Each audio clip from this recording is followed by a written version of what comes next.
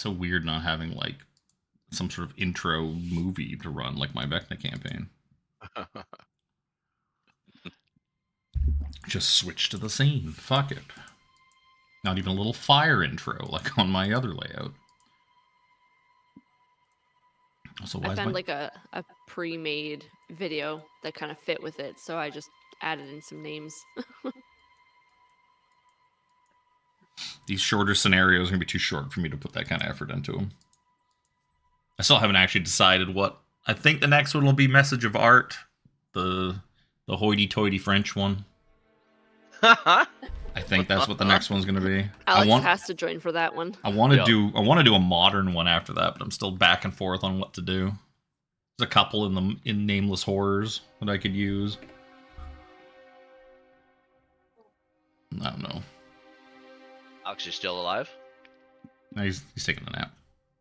Yeah, probably. I forgot to add Lucan. Or poop nap.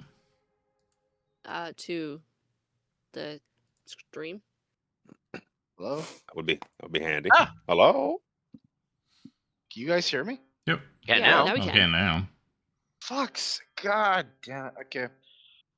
On this episode of Discord, Discord fucks with Alex. If I don't directly have the app open, if I don't directly have the app open, and I'm in Quest Portal, it just decides to mute me.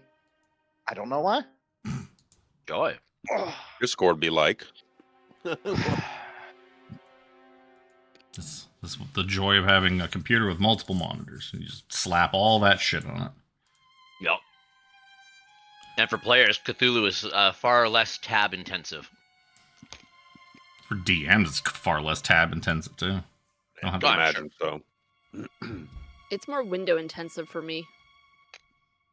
I do have like my stream, the stream view and the stream chat are like as separate windows just to put them in easier. I pop out my chat and I pop out my my character sheet. Plus the map, plus my other tab or my window for stuff. I technically could just run it from my DM one, but like half the time I'm like not on the thing, or I've got notes open and I'm reading through them. Because I don't need to be managing stuff on the battlefield, so I don't need to have that I don't need to be looking at it, which is nice. Anywho, I'm gonna run my intro, and then that'll stall for about 60 seconds while I figure out what the fuck happened last time. Kenku, where'd you go? Kenku's always real quiet for me. I don't know why. That's a you problem. It is. Just turn it up. It's at 100 and... Well, it's a very muted like background thing I've got on right now. Oh, right now, but yeah, even like during Avernus, it's always really quiet for me. I'm at 112%. It's not jacked right up there, but it should be playing, full volume, and it doesn't. Weird. All right. Intro.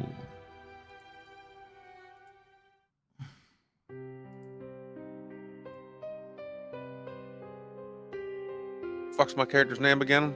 Atef. Polyhedral Pub proudly presents Crimson Letters, a 7th edition Call of Cthulhu scenario written by Alan Bly, starring Luke as Professor Atef Farid Al-Tajir, Tiffany as Lexi Cassin, Jimmy as Jack Ferguson, Alex as Walter Henshaw, and Chris as Seymore Waterson. Your Keeper of Arcane Lore is Kevin Zepik. Part 2, Madness and Other Clinical Findings.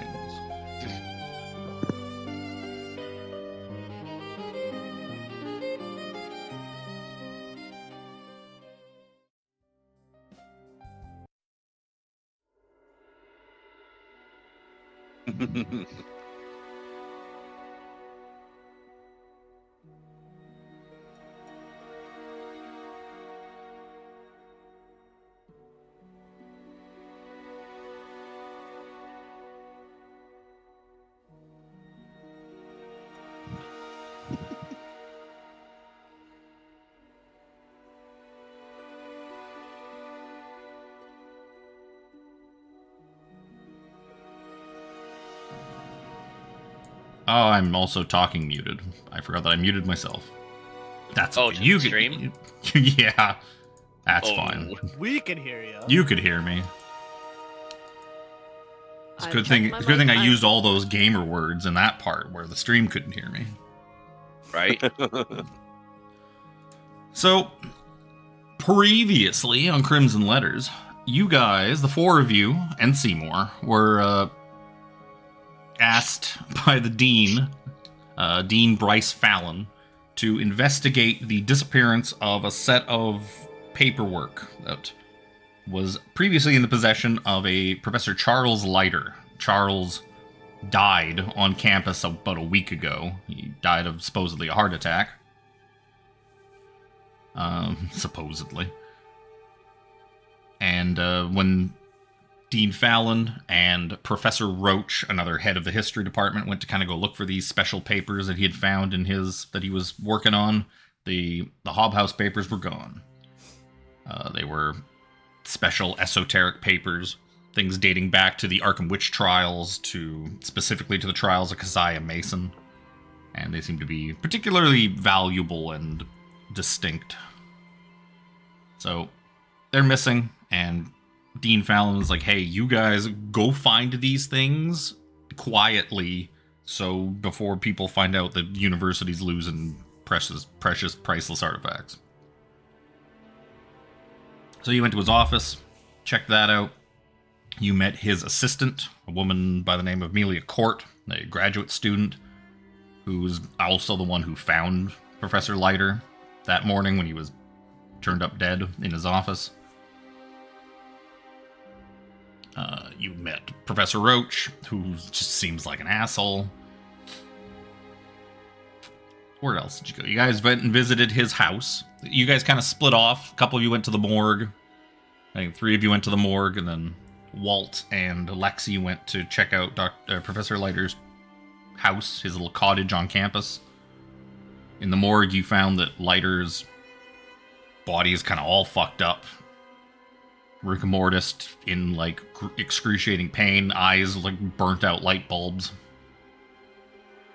Certainly didn't look like a heart attack.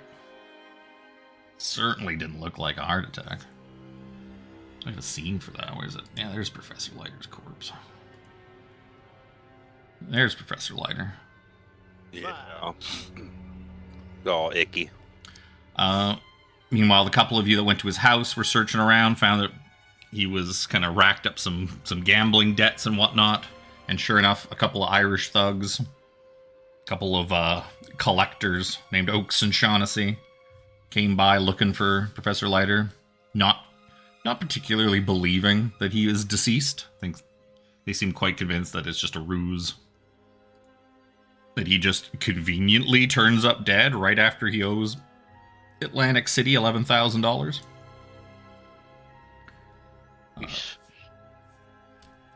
Then you went by, you found some evidence to point you to... Where the hell's Lucy work? Oh.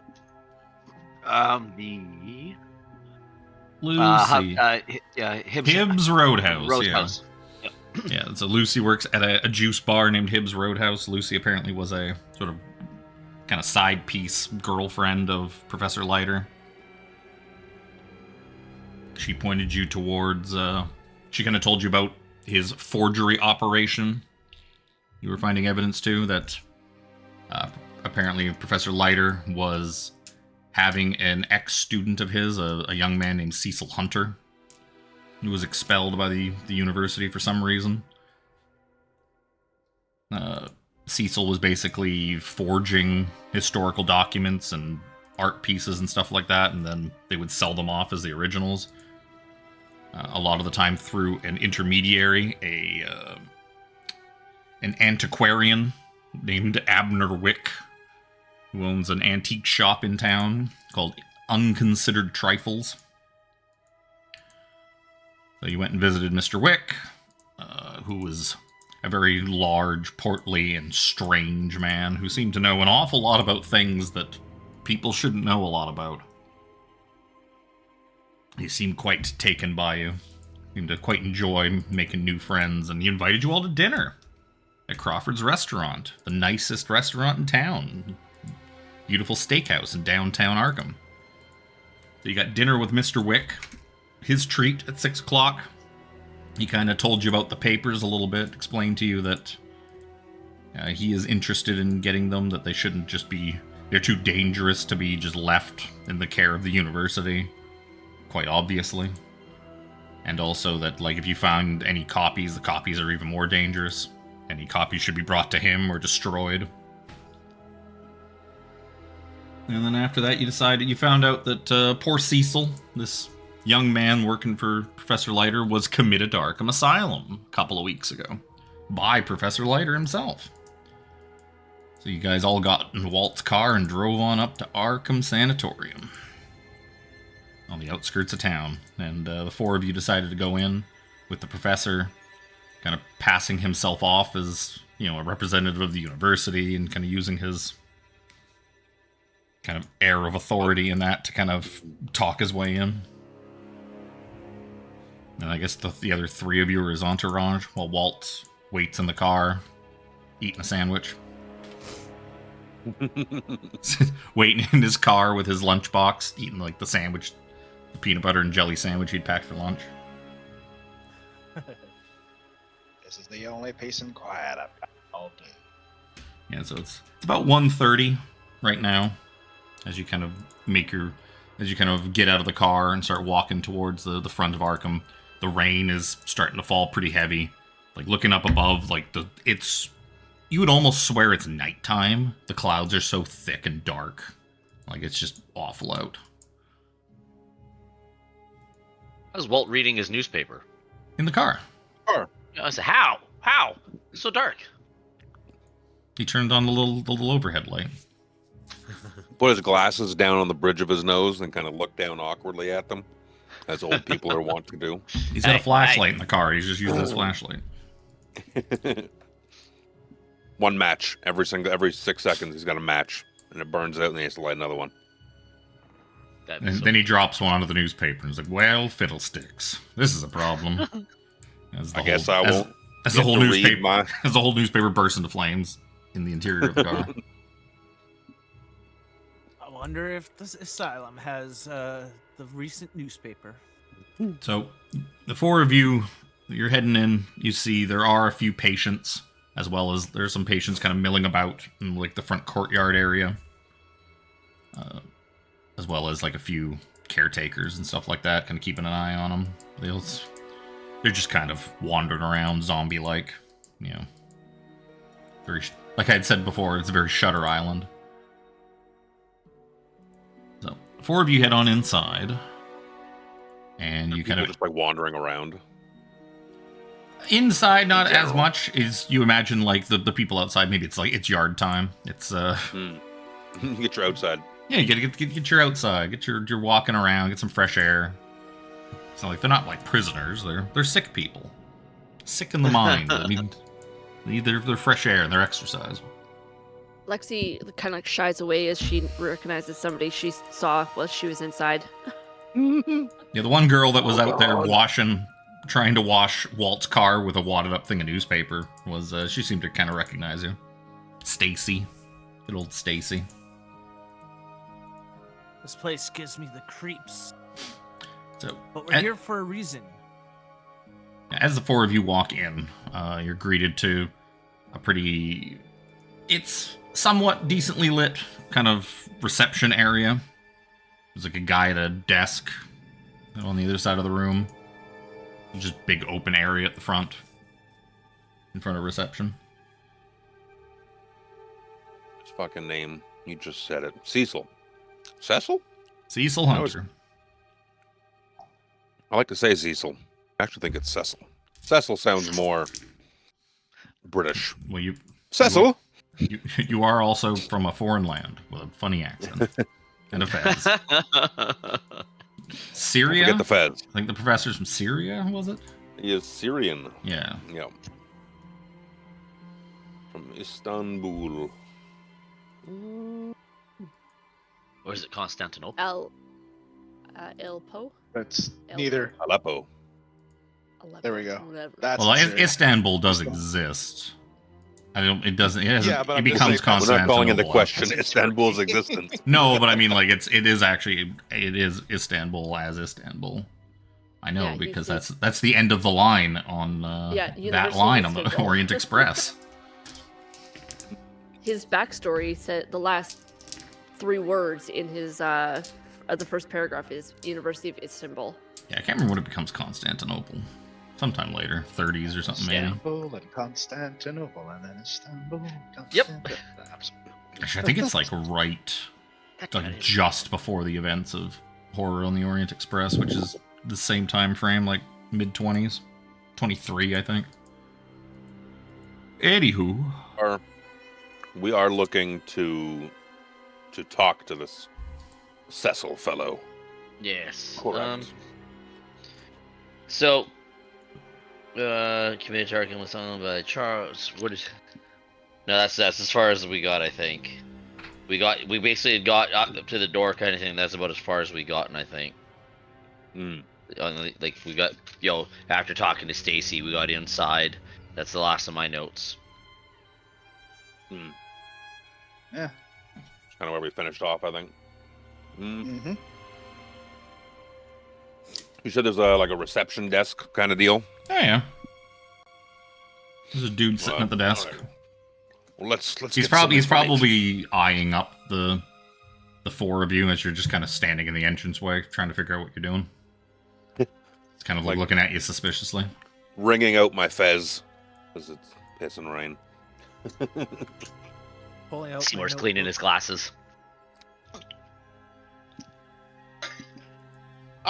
The information desk. Let us. I don't remember what kind of accent I had used. I didn't go full accent for a man named Atef. Yes, let us procure some information. Go walking up to the receptionist. Imagine they're probably mean mugging, like you said, mean mugging the 4 of us, just non-weirdos come walking into this insane asylum. Checking in. Excuse me, my good man. We are searching after a patient who is a resident at this fine institution. Perhaps you could point me in the right direction. All right. Who are you looking for? There's a man by the name of Cecil. Cecil. Fuck, you just said it. Hunter. Waters? Winters. Hunters. Hunter. Cecil Words? Hunter. You said every wrong name in my Cecil Hunter. Like, well, let me look. You see him like flipping through some paperwork. He's like, I mean, if you're here for visiting, visiting seems to have been suspended for Mr. Hunter. He's not doing so well at the moment. After his last visit, he's been a bit disrupted. So, is this like official? Yes. Is this like official business? Are you? Who are you? Not be more official. From the university. We need some information from him. I mean, we're not really in the habit of just letting people interrogate our patients, especially just a whole gaggle of. What are you a university? You brought kids with you? Like what? And No. As he's like looking at you, and he's like getting kind of argumentative, and like you can tell that like he's gonna probably just throw you out of here. Like door opens off to the side behind reception, and an older German man kind of comes not quite waddling. He's not quite that old, but he comes wandering. I was like, oh, Robin, what seems to be the problem here? Oh, and they're here to see Mr. Hunter. The guy says he's official business with university. He's like, oh, the university. What brings you to see Mr. Hunter? He's a man with some sense. Step will kind of direct all attention towards this. The older gentleman? He's an older gentleman in like he seems to be wearing like a doctor's coat and everything.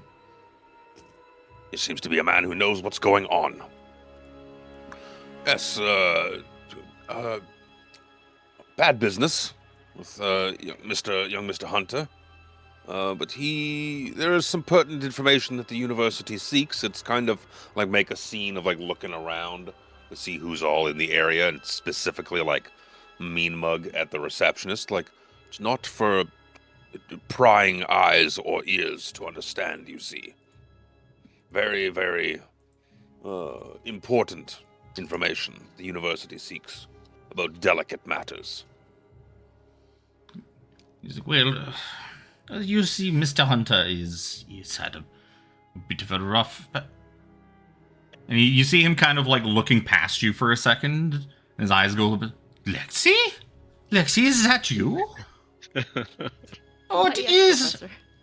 Oh, little Lexi. And Lexi, you instantly recognize this man. He was your chief physician and therapist, Dr. Heinrich Richter Faustbrechtengruber, PhD. Or as he calls himself here in America, Dr. Heinrich Faust. You want to say Faust. That 3 times fast? Unfortunately, I can't. So nice to see you again. I'll just use his token, because I can't fucking... For some reason, it's not... I don't have him made up as a note, so I can't drag his square portrait in, so fuck it, I'll use his token. That works. Oh, you know this man? Oh, yes. Well, yes. Oh, how are you doing, Lexi? It's so good to see you in these circumstances. You haven't been back you have not been back for a check-in or a session. I have not seen you for a session in many weeks now. Well, I've been doing much, much better. Oh, that's good. I didn't feel I needed to come back for another session. Like, imagine I'm looking between each of you as each of you talks, directing the attention like, I'm sorry, I'm not picking everything up here. Are you a patient of this institution? Yeah. His body language is just kind of like uncomfortable. For a brief time. Oh. The human mind is like any machine. Every once in a while, it requires detailed maintenance. You would take an automobile to a mechanic, or sometimes the mind has to see a professional to keep running at optimal proficiency. The 1920s. I'm sorry, you have to take cars to the mechanic? Since when? Oh, I'm even more uncomfortable now. But it's okay, Robin. Lexi is a former patient of mine. Is he here on in respect with Miskatonic University? I think it shall be okay. I shall escort them in myself. And he just kind of like looks at them, like, all right, whatever, doctor. Why, thank you, doctor. The receptionist is just kind of like, I'm not getting involved. This guy's one of the doctors. I ain't questioning him. Like uncomfortably wringing my fez in my hands, like, oh, crazy people, therapy. Oh, 1920s, that's not okay. Yes, you're an absolute crack. I believe we have Mr. Hunter's is situated over in the B wing. Follow me. And he like, as he kind of comes out from behind the desk, he like holds his arm out for you to like take his arm, Lexi. He kind of like hooks his arm out like a gentleman for you to take. I take it. And he's kind of like pats your hand like a very fatherly figure. It's very good to see you're doing well, Lexi. How are the nightmares? Are you still being kept up at night by this visions of this dead light, as you called it? Every once in a while. But I do get some peaceful nights. As he kind of like leads you on, takes you down through various hallways. Actually, speaking of various hallways, it's a good time for me to use creepy hallway. Just put you in creepy hallway. Creepy hallway. Oh God. Oh. So, yeah, he leads you down various wings to sort of you would know probably from your stay here, Lexi, that like B wing is much more. It's more of a secure wing where patients are everyone's kind of isolated in their own like padded cells. You were in a bit more of a communal. You were in a less secured wing because you weren't quite so, perhaps, violently crazy, or you weren't as much of a danger to yourself or the others. Makes sense. As for Mr. Hunter, yes, he came to us a couple of weeks ago, I believe, as Professor Leiter. Some former professor of his, he was connected to. Professor Leiter brought him in for some sort of mental break this young man had, and yes, he was in pretty bad shape when he first got to the sanatorium. Hands were a mess. Apparently, he was an artist, something like that, but he chewed through the tendons on the back of his hands, just tore them to pieces. He was in very rough shape. He has since responded a bit better to the medication, and perhaps the it professor is horrified to hear this.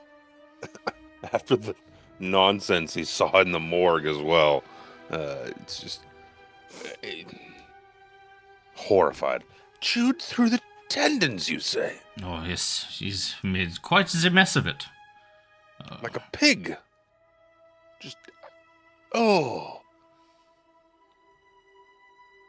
Apparently, what he thinks that he saw or discovered about himself or what have you is quite shocked him to quite a degree, and he's decided to.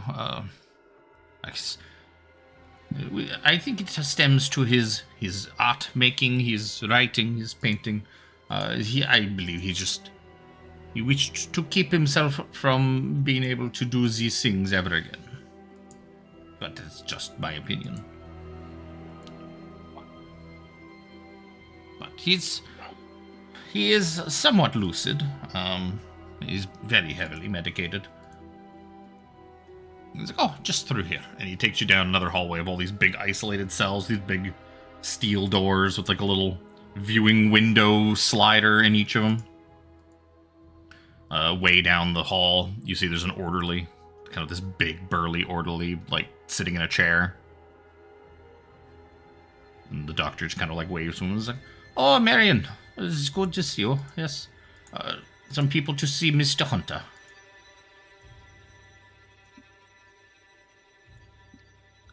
Doctor, is he, Mr. Hunter, is he capable of possibly answering a few questions? In his medicated state? Well, I was not sure of the quality of the answers you're going to get from him, but he certainly is. He is lucid, somewhat. I asked you be very calm with him, and there's very many of you, so perhaps do not all get in at the same time and gang up on him, corner him like the beast. His mind is very fragile at the moment. He's like, oh, I shall leave you to it.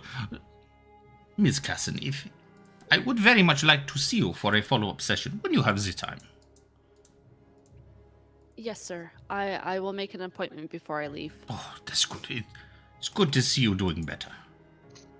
Why, thank you. And he kind of wanders off.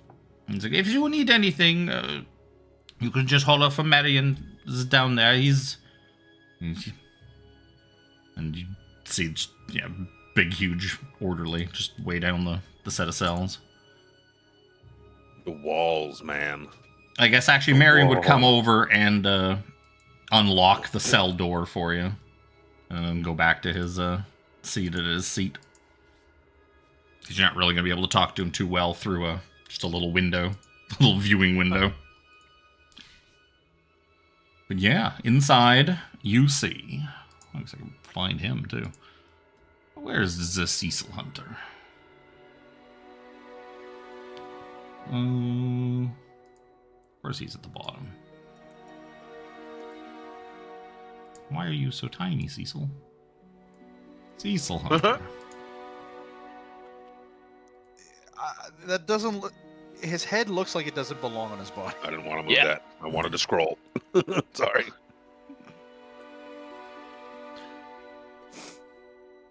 So, yep, you see... Away. He's probably not actually in a straitjacket at the moment. But, yeah, right. you see him kind of just sitting on the edge of this cot. There's, like, almost nothing in this room. Big padded room. There's a cot. And he's just kind of, like, sitting on the end of it. He's kind of just staring into the corner. You can see his hands are just heavily, heavily bandaged to the point of being, like, almost useless. Almost being, like, boxing gloves. But there's no fingers left out. Like, it's just big wads of bandage, and there's, like, dark red stains here and there on, like, where the backs of the hands would be.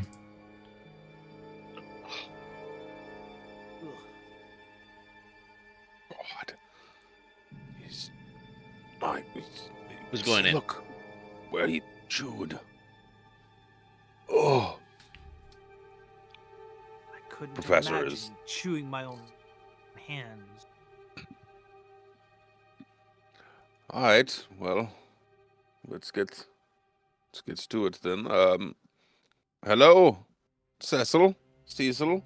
Which do you prefer? How would he respond to you?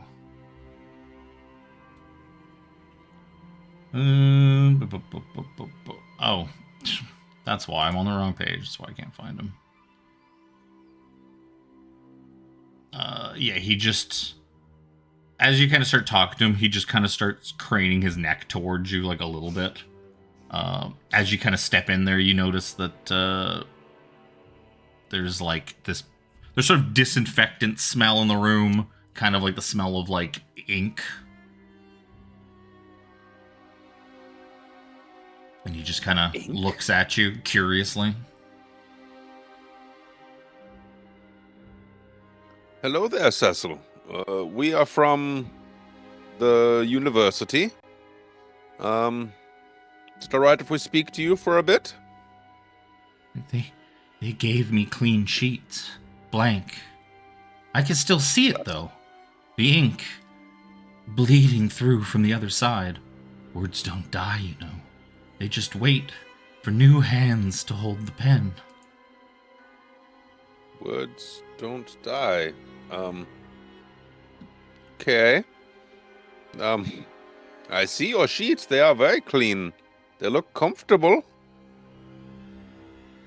He's turning and looking behind him, and everyone is just like, comfortable.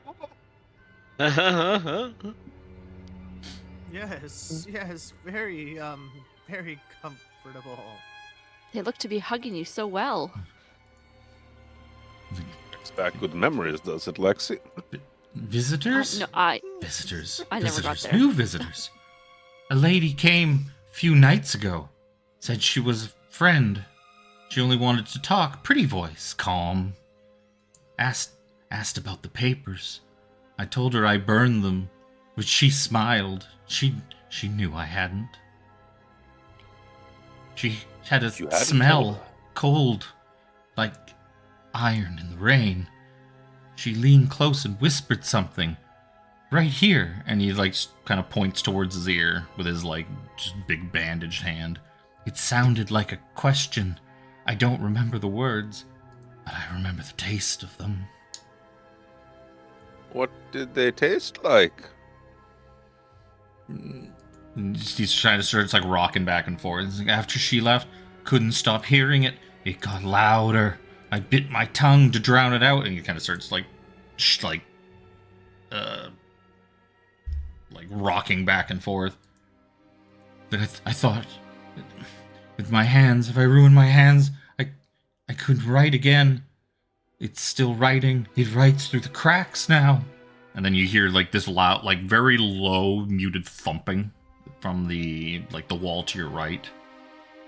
And he's like, hey, keep it down in there, will ya? Hey, me and Henry here, we're trying to take a nap. You're always making so much bloody noise. Our neighbors.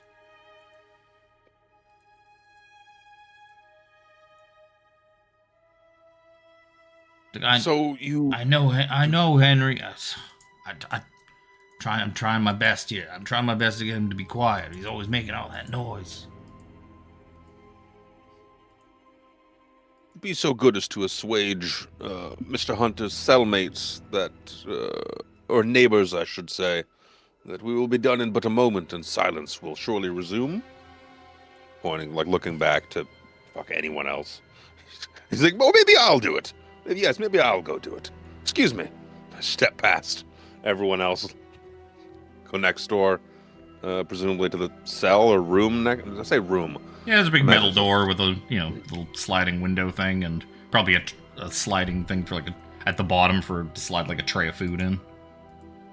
I rap my knuckles on the door. Pardon the disruption, pardon the noise. Won't be but just a minute more. Official business and all that, you know. What kind of business? You investigating something? Hey, investigators, Henry. I was an investigator once before, got a chance to sit in here for a bit.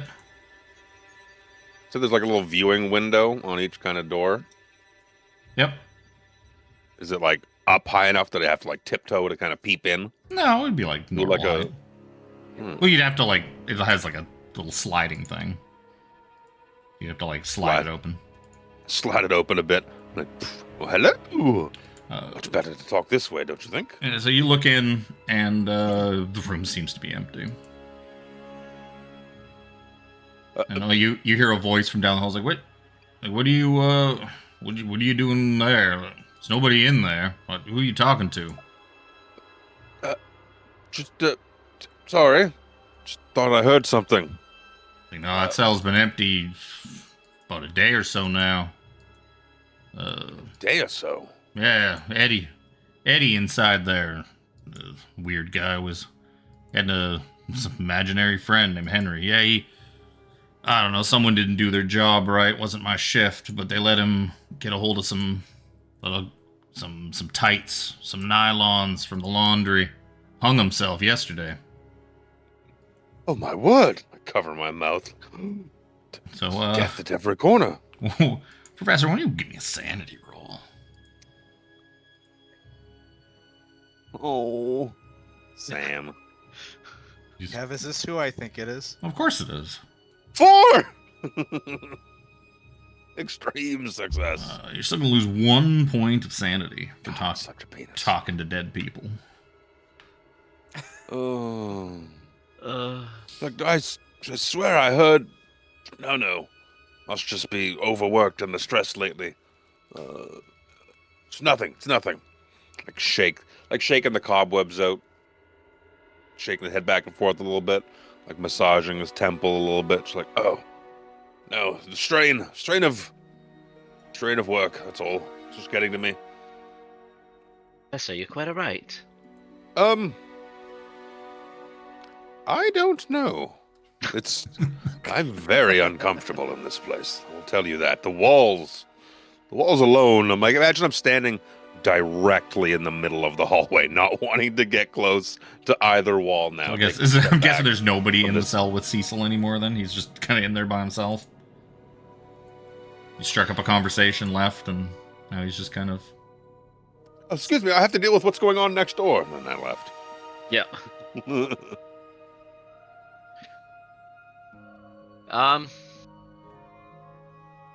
So clearly we would have heard all of that. Well, the only person who kind of went in was... The part with Cecil. Yeah, you could probably hear Cecil talking.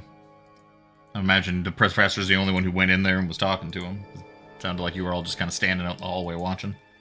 Well, because I was thinking because of saying, well, don't all go in there and bombard them kind of thing, so... Yep.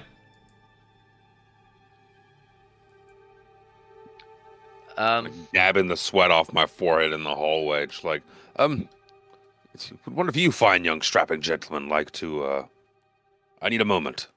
It's turn away, continually dabbing at what is clearly a dry forehead. He's just using any excuse to not be in that room with this This crazy. And he turns around and sees Lexi right behind him. He's like, oh, crazy people at every turn. Takes a step back. Excuse me. Seymore will be brave and he'll go in and he'll like, Cecil, what ink is still coming through? Did Charles Leiter get you to try and copy? And he looks back at everybody. The witch papers? And he'll kind of like whisper it a little bit to him.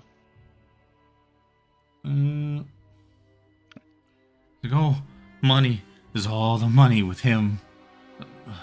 No real understanding, all dollars and cents. And he got offers now, though, didn't he? Money, and money, and money, and money. He was happy at first, so happy. Thought he'd hit the big one. We both did. Poor old me. Keep me in paints and good whiskey and pretty girls, huh? But price kept going up and up and up and up and up and up and up and up. Till we were so scared, right to be scared. The truth.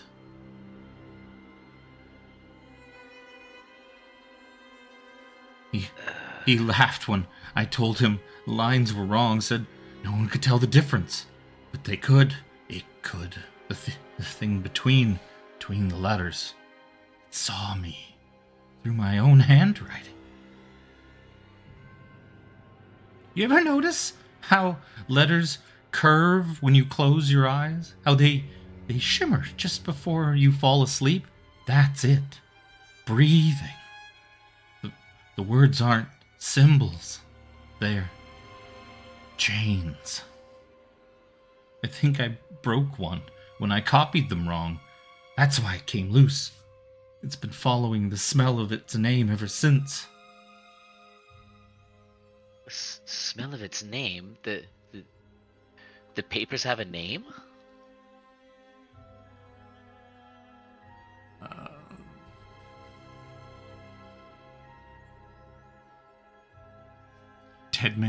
Dead man, he saw them, and they saw him, and off we go. Out are the lights, out all.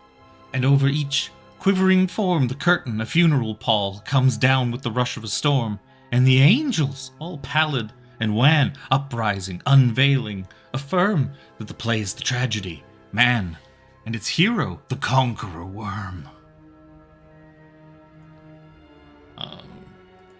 That last bit seems a bit more practice. If anybody wants to give me a hard language roll, own language roll. Why am I clicking on this? This is useless to me. Am I near enough to roll on this? Yeah. With the door open, also you can kind of hear him. I have an extraordinarily good own language. But I'm gonna roll a hard roll. Fucking garbage. Ooh. Oh god, your own language is very good. Holy shit. Can I push somehow? Can I go back into the room and like sit down next to him or something onto his bed? Because Luke had only done a normal roll, not a hard. Yeah. Yeah, I say you could kind of get right up in there and kind of be like, "What did you say? Say that again." What was that? Yes, please. Sure. A 43. It's a hard success. Like you're coming to your senses again, and you just overheard just that little bit. You believe enticed by the information. You know that that last bit. It seems so much kind of clearer than the stuff he's been saying. It is a direct quote from Edgar Allan Poe. Poe, I knew I'd heard it before. Some of my favorite stories, poems.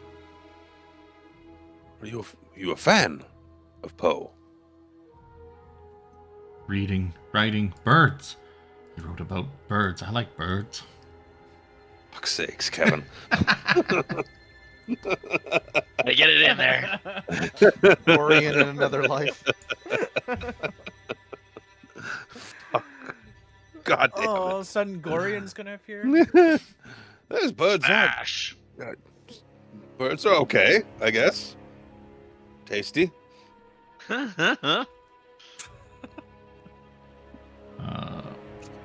Words, you say?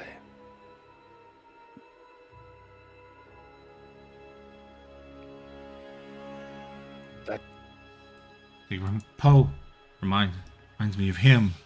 The Mr. Wick knows things. Knows things no man should. I don't think he's quite a man anymore. That's what makes him useful. The world's full of locks, and he's got the kind of keys that you don't want to hold yourself.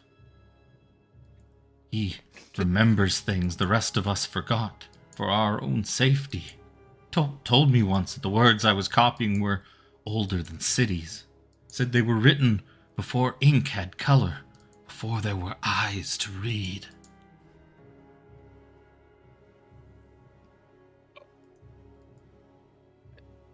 Eyes to read? But I don't think I'm understanding. We've all got eyes. Everyone has eyes. But Mr. Wick, he's... We've met the man. He's interesting fellow. Strange fellow. So there's more to him than meets the eye. He eats and eats and eats. You can hear them in his shop, whispering, plotting, licking rats in the walls. Old, dirty earth. Dirty earth? What have we done? You see it. Oh, you see it? Not out, not all the way out, but soon. Can't you hear it? Smashing at the walls? Screaming in the wind? It will be free. And then, oh God, it wasn't my fault. Broken geometry, flawed copy in the lines, the angles. You imbecile, don't you see? Don't you see? And then he just, grabs your shoulders with his mangled hands and just stares at you. And as he does, you can see his eyes begin to glow. This just, bright glow, like a couple of incandescent light bulbs. And, Atef, if you could give me... Well, I think I need an extreme power roll. Power? Sure. That's a fat fail. Oh, dear.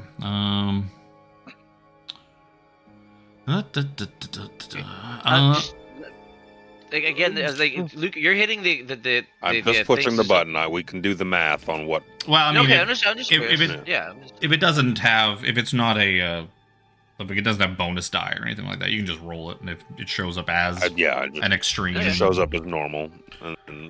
Yeah, I was just curious because I was wondering if it was just a thing on the thing, that's all. So as these eyes burn into you, you see flashes of shapes, words, perhaps they're words in a language you have never seen and perhaps couldn't even comprehend.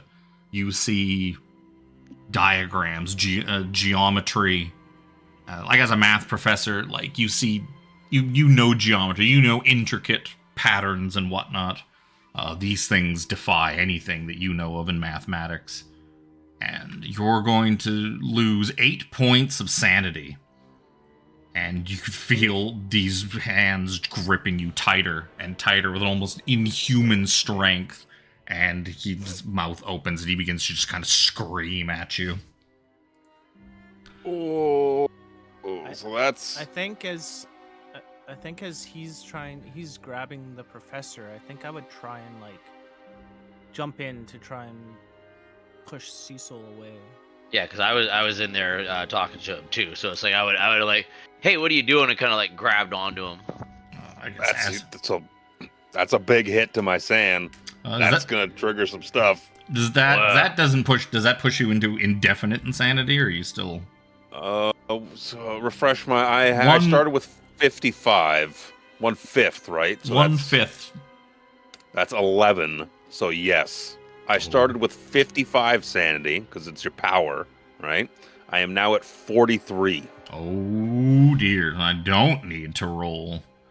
I don't need to have you make an intelligence check. You just going just straight off the deep end. I At least we're in the right place. Yeah, I was just I about just to said say, there's an empty cell next door.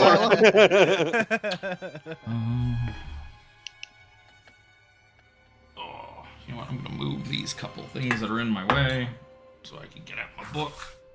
The doctor's gonna come back and be like, a new patient. Very nice. Excellent work, Cecil. Yes, that's how we keep Arkham in business. Yeah. Lure him in, and then 8. Roll some d10s. I don't want to. I don't want to roll the d10s. I should do the German voice, yeah. He's not German though. He's very much not German. He just went nuts. Maybe he is now. Maybe now he is fielding the German. You never know. It is difficult to say. Oh, should I give you a fear of vegetables?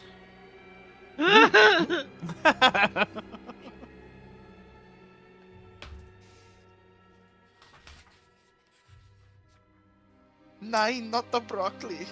I can't have lunch anymore. Only the fruit.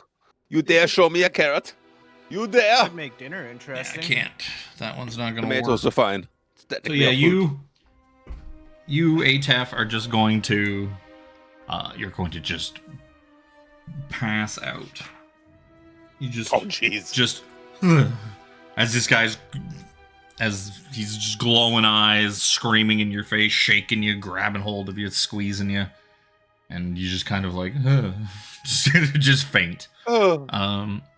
Swoon. The others kind of rush in as this commotion starts, as the screaming starts. The last of you kind of in there, maybe Lexi.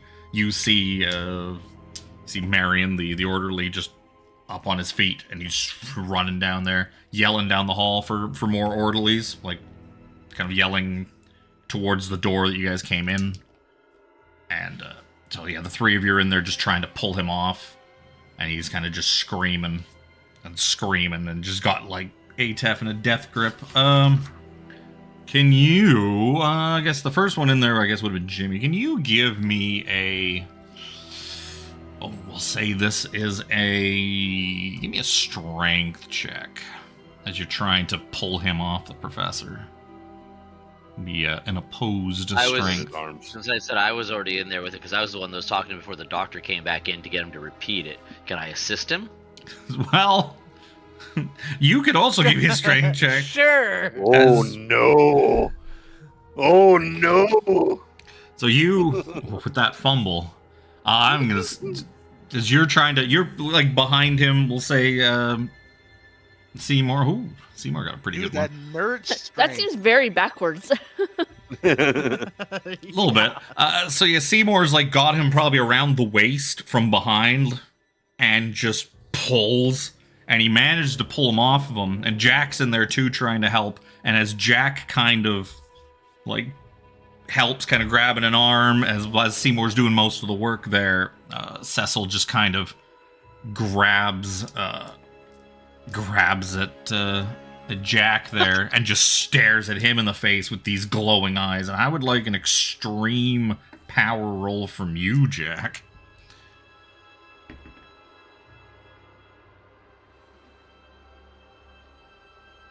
Ooh, well done. Well, not well done. That's not an No. extreme. Not extreme. The stream would be 10, so that's a lot of luck to try. I guess you can. You wouldn't be able to push this. This is more of a combat roll, as he's doing a thing to you. Not a thing. Yeah, nothing I can do about that. Okie dokie. You're going to lose 6 points of sanity, as you too see visions of things that make no sense seared into your mind. These images, these letters, these words, these things, these incomprehensible things written down, seared into your eyes like you were staring at a light bulb for like hours at a time. And then kind of look away, and they're just kind of seared into your sight. 5 or more? Yeah, so you're going to give me an intelligence roll. And this is an intelligence roll that you want to fail. See if you can comprehend what it Fail is. it. I think that's a fail. Yep. So yeah, you're okay. Your mind just cannot comprehend what it is you're seeing, luckily for you. And you do not have a bout of madness. You are still going to lose that sanity. Meanwhile, Seymore manages to kind of wrestle Cecil kind of to the ground, and like right at that point, the orderly bursts in and kind of just dives on him. He's like, "What happened? What happened? Did he just go nuts on you? What did you say to him? You didn't do anything?" We just asked him about his stay in here. All right. Well, sorry, folks, but I think your visit is gonna be cut short. Get in here! I need some help! And he like yells really loud. Quickly get out of the road. Yeah, and you can hear steps thundering down the hall as like a couple more orderlies come in, and they all just kind of like wrestle him. One of them's like some other doctor probably comes with them too, tapping the end of a big needle. Comically large needle, like ding, ding. Yeah, those great big like stainless steel syringes that they always had. Oh yeah. It's like don't worry, Cecil. This'll help you right here. Whoop. Oh, the good stuff. You kind of get escorted back to the or I guess like foyer. I guess the two of you probably, I would imagine, pick up the collapsed doctor. Professor. Yeah. Oh yeah. They give you once you kind of get out of there, and once they've got him sedated, they give you a wheelchair to like put him in to like wheel back to the entrance. Ah, yes, thank you very much. So as this is going on, Walt, you're outside, sitting in the car, reading your newspaper, eating your sandwich. Like, the rain outside is just... That is a good hoagie. It's just getting worse, and all of a sudden, just out of nowhere, this crack, this bolt of lightning just plows into, like, a telegraph box. Kind of like a telephone pole, but for telegraphs. Just blasts into the telegraph box, sending in just this explosion and sparks everywhere. Everyone that's out in the yard kind of panics for a minute. You see orderlies and like nurses and that gathering everybody up and trying to do like a quick head count, get everybody back inside.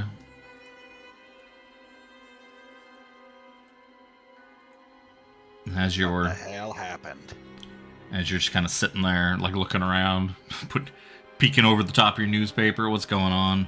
As they're getting most of them back into the building, all of a sudden you just hear a thump, thump on the window next to you, and you see a just soaking wet Stacy smiling at you, just slowly thumping on your driver's side window.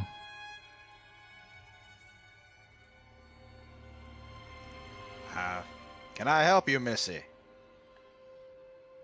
And she just kind of brings up, as she's thumping with her left hand, she brings up her right hand into view.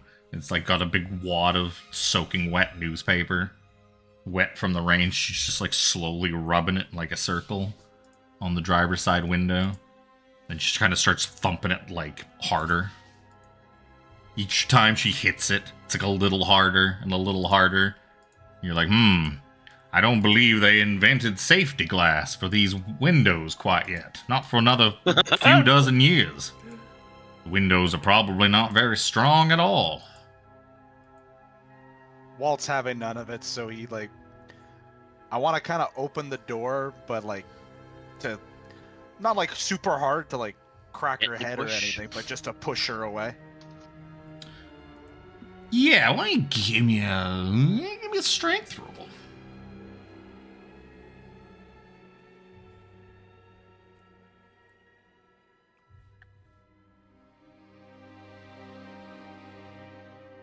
Yeah, so you try to you unlock the door, you just kind of start pushing on it, and she's leaning on the door with all of her body weight, and you're just like, oh, oh, it's not going. You kind of move it a little bit, and she's pounding harder and harder, and you almost can feel like the window's starting to give. And you don't imagine... She doesn't seem like the type of person who has the self-awareness to be like, oh, I better not hit this too hard and hurt my hand. You don't think that's really a thought going through that mind, if there are any thoughts going through that mind. All right, I'm gonna put. Can I try pushing the door again, but harder now? Like, not caring if she gets hurt? It sounds like a pushed roll to me. I mean, you could totally try pushing the roll.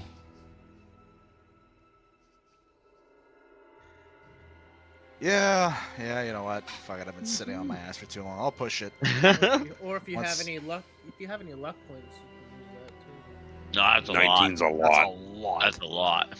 How do yeah. I push again? Well, push is basically you do something risky to attempt the same thing.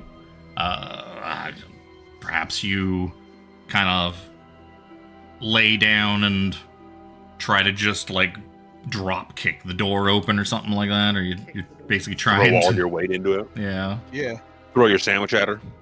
Not my Well, sandwich. sandwich is probably gone, to be honest.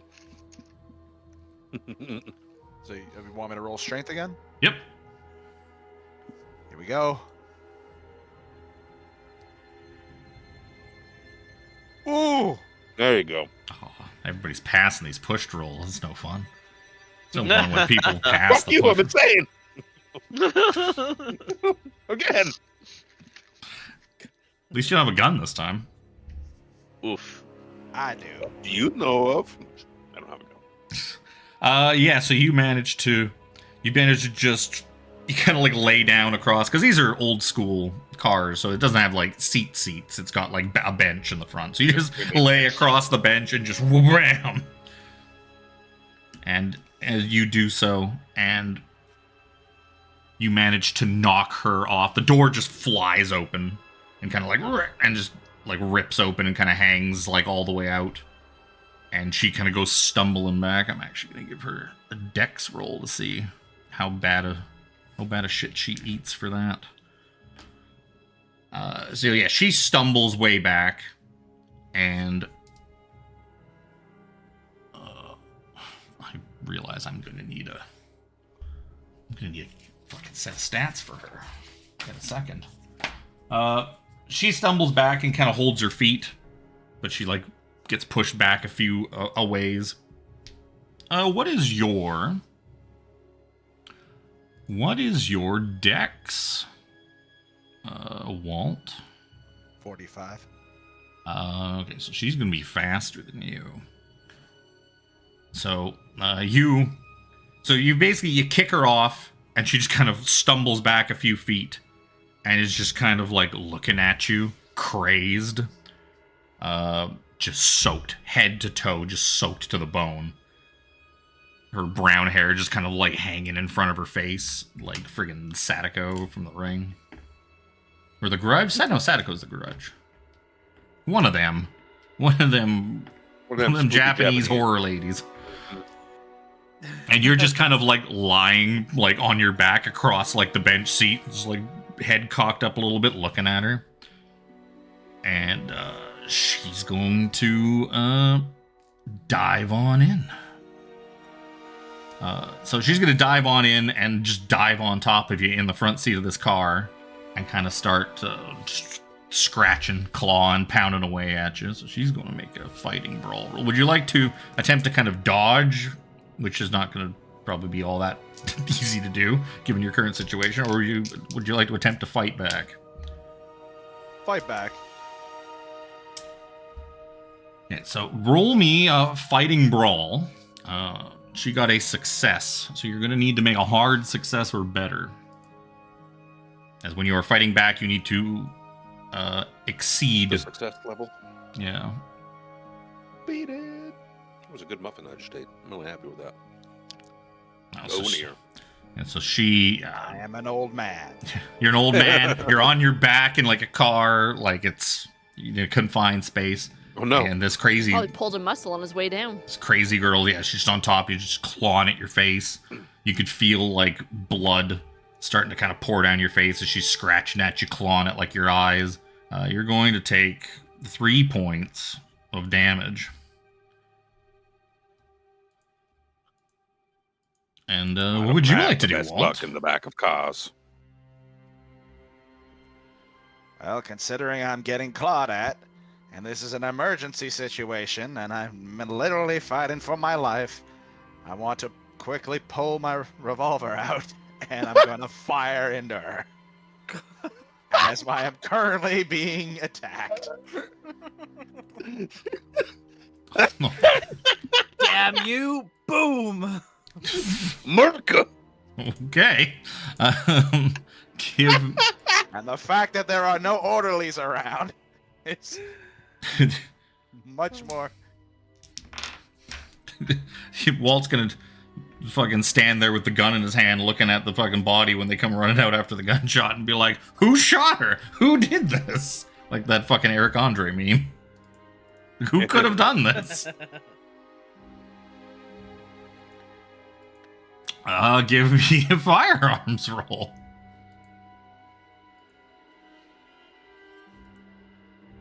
With a bonus die. You can have a bonus die because point blank range.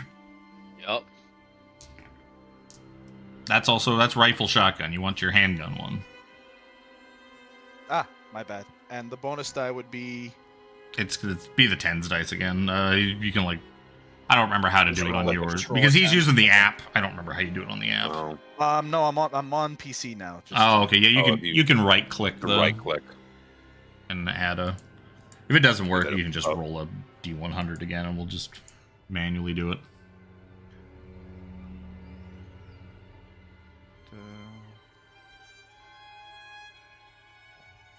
Roll with penalty, roll with bonus die.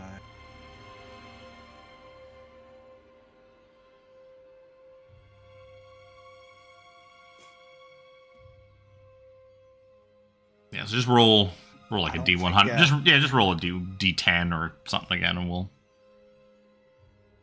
it'll be something too.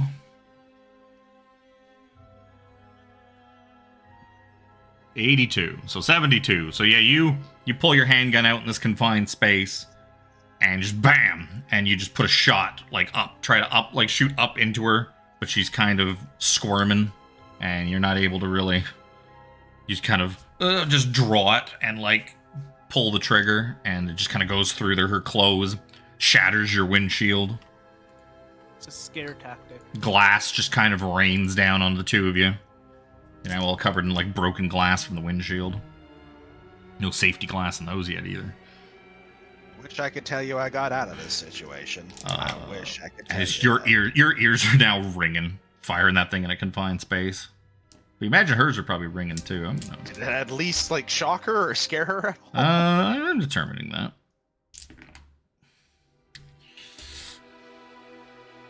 It seemed to startle her for a second, and then she's gonna start trying to bite your arm. So you want to try to dodge it, like rip your arm free before she can bite hold of it, or do you want to fight back again? I'm gonna try to dodge. You know what?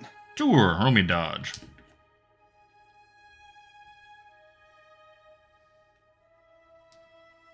This is not dire enough of music.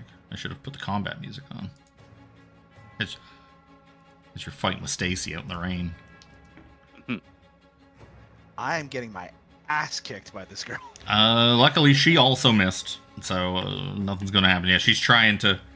She grabs like your arm and she's trying to like chew on your forearm, but you're just kind of wiggling it around. She can't really get a hold of it.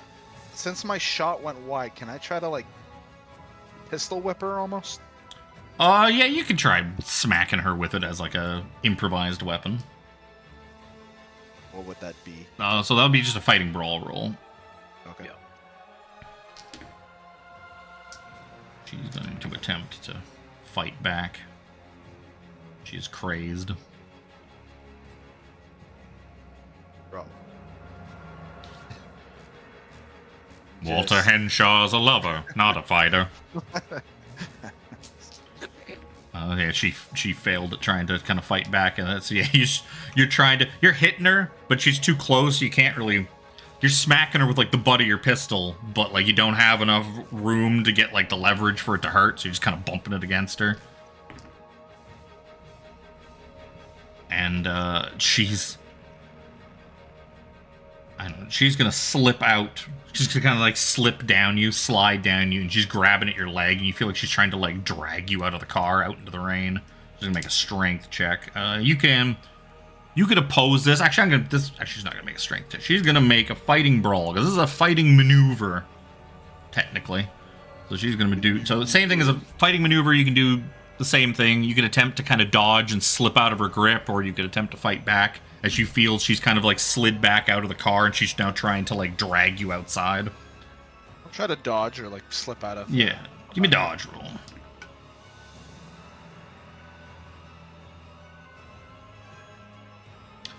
Yeah, you successfully kind of yank your foot as she kind of just slips out and gives you like a big pull.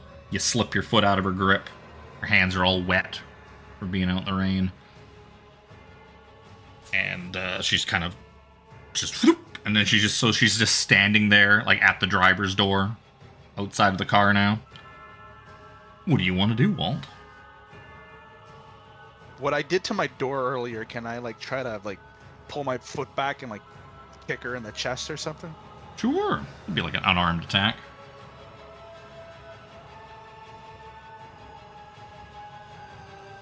That would be fighting brawl. Fighting. And you can. Fuck me. Not a whole lot's happening over at the car. This is Kev's way of punishing me for being in the car. Yep. I mean, you saw what happened to the poor professor? Do you want to be in there? How are there no orderlies out here? Because they rushed the people in. Actually, speaking of orderlies, at this point in the initiative order, you can hear footsteps and shouting, as it seems a couple of people have come out to do like one last check. Perhaps they did another head count once they got the people inside and saw that somebody was missing. And you hear a couple of voices like, "Oh, over there! There she is! Stacy, get back here!" And then you see her look at you, and then look kind of past your car. Like, you can't really see what's going on because you're lying on the seat. And then she just kind of looks at you again, but she takes off running out in the rain, just off into the grounds somewhere. And then after you hear a couple of sets of footsteps, like chasing after her. And you see, probably at some point, they pass by where your open door is.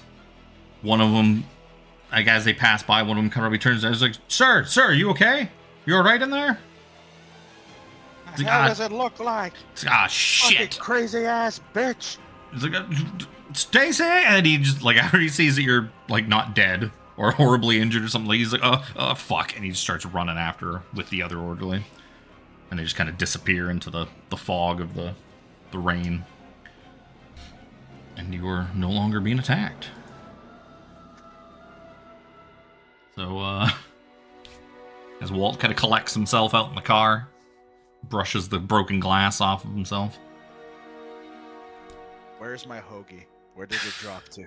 Oh, it's probably like on the floor of the cab or something. No, now my day is ruined. It's all right if I just brush the glass off. I've had worse. Rain, no. I ain't having no soggy ass bread. This is a terrible, terrible hour. So you guys wheel the professor back out to sort of reception and kind of start heading back outside. Once you get to like the front of the building, you what the? Oh, it's like what picture is that from? It's like, oh, I'm not looking at Crimson Letters. That's just a random picture of a dude. Hello. Oh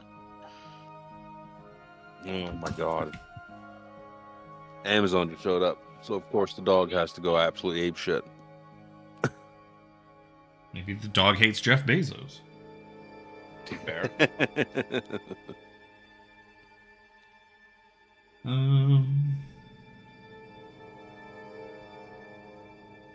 What is... So yeah, you guys kind of wheel him out. Eventually, Atef, yeah, you kind of come to once they kind of get you back to the entrance. The two young men are probably like smacking you in the face. Like, Professor? Wake up, we gotta go. Wake up. It's no time for sleeping. We're on the job. Right? We got a good dinner to get to.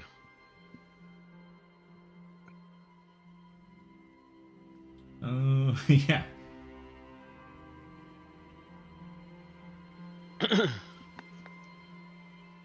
Oh, here we go. So you have developed... You find yourself...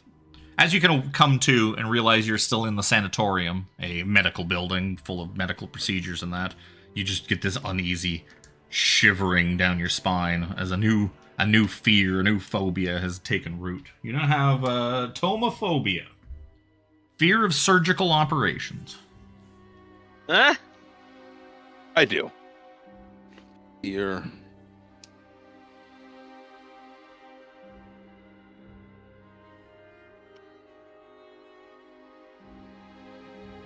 Should have given you xenophobia. Fear of strangers or foreigners. Oh, we should...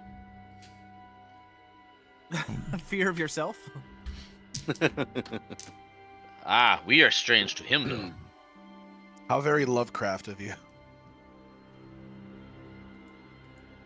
So you guys head on outside once you kind of get the professor back up on his feet. Head back to the morgue. You head back out to the car. You see that Walt is kind of standing beside the car out in the rain. You very quickly notice that the windshield has just been like shattered out of the car.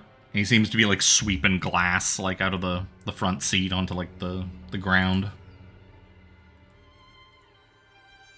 Walt, what did you do? Walt, what happened to you? Don't Why are you dare, so bloody? boy. Don't you dare. I just had to deal with your crazy ass psycho acts. I'm pointing at Lexi. Whoa. What? Whoa. Caused me to blow out my goddamn windshield. My sandwich is on the ground, and she ran off. I tried to shoot this poor crazy girl. Consequences of my actions and all. She was on top of me, scraping at my head. You're a grown man. Fight her off. I'm an old man. Yeah, you're an old grown man. So instead, I'm gonna shoot her. so I took out my gun and started blasting. I guess we put I you hope back coming over here was worth it, because, well, looks like the money we're getting paid from the dean is going directly towards a new windshield. It can't be that. Can't be that much at this time. A whole $1 is still pretty expensive. So, yeah, it's probably...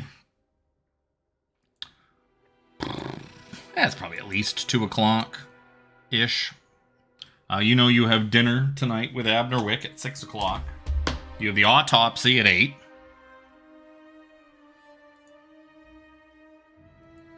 You left Anthony Flinders, your 6th party member. You left him back at Professor Leiter's cottage. Oh, yeah. Wow. Where he was, seemed very excited to do that.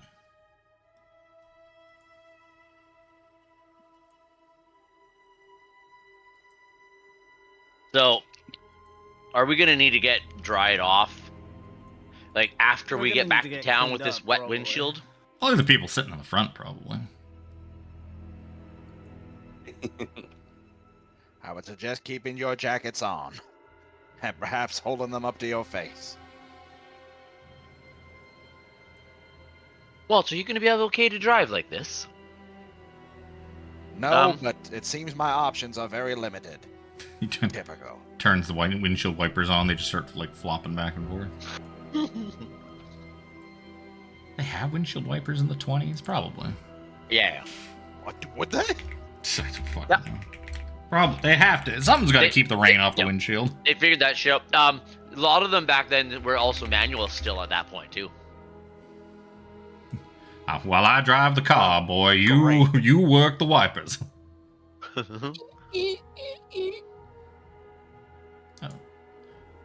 First one was invented in 1903. So there you go. Wow. There's no seatbelts, but there's at least now if because there's no seatbelts in the car. Seatbelts hadn't been invented yet. So at least now if you crash, you're not gonna fly into the windshield. You're just gonna go right out the hole. No, you're gonna fly right through it. Yeah. Potentially less Through damage. the hole. So you pile back into the car. You should probably get cleaned up somewhere. As you start kind of putting back to town, the rains begin to kind of cease. Almost as quickly as this rainstorm came on, it seems to be abiding. The sky's still pretty gross looking and gray. But thankfully for most of your drive back into town, the rain kind of holds off. And you don't get too wet. Not too much more wet than you already were, kind of just getting back to the car and whatnot. So where y'all headed? What's the plan? While we're driving back, Cedric will begrudgingly tell Walt that his dad's a car mechanic and they could probably get the windshield changed out once all this nonsense is over. I would greatly appreciate that, young man. But did you just call yourself Cedric? Did I? Yes. Seymour. I wrote Cedric so many times in the last little bit. That's also not a name. You mean Cecil? Cecil. Holy shit. I wrote Cecil a million times. Wow. Something was written some number of Written times. somewhere. Oh, you guys don't know names. I wrote Cecil. I didn't write Cedric. I don't know where Cedric came from. Seymore. What time is it approximately then? By the time you kind of get back to town proper, I'd say it's probably like 2:30 or something like that. Walt's driving a little extra careful because he's got no windshield. For some reason, that's making him drive slower. Keep the wind out of his eyes. Turns the radio off. I need to concentrate on where I'm going.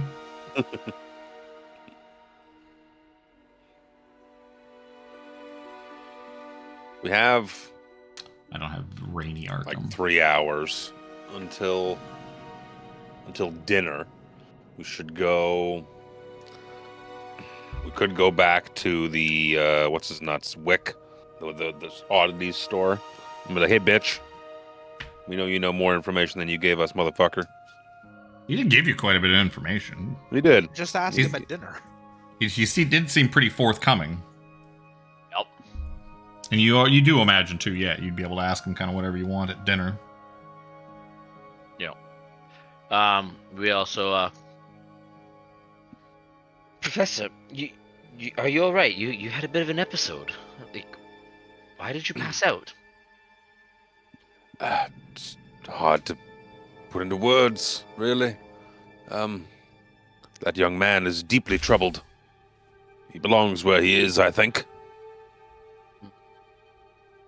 There is something very wrong with him. Yes, but what could it all mean? He was saying that he might have let something out, or something's coming out of the words? Like a name? He didn't tell us a name. Oh, I feel you are right in your hypothesis that in his attempt to probably forcibly copy over these papers, he did something wrong. And it's released something? Shattering his poor mind in the process, of course. Clearly. Well, I'll tell you what's been released. That crazy-ass bitch who helped me shatter my windshield. Who helped you shatter it? Oh, well, I wouldn't have just shot in my car for the hell of it. Well, yeah, okay, hold on. Did Walt tell us that he shot out the window? I don't know. No. It's a good question. You guys also haven't told me what happened in the fucking hospital. Well, that's why I was bringing it up, so that way, like, we could kind of like fill you in, kind of deal. Then I will fill in the part that I was attacked by Stacy. Was her name? Nope. Stacy. Stacy. And Yes. in the tussle and fearing for my old frail life, I pulled out the revolver, shot, missed, and fucking destroyed my windshield. You tried to shoot Stacy? Like, How I did know you I do was that, trying to Walt? hide from her, but goddamn, man. I look right at Lexi with the fucking blood still coming down my face from her scratching, and it's like, but Lexi, you've been kind to me these past little bit. I know you as a good woman, but I swear to God, I swear to Lord Almighty, this woman was on top of me and not in the good way. I was terrified of this 120-pound woman. As this Give me my 100-pound frail old man at 70 years old. He's He was very thin. He's not 70. He's like 50. Dude, he was like 58 or something like that. Yeah. Yeah, He's like check. 54. He's 54 years old. Oh, And 100 pounds at 54, that is tiny. See, Yup. he's not eating I since have his no wife excuse. died. now I have no excuse. He puts like a piece of bologna between two pieces of bread with like nothing else on it. That's all he eats. Because his wife did all the cooking. A fucking Nah. maintenance worker, man. 2 pieces of bologna. They haven't invented spam yet. That'll be some good eating. How old's the doctor? How old did I make? Oh, the doctor's 48. I made Dr. Faust 48. I believe I'm the oldest person here. Speaking of which, we may want to get back to campus and to where I believe all of our current abodes are, so we can change into something more appropriate for dinner tonight.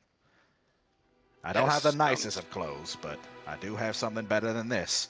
And your work coveralls? And coveralls, yeah. And considering there is blood on my face, I would like to get that stitched up if I can. Or at least You cleaned. need to get back and get cleaned up. Yeah, So- not a horrible idea.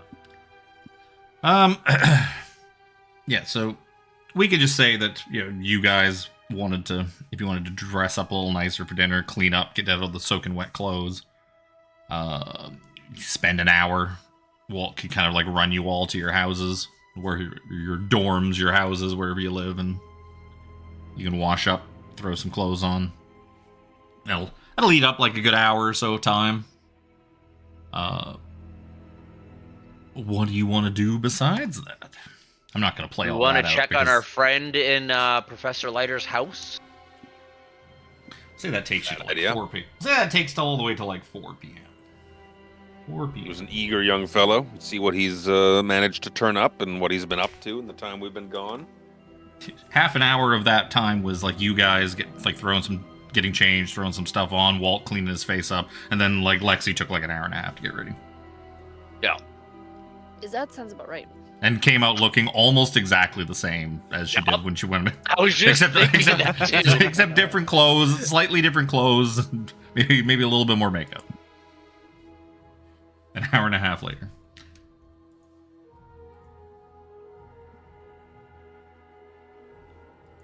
And she sits in the back to make sure that she doesn't make sure that she doesn't get like rain on her from the no windshield on your car.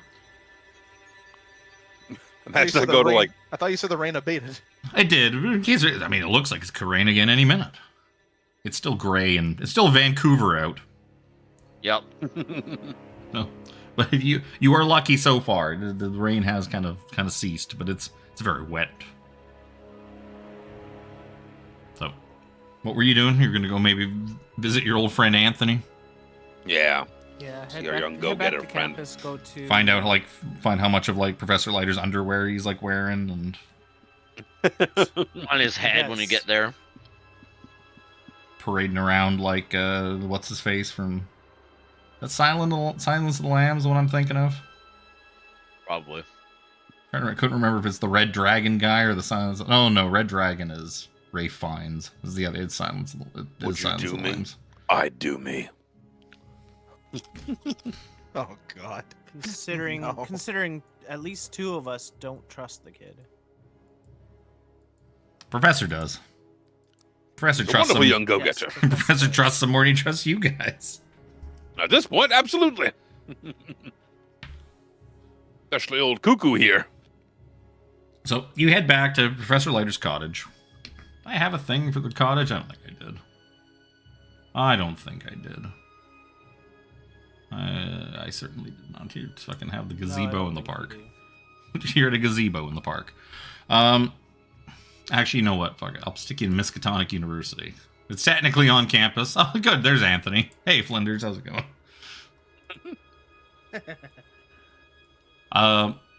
So yeah, you pull back up to Dr. Leiter's place. When you do, as you kind of pull in along the path to what would kind of be this like single path kind of driveway that like leads into the house, there seems to be a car there already parked out front. And Walt kind of pulls in like right behind it. It's like this older beat up car. Looks kind of cheap, kind of. I was gonna say it doesn't look like the gangsters car, does it? No. Yeah. This one looks very much it looks pretty crappy and like older.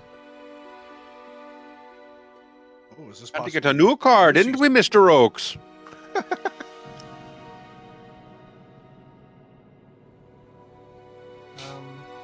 As we get out, I'd like to take a look inside the car, like scope the windows, see if I can see anything, check if it's locked. Sure. See if I can... You mean spot hidden? Spot hidden. Where's...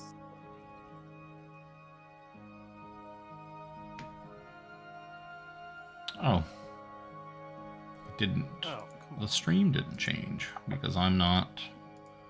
I buried the window, so it's not refreshing. Oops.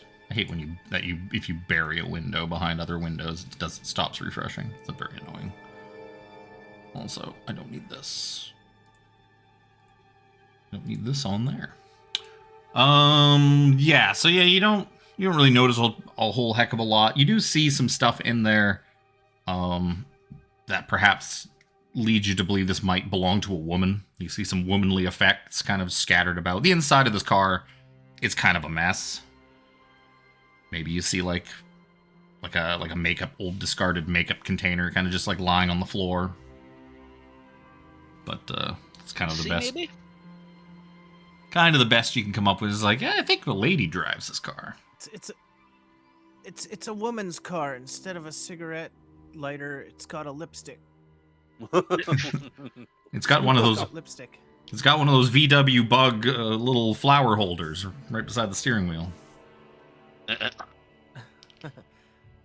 Other than that, it's kind of a mess. I don't really see much.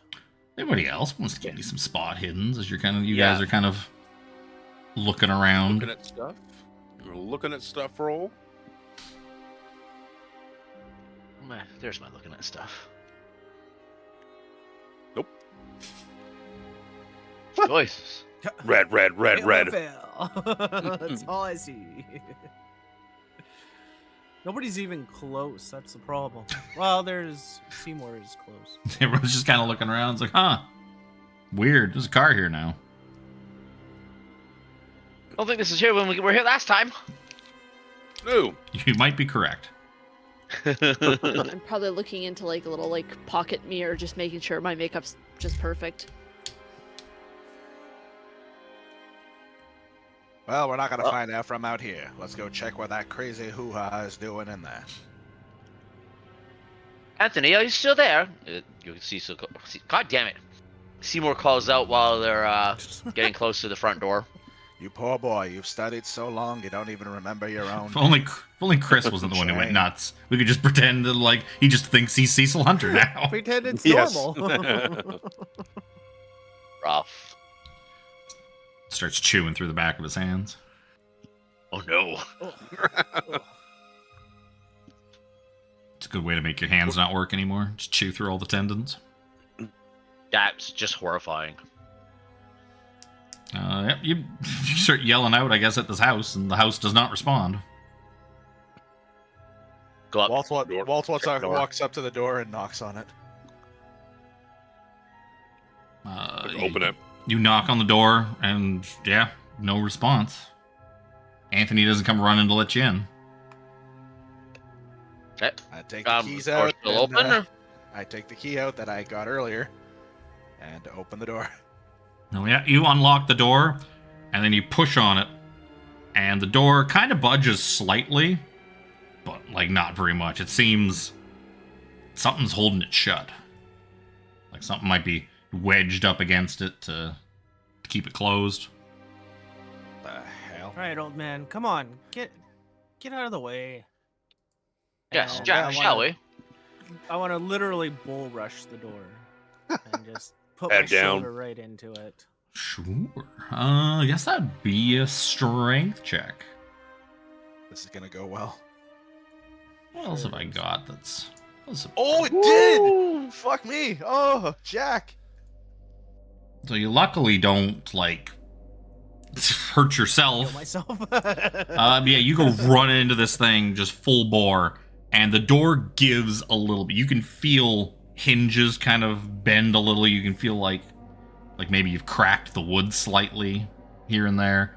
But you don't get the door open. You do get it open maybe like an inch or two, so you can see into the house. And I should actually pull up the fucking house, the map of the house in my own thing, so I can remember exactly what this looks like. What and where? Where the fuck is the house? What's in the house? Scary things. Well, I forgot to make my appointment. You did. That's okay. You can just. I was actually just gonna you can- mention you as just we show were, up. like in town. The hell are What the? has that silly fool done? Oh, that's not it. You know, I'm kind of just Where do they thinking now, keep if the this, maps? if this Oh, is that's Lucy why. and she barricaded herself in there to make sure You know didn't if do it those as a guys hand, came though. back, we're doing exactly what they would do. Yeah. So you crunch it open, and you can kind of see a couple of crack. Like you can see like just in the cracks, and you see, and it's not. You can see, and like not only that, you can kind of hear some sort of chanting, and you see in front of the fireplace in the living room, a shirtless Anthony Flinders he's kind of kneeled down, and he's got like all these like pieces of paper just spread out around him, and you see a body, like a woman's body, just kind of laying down in front of him, and he's just, you don't know if he's got like paint all over him or it's blood or what it is, and he seems to be chanting. Is that Latin? Could be Latin, maybe. And you do see he's also got like a knife in like one hand, this weird squiggly knife. Is there a window adjacent to that room? Oh, yeah, there's a Windows. couple of windows. I'm gonna take a step back and be like, we need to get in here. There's some kind of ritual of some sort going on, and Anthony, what are you doing in there? we need to get in there. Can I make like a language check to see if like language any or something? I guess it'd be language any. If you Latin. don't have Latin, Specifically. We'll do any. No. sounds kind of Latin-y. Doesn't sound like French or English or German or these like regular languages. Is there a window nearby, or do we have to go Oh, yeah, to the back? there's a couple of windows that are the curtains are all drawn. There's windows throughout the house. As you guys are kind of like looking at this and kind of trying to assess what to do, you kind of hear the telltale sounds of a car pulling into the driveway. You see another vehicle kind of just pull in and stop like bumper to bumper with Walt's car, and a couple of figures kind of get out of it. It's like, well, looky what we have here, Mr. Oakes. It seems we just keep running into our new friends here. Isn't that right? And you see Mr. Oakes kind of gets out, and he levels a Tommy gun at the lot of you. Oh shit. It's like, well, you see, we came here to just have a few words with Miss Lucy. But it seems the gang's all here. What a fun coincidence. Don't you just love a good coincidence, Mr. Oakes? And Mr. Oakes just kind of nods grimly. seems that Anthony might have found something. He's barred the door. We're trying to get in. Like, Seymore will put his hands up and kind of like back away from the sidewalk onto the grass a little bit out front, kind of thing. Like, ooh, I don't think they're here to talk. Don't want any trouble. You see, Mr. Oaks, I think we finally figured out what's going on around here. You know, them and Lucy and Professor Leiter, they've all got this big plan. They're going to meet up here and what was the plan? Skip town? Going to get into a couple of these vehicles here and get out of here without paying us our money? Well, can't be having that now, can we, Mr. Oaks? Mr. Oaks here is very particular in getting results and getting the money that we're owed. He has a reputation, see? Mr. Oaks has a very good turnaround rate. You would hate to go back and have to add a failure to that ledger. Isn't that right, Mr. Oaks? And you see him just kind of like gonna like level the Tommy gun a little more, just kind of like gripping it maybe a little tighter. Again, Seymore with his hands up. You can see for yourself. And we really want to try and stop him. Look, there's a woman's body on the floor. You can kind of hear, I guess, the couple of you, Jack for sure, since you're standing by the door. Yeah, you can hear that. It's just more of this, that Anthony's just chanting away, doing something in there. You can see there's pretty much no lights on in the house, save for like a few candles around where the fireplace area is, where his little ritual space is.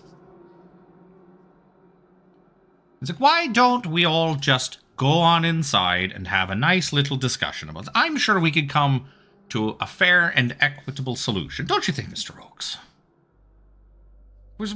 We're very fair gentlemen, and I'm sure we can work this out. So by all means. And then Shaughnessy draws a big handgun out of his and kind of points at you guys, like, and kind of like flicks the handgun towards the front door. He's like, so why don't you open the door and why don't we all go inside then? It's exactly what we've been trying to do. He's got it barred. Believe can get it open, and you can also see what's going on in there. By all means, we are not going to stop you. Walt kind of puts his hands up and backs away. I go up to the door and be like, you want us to go in, so here we go. And I just go to push on it. Just nonchalantly push on it and show them that the door is not moving. I see we have a bit of a comedian, Mr. Oaks. Trying to pretend that this nice tenured student of Miskatonic here doesn't know how to operate a door. What do you think about that, Mr. Oaks? And Mr. Oaks just kind of glares at you. The eyebrows furrow a bit. What's the other guy's name that's doing the talking? Shaughnessy. Mr. Shaughnessy. And we know this, right, at this point? Yep. Mm-hmm. They introduce themselves. They're nice gentlemen. Yes. Mr. Shaughnessy, please. We were trying to get in. Please. The door's barred. Something is blocking the way. Please, we need to hurry inside. We're not disagreeing with you. We want to get in. What if Mr. Oak tried the door to see that we're not lying? I step back. Wave him on. Here you go. Here's the door. I don't think that'd be necessary. Don't you, Mr. Oaks? I'm sure the five of you are more than capable of opening a simple door. Jack, do you think you could try shouldering the door again to show him how, give it to it just like you did before? Gotta add Oaks and Make sure he sees you turning the handle. It's sitting there ajar. Oh. Yeah. It's like a couple inches, just enough for him to kind of peer inside and see that Anthony Flinders is about to do some sort of, I don't know, some sort of weird ritual-y thing. I don't know. There's like a knife and some candles and some weird papers spread around and some Latin. Anything but Latin. We need to hurry. Shirtless man, a prone woman, Latin, a knife. None of those things add up to something good. I'll try brute forcing this door open again. Not that it's gonna go very far. I might break some of the hinges off, but You might break some shoulder. that too. Yeah.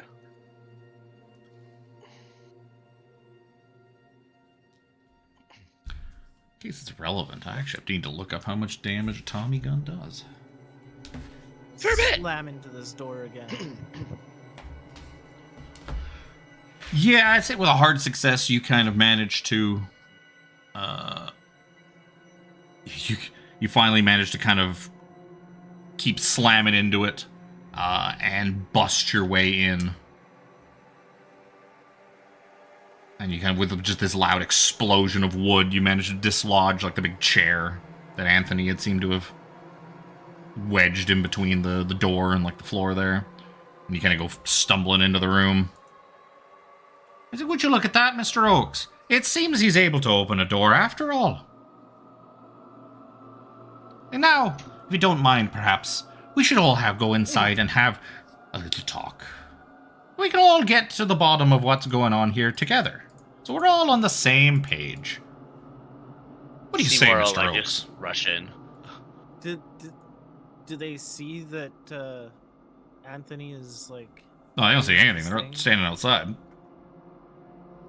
The door to the inside is like basically way off to the side, so you have to kind of go in and turn to the right to see the living room. So they don't see anything. So Seymore will go in. Still, his hands kind of half up at his, shoulder height kind of thing. Yeah, as you guys are going in, you see Anthony kneeling there, shirtless. He's got symbols carved into him. Some of them seem to be like written in blood. Some of them seem to be carved into his flesh recently and are kind of weeping blood a little bit. And he's kind of like hovering over Lucy, who's just laying there unconscious on the ground. Whether she's alive or not, it's kind of hard to tell. She's just laying there not moving with this... What are you doing, young man? This most, like, explicitly ceremonial dagger. The most ceremony dagger you've ever seen in your life. Just big wavy snake blade on it. Like, this shit came from, like, Spencer Gifts for sure. If Spencer Gifts existed. Boy, what the hell are you doing? He's just got that thing, like, kind of just, like, a couple of inches, like, above her chest. Get away from her. Yeah, so Seymour's like, what are you doing? Yeah, waiting for, like, Oakes and Shaughnessy to see this. Well, they're still like wiggling guns and like gesturing towards the door with guns until everyone gets in there. I was gonna say They're not gonna go in and let someone be behind them. I'm gonna go in and try to like get Anthony off or away from Lucy. From Lucy, thank you. Yeah. So yeah, without getting stabbed potentially.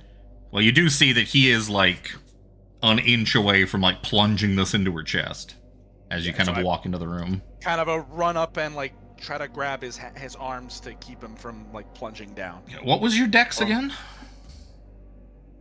45. 45.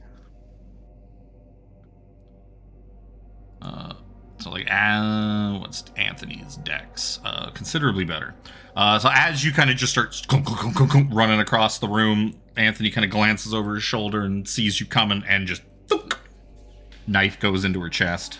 Blood starts to just spray out as he starts like yelling louder in like Latin words. And then all of a sudden Lucy comes to and starts screaming as a knife is buried into her chest. Let's see if she's gonna survive this. Or if she's just instantly dead. It's a piercing weapon. How much health do you have, Lucy? At least I have character sheets for you, Lucy. Yeah, she's screaming, and she kind of loses consciousness as blood is just seeping out of the wound. The corrugated, squirrely nature of the blade making a wound that does not really want to close. And blood just kind of comes just pouring out. It's leaked just like all over her chest, all over the floor. At this point, I guess Walt kind of reaches her, and Oaks and Shaughnessy also kind of walk into the room. And it's like, what in the devil is going on here, Mr. Oaks? What is all this? And so, what do you do, Walt? As you kind of reach him, knife's just buried to the hilt in her.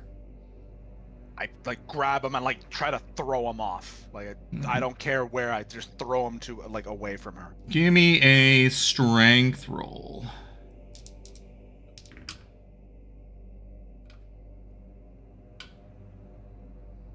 Oh, buddy. Ooh, that's pretty good. Oh, yeah. That was pretty good.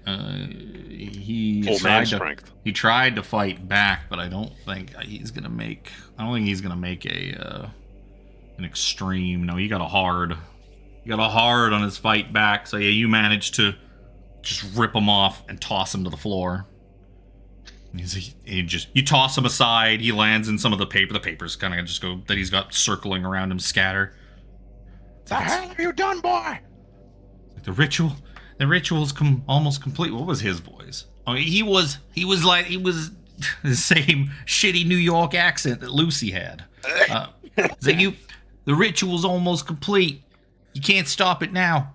Once the Dark Lord has her soul, the power that Professor Leiter and Amelia that failed to understand and unlock, it's gonna be here.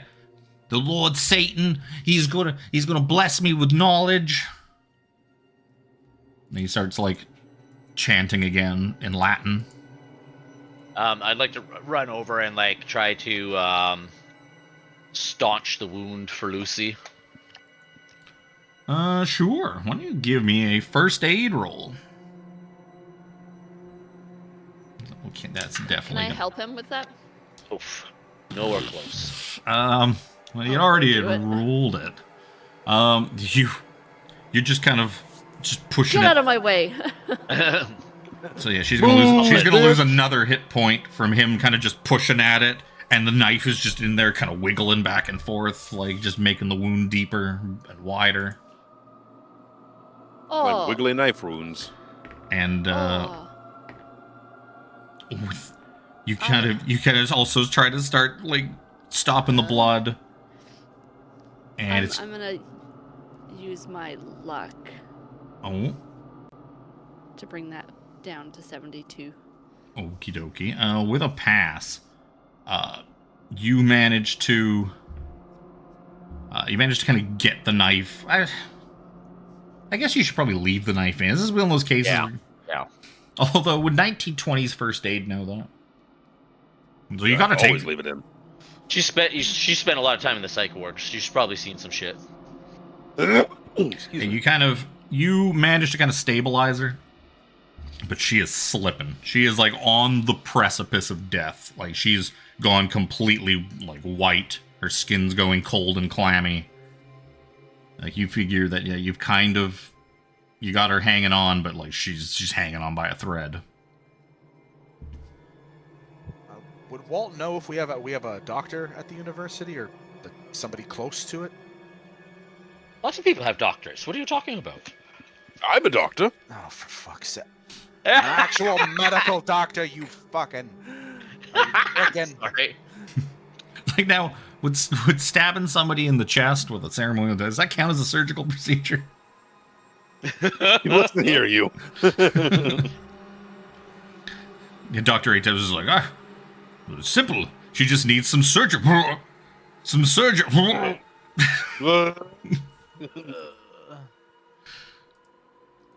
So at this point, you're kind of like managing to do this. Oaks and Shaughnessy are still just pointing guns at the whole lot of you. Is it? I don't know what exactly you are all up to, but you... This is certainly some shit, isn't it, Mr. Oaks? This is... Even we weren't going to do something so barbaric to poor Lucy. We were just looking for information. Just looking for Dr. Leiter. Professor told Leiter. You Dr. Leiter is dead. Now this poor woman is dead, and this freak just did it. You want your answers, you want your money, fine. we'll get to it. But right now, we got a situation, and I gotta deal with this freak. I'm pointing right at Anthony. Walt, does your accent always change when you're angry?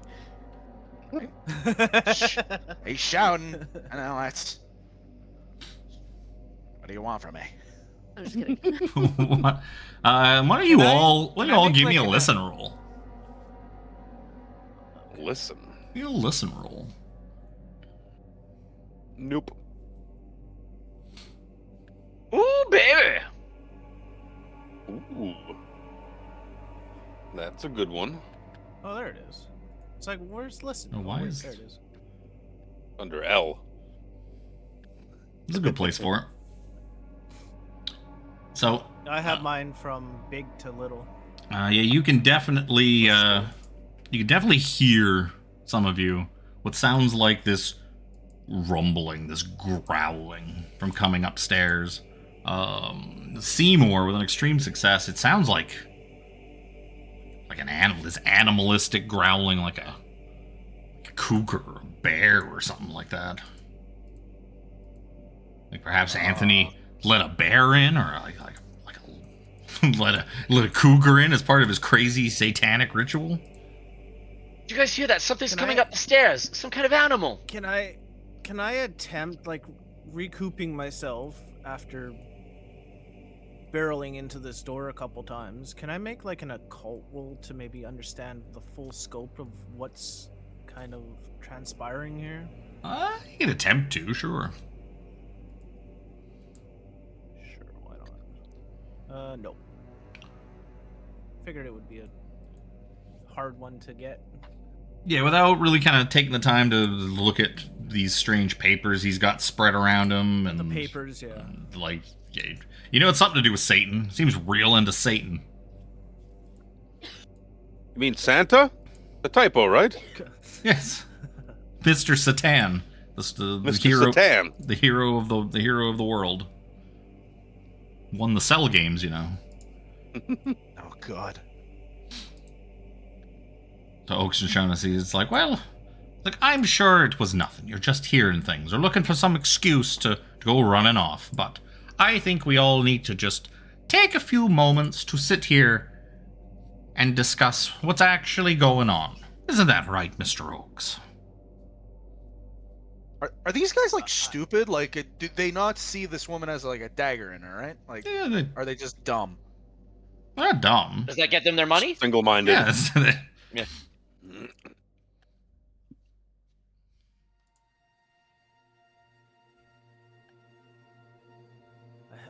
I think there's something far bigger than money at play here. Something a lot worse. Is that growling? We're all gonna end up dead if we're not careful here. Well, the growling was upstairs. Somewhere upstairs. We need to get Lucy to a doctor. She's not gonna make it. Oh, I'm sure Miss Lucy will be just fine. I think the sooner we get this all settled, and the sooner we figure out how we're getting our money, the sooner we can get poor Lucy to a hospital. I thought you wanted to talk to her, though. She has a very faint heartbeat. Well, and needs medical attention. Talk to her. She does not seem to be really in any position to be talking anytime soon, so we'll just have to talk to you. Isn't that right, Mr. Oaks? Mr. Oaks loves a good talk. And Mr. Oaks smiles as he tightly grips his Tommy gun.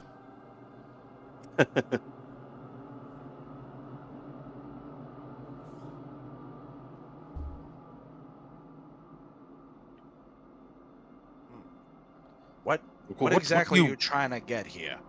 We don't have your money. We're not here involved with Dr. Leiter or whatever deal he had with you. We've explained all this before.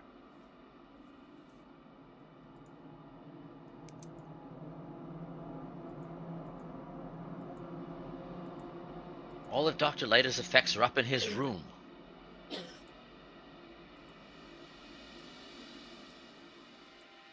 These two have already been to his house and searched it. Did they search it? Or did they just show up looking for him? They showed up while you guys were searching it. That's right. Yeah, they haven't actually been upstairs yet. Yeah. Well, I guess I technically didn't even go upstairs at his house. Nope. Just Walt. No. I did because I heard that same growling from before. Oh, yeah. I will say, too, as you're kind of glancing around, besides just, like, these weird papers got scattered around, you also probably see... actually, you know what? Why don't you all give me a spot hidden? Let's see what you guys notice.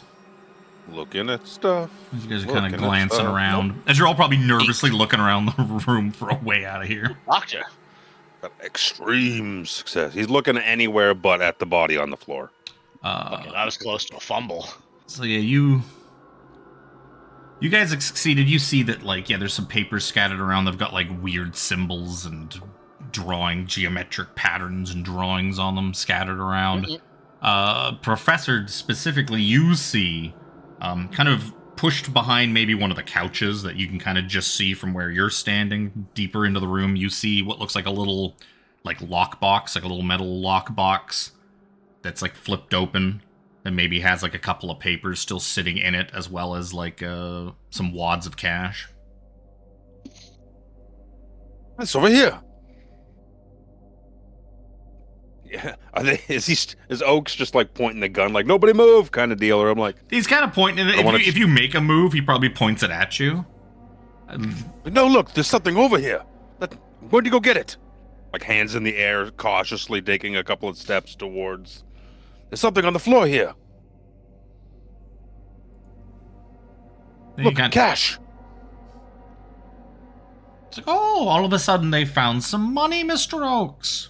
Isn't that asshole? Isn't that just a pleasant coincidence? Just all of a sudden, well, there's the money after all. Here, what's this? There's something with it. I've never been to this house before. This is my first time being here. Well, they don't know that.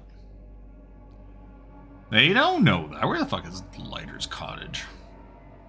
I have 2 copies of this fucking book in front of me. That's not it. That's Wick's shop. Leiter's cottage. I want to get the quantity correct. I don't remember what it is off the top of my head. Oh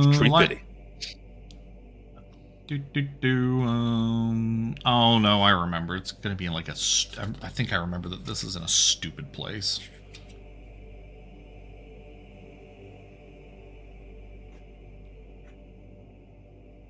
But yeah, you would find what looks like a couple pages of they seem to be trial, like just glancing at them, you see there's like a few pages kind of tucked into the top, like rolled up.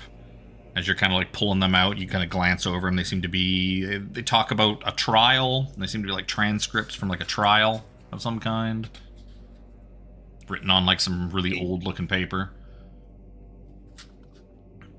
You also find names that like pop out at a glance, like not taking the time obviously to pour over it. Not really, but they seem like court documents of some kind. You kind of just see, you see very like legal jargon.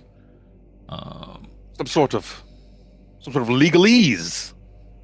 This isn't my forte. Pretty sure it's $1,000 off the top of my head, and I know it's in here. I don't think there's anything else in here besides the $1,000, but a measure of legalese on these papers. Here, just hand this filthy money to these gentlemen.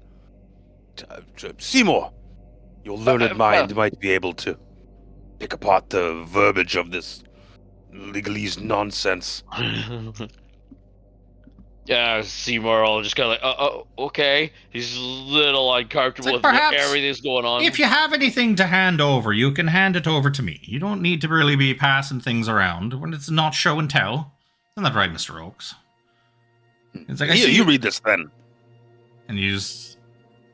Oh, there it is. Partial for along with $1,000 in cash. Well hidden in a secret hiding spot, only known to Leiter and Lucy.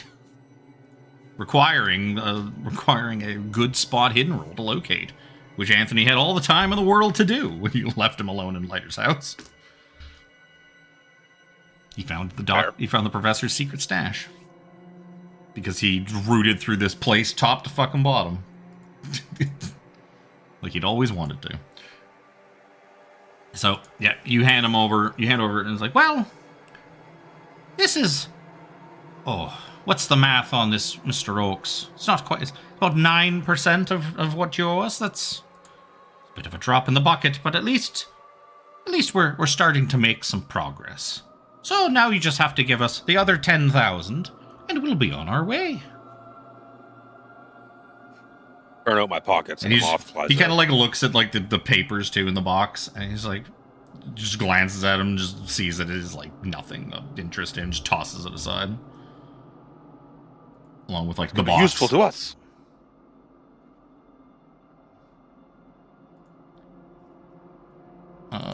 Who? I guess Lucy, or not Lucy. Well, Lucy, yes, but Lexi is like probably the one closest to Lucy.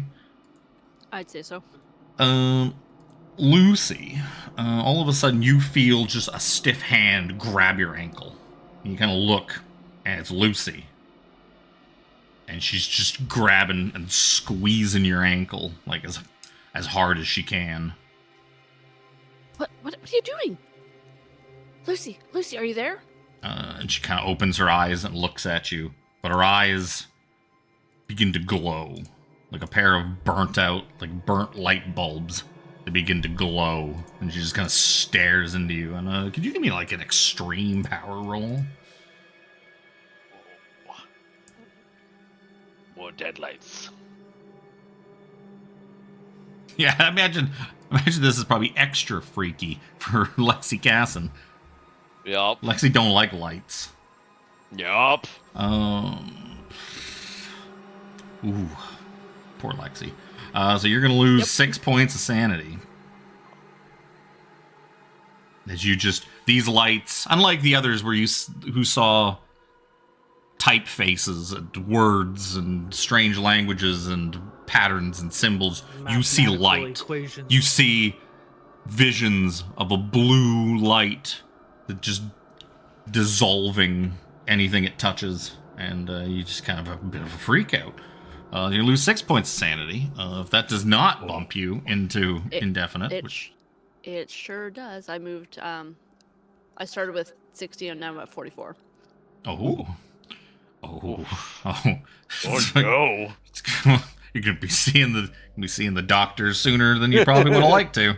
Should have made that appointment. Should have made that appointment with Dr. Faust. Well.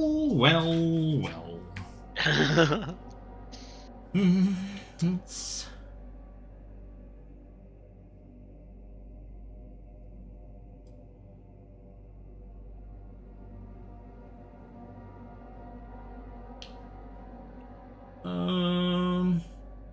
Where's the one?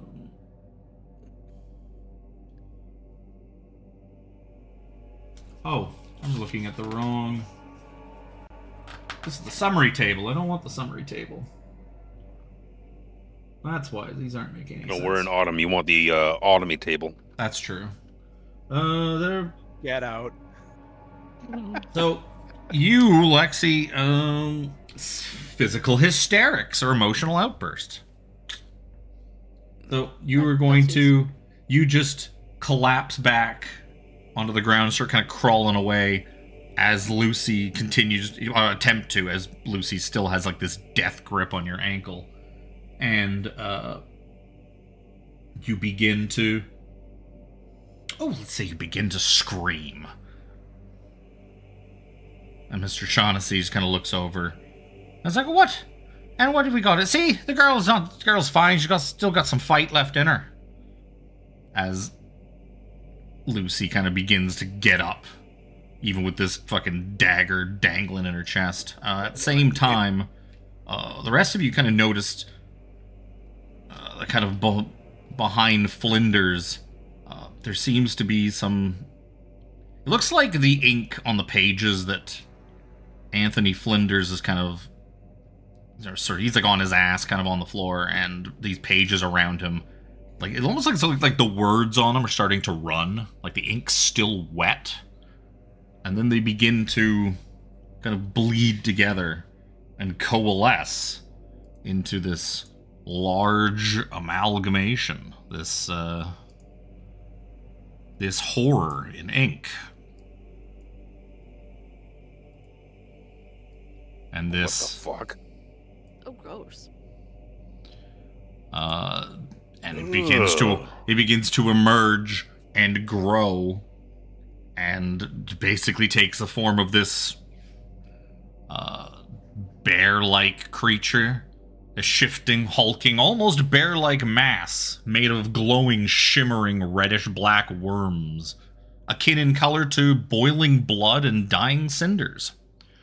I'm going to need all of you, including our gangsters, to give me sanity rolls. I would say everybody but Lexi. Everybody but Lexi, because Lexi's kind of in her own little thing. Oh, I'm fucked.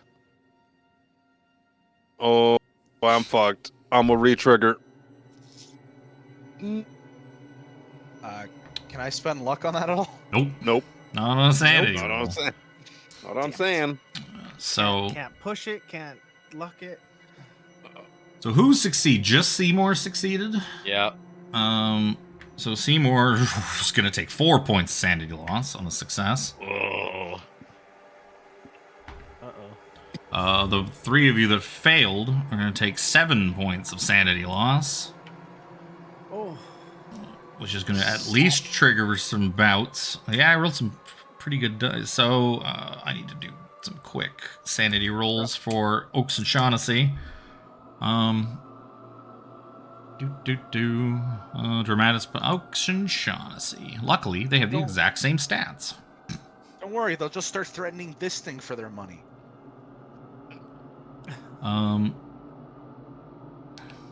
That's a hard success for Shaughnessy.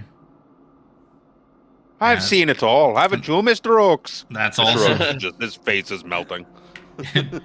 Mr. Oaks yeah, I've seen that before. Mr. Oaks is not so lucky. Shaughnessy's going to lose 3.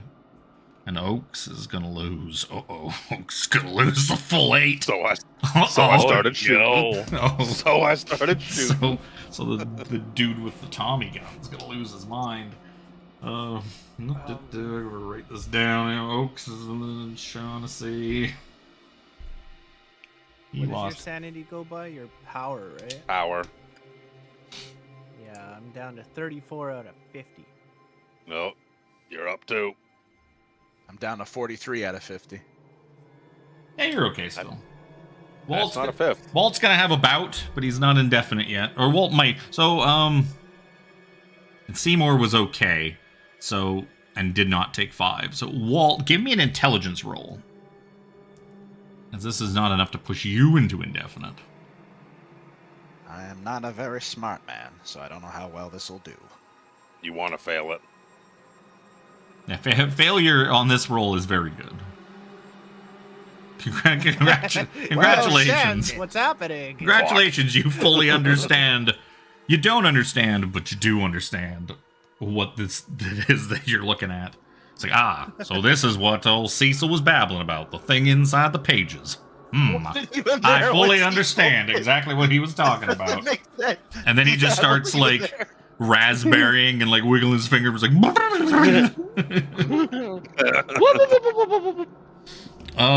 alright, start handing out some crazy. Let's start handing out some crazy. Before we roll into Dex order. Wait, last one. Anthony Flinders is also... He's there. It's like, what? It's behind me, right? Nah, he kind of like looks back. He looks back around, like tilts his head back to look at whatever it is behind him. And fucking Anthony Flinders is also... No, Flinders is going to be okay. He's just passed. He's not going to be okay. He's still going to lose. He's going to lose a D4 sanity for succeeding. What the fuck? Satan? Is that you? It's not what I thought you'd look like. Why? Where's your horns? I need some notes. There's gonna be a lot going on here. A lot of crazy. A lot of. Yep. Got like a 3-way antagonistic dance going. You guys, fucking. You guys, Lucy and the bear. See, this is why women always choose the bear. Shaughnessy. And Oaks and Shaughnessy. Oh. Anyways, madness. Gotta hand out madness. Excuse me. So, Jack, you find yourself, all of a sudden, your mind's a blank. You have no memory of the events that have taken place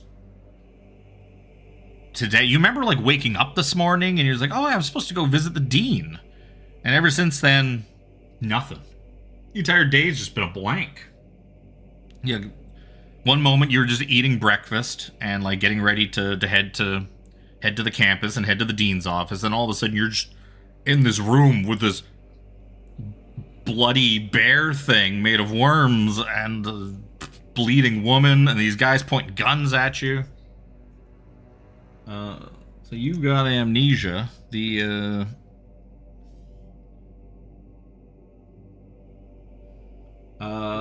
will be... I know who these people are, right? Like, not necessarily the gangster guys, but... You kind of have no clue who anybody in this room is. Okay. Great. Well, couldn't he have potentially known the people who work at the university? Yes. Not necessarily know them? It's kind of more of a brain fracturing amnesia. Just a... Like, who are you? Who am I? What are you? What is this? What's this? What's this? There's blood and gore everywhere. What's this? What's this? Why do I have no hair? Walt, you are going to suffer severe paranoia. As far as you're concerned, everyone here, these gangsters, these guys, all these, the other people that you were... Like, you don't, like, know these professors and that. Like, you feel set up.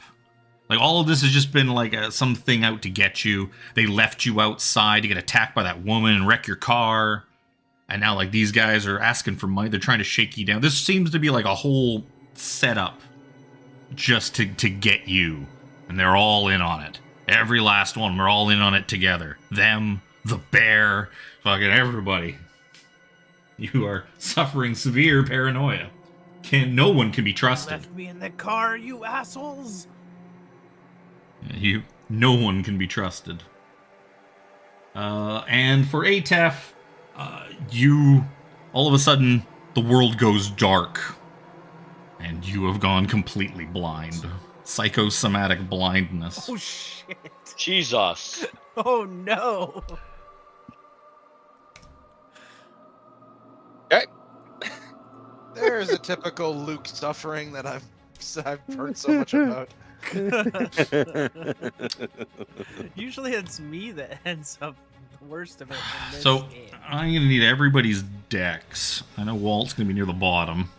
45. 60 for Jack. 80. So Walt's at 45. Seymour's 50. We'll say ATEF's at 60. We'll put Jack above him. Jack's a little younger, a little more spry. Does Oaks get some kind of weird sanity? Oh yeah, we're gonna get to Oaks. Okay. We're gonna get to Oaks. Oaks and Don't Shaughnessy. you worry about blank. Oaks and Shaughnessy are. Me worry about blank. Oaks and Shaughnessy are 70. Anthony Flinders is a 60 as well. We'll put Anthony after you guys. What's Lexi's dex? 55. Oh, you slot right in here. Look at that. Nice. Right between Seymore and Anthony. And the bear. And the horror in ink. Bear, the bear, and the maiden fair. Where is the horror in ink? Where did it go? All black and brown and covered in hair. The bear, and the maiden fair. Okay, no, actually, where did it go? There it is. Oh, good, it has 80. So yeah, just before we start... The bear has 80. the thing, the malevolent monster has it has 80. Don't ask me about its other stats. So as like everyone starts freaking out and this starts happening, Oaks just starts shooting in the direction of this fucking bear thing. He just full burst on the Tommy gun, and he's just like and he's kind of just shooting in that direction. He doesn't seem to really be aiming. Doesn't just hit right from the hip. Anything in that direction that gets hit by this Tommy gun, he doesn't care. He's just freaking out. That's pretty good. I never did look up what a Tommy gun. Oh no, not Lexi. I would say Lexi's not really in the... It's probably just Flinders and the bear in this corner of the room.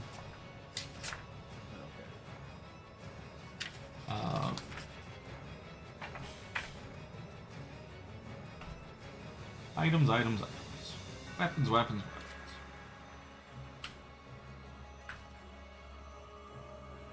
Weapons. These are horrific creatures. That's not what I want. Well, so much for dinner, right, guys? A good thing that we all got cleaned up before coming here. Yeah. Maybe we should have done this first. All right, I gotta get the book. Yup. Mistakes were made. Mistake was made when we left this guy in the house alone. The mistake was made when we decided to play Call of Cthulhu. Yeah, leaving him in the leaving Anthony Flinders alone in the house was definitely a choice. It was certainly when we a choice. said that, Kevin's like, "Really?" And I'm like, "Oh no." I mean, he couldn't be more suspicious. I didn't want to begin with. He's such a charming young individual. I don't know what your problems were. That is true. That was why Professor was charmed. Professor was completely charmed. And because we're all basically students, well, not all of us, but Here we go. Thompson submachine gun. anyway. There you are. There it we is. had the biggest doubts. Uses per round: 1 or full auto. So I'm gonna say he rolled very well.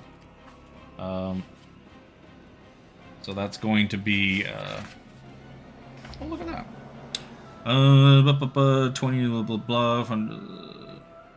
1 shot per round or full auto capacity 20.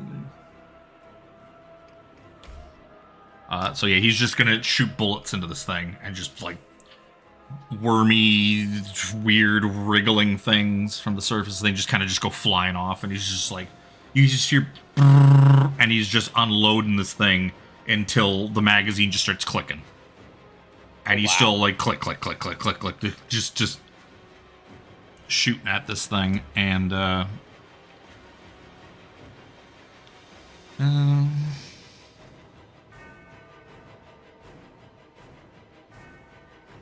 yeah, I mean, it looks like some little pieces of it have kind of fallen off onto the ground, but this thing seems to be this large amalgamation. You're not really sure if that did anything to it or not. It's kind of hard to say. And all of a sudden, this thing is going to...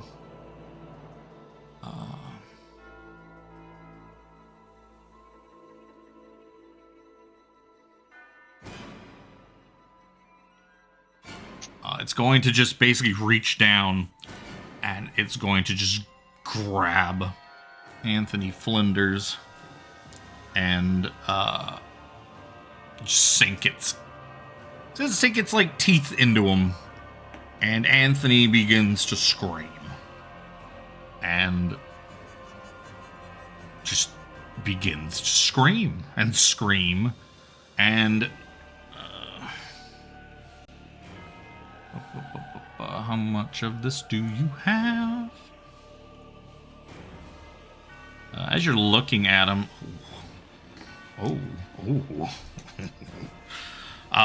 you're like watching this happen, and Flinders, he kind of looks like like it almost looks like he's getting older. Like his skin, like he's completely shirtless and he's got all these like cuts and wounds all over him. And as this thing is just kind of like chewing on him, his skin kind of starts to shrivel up, like he's almost like he's having the life just drained out of him.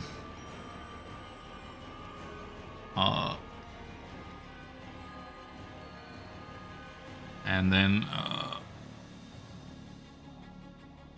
Shaughnessy's gonna be like, Mr. Oaks, get yourself together, man. What are you doing? And he starts kind of shaking him and trying to like smacking him in the face. He's trying to.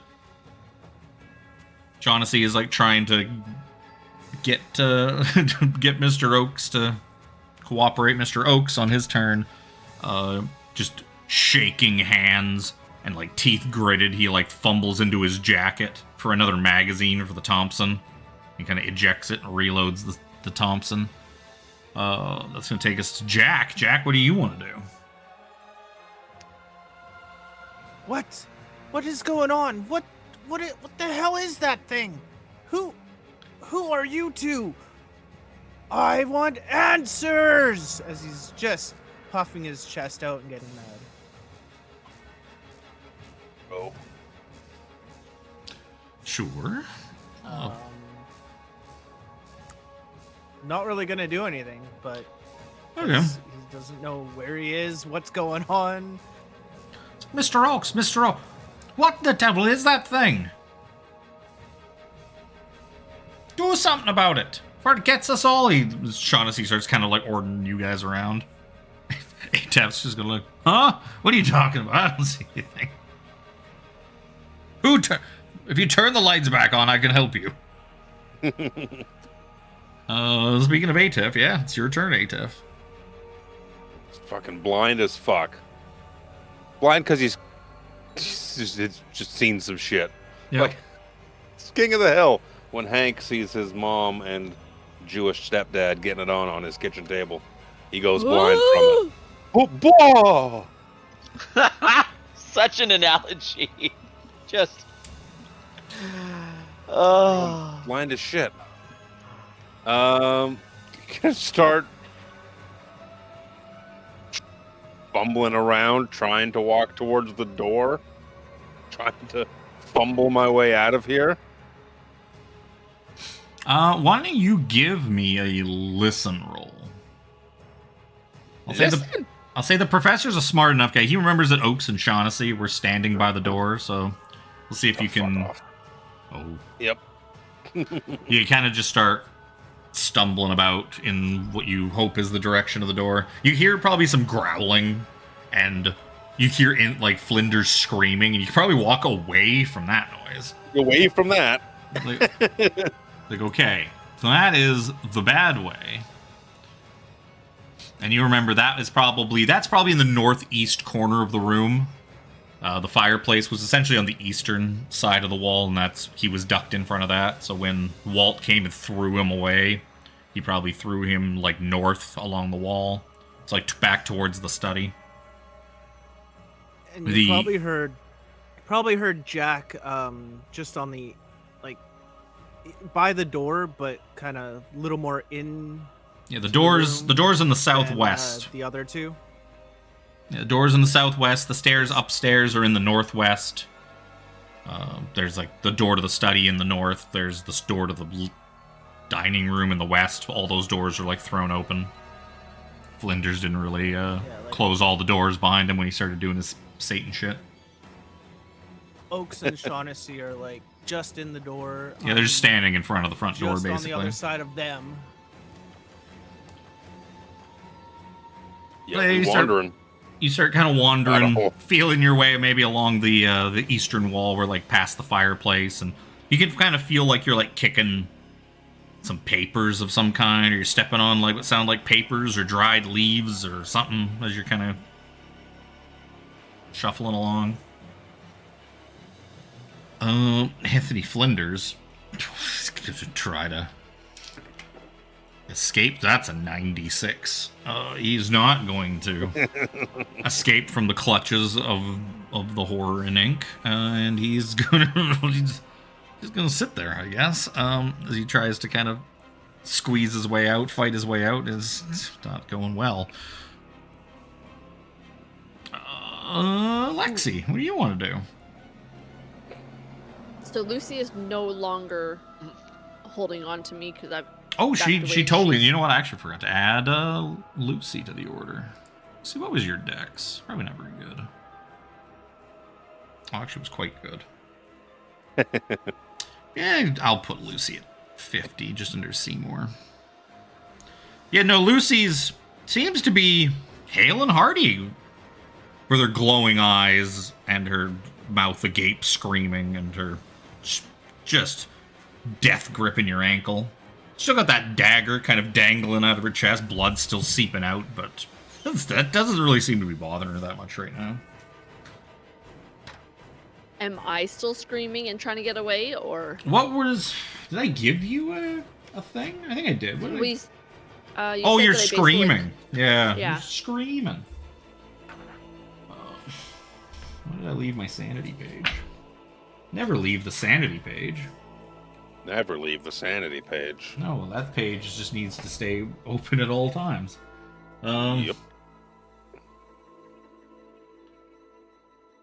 You are physical hysterics. Oh yeah, I guess you're technically sort of incapacitated. So you're kind of just kicking and screaming. Just you're kind of just there, kicking at her probably a little bit. Okay. I'll say that you are probably there's enough fight or flight probably to, if you wanted to try to kind of kick away from her or try to like basically get away from this immediate threat that's like looming over you. Yeah, let's try that. I guess that'd be a fighting brawl. Give me a fighting brawl.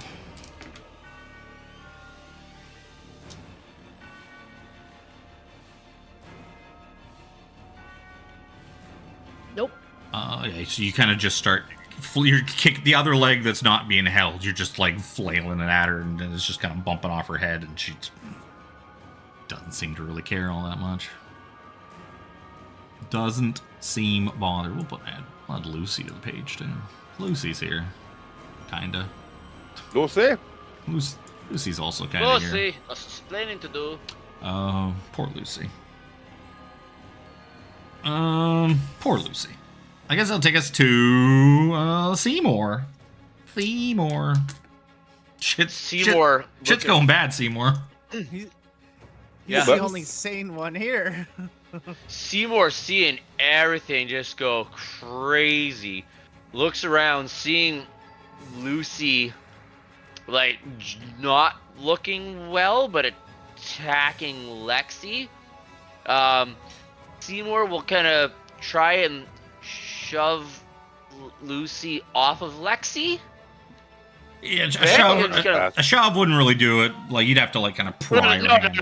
Not like a gentle shove. Like kind of run the couple like of steps tackle? over. Yeah, run the couple steps over and like full on shove. Like, well, you can see, and, you would be able to see kind of even from where you are that she's got like her hand locked around Lexi's ankle. Oh, she hasn't. I thought you'd said she had gotten up. No. Lucy has kind of gotten up. Like Lucy's kind of maybe like even on all fours. Oh, okay. She's got like a death grip around Lucy's ankle, or Lexi's ankle. So you could make some attempt to like pry her hand off of her or something like that if you wanted to free Lexi. Yeah, whatever. Yeah, kind of like just shoving her is probably just gonna pull Lexi with her. No, I pictured that they had gotten up in my head for some reason, and that I was gonna like basically bull rush her off of her kind of thing. But she's like that, so like I'd kind of run and like kind of grab her arm and try to like rip her arm off of Lexi, and kind of like gonna. Give me a strength check. Lucy is in it. I'll push that one. Push or spend the luck? Well, no, spend the luck. Push the luck. Yeah. 1 to luck. Spend 1 point of luck to turn that to a success. Yeah, you kind of just dig your fingers in there and you start prying her hand back, and she seems shockingly strong for someone who's lost this much blood. And you don't remember the eyes glowing. It's like eyes glowing is not usually something that happens from blood loss. Maybe it was. Maybe she's empowered by Satan. Maybe Flinders' whole little thing he was doing was correct. Curious. Well, that's gonna be Lucy. I guess Lucy's gonna try to grab hold of Seymore. Not my Seymore. So she is going to attempt to grab hold of you. If you would like you're to. Cedric. That's okay. He's Cedric, not Seymore, so it's fine. You're fine. You want to give me a... Well, she's going to try to grab hold of you. You can dodge or you can fight back. Up to you. Probably dodge. Ooh, give me dodge roll. Oh no. Oh, that's not good. Not even close. She succeeded. What is her fighting brawl? That's actually a hard success. So she's gonna grab hold of you and she grabs hold, wraps her arms around you. As she does it, you can kind of feel the dagger like pressed, like she's kind of chest to chest with you. You can feel the dagger, like the hilt of it, kind of jamming you in the chest as it's still like stuck into her. Just getting blood all over you, and you can feel she's kind of reaching up for like your head to kind of like force you to just kind of like look into her eyes. Yeah. Walt. So this is kind of fitting.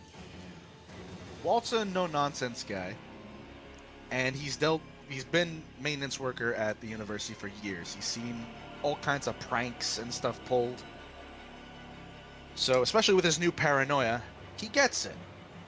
The fucking two gangsters, quote-unquote, that seem to have no sense at all. The fucking weird devil-worshipping fucking kid that caused all this. The professor that let him in that is now also going weirdly insane. The crazy chick from earlier. This to get at him. She's, I understand. I'm with this. Y'all think you can pull on an old Walt, huh?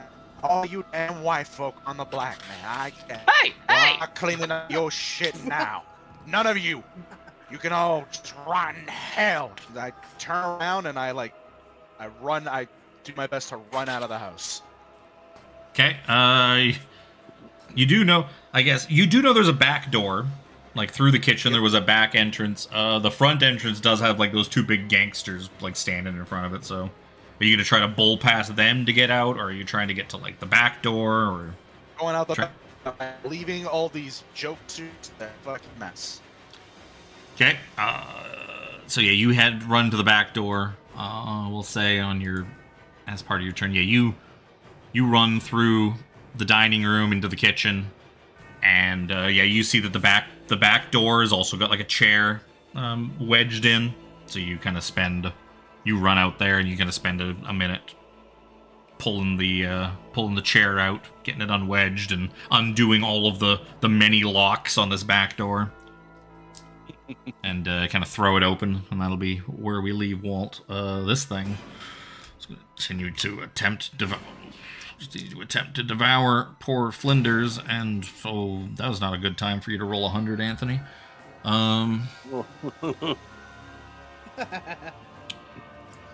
It's not when you want to roll 100, Anthony. Yeah, we want him to live a little bit longer to continue being bait. Definitely use a meat shield. Aw. Especially considering I can't fucking see. I was thinking that. I'm like, oh, Professor can't see shit. And I don't know who any of you are. Anthony continues to just wither away, and he kind of like... You see him sort of look back at maybe one of you. Maybe Seymore, who seems to be the only like sane person in the room. He kind of looks back at you with pleading eyes. And when he looks at you, he looks like he's 90 years old. All of a sudden, you're like, what the fuck has happened to him? Why does he look like an old man? That ain't right. What ain't right? And, Oaks and Shaughnessy. Oaks is going to raise the Tommy gun again. Fuck. What is Shaughnessy gonna do? Shaughnessy still has his wits about him.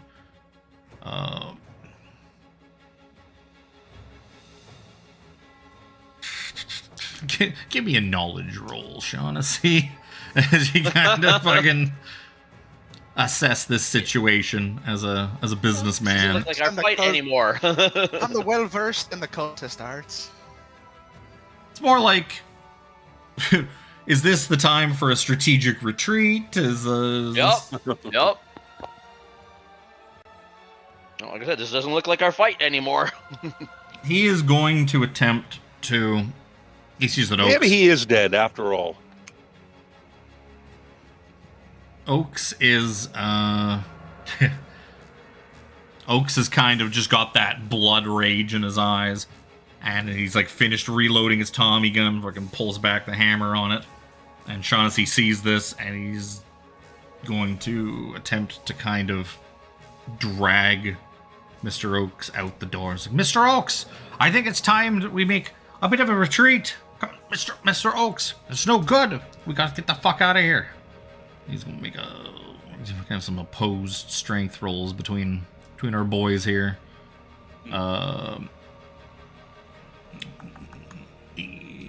That's Shaughnessy, and that's a.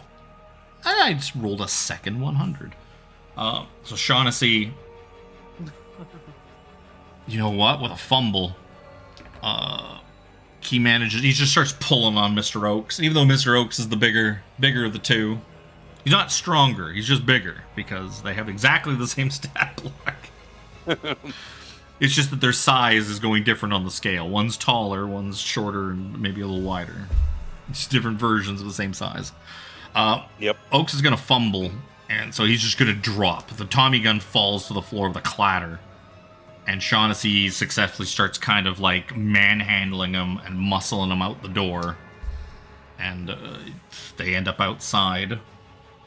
Well, that's going to take us to Jack.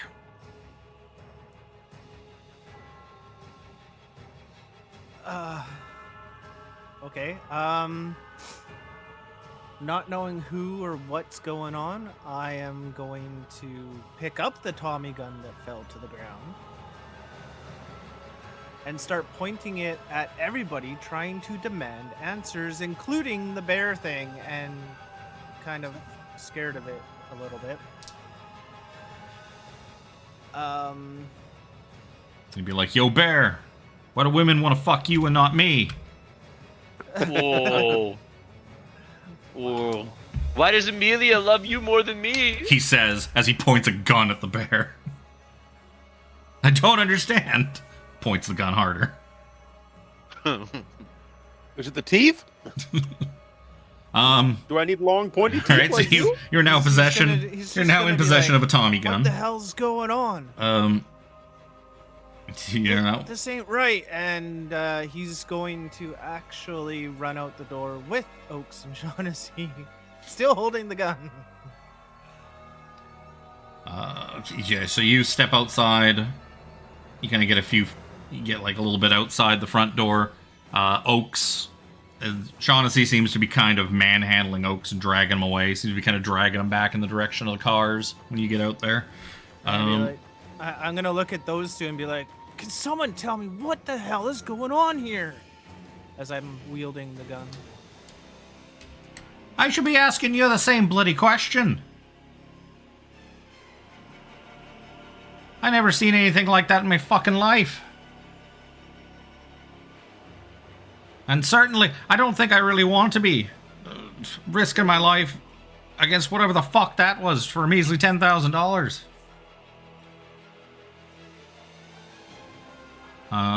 Well, should we get out of here?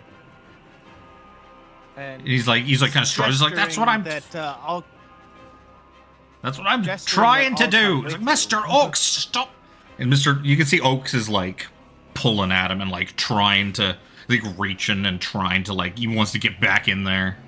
Like almost, he's got this like look on his face, like he's gonna tear that fucking bear thing up, or he's gonna go just tear something in that house apart with his bare hands. No pun intended.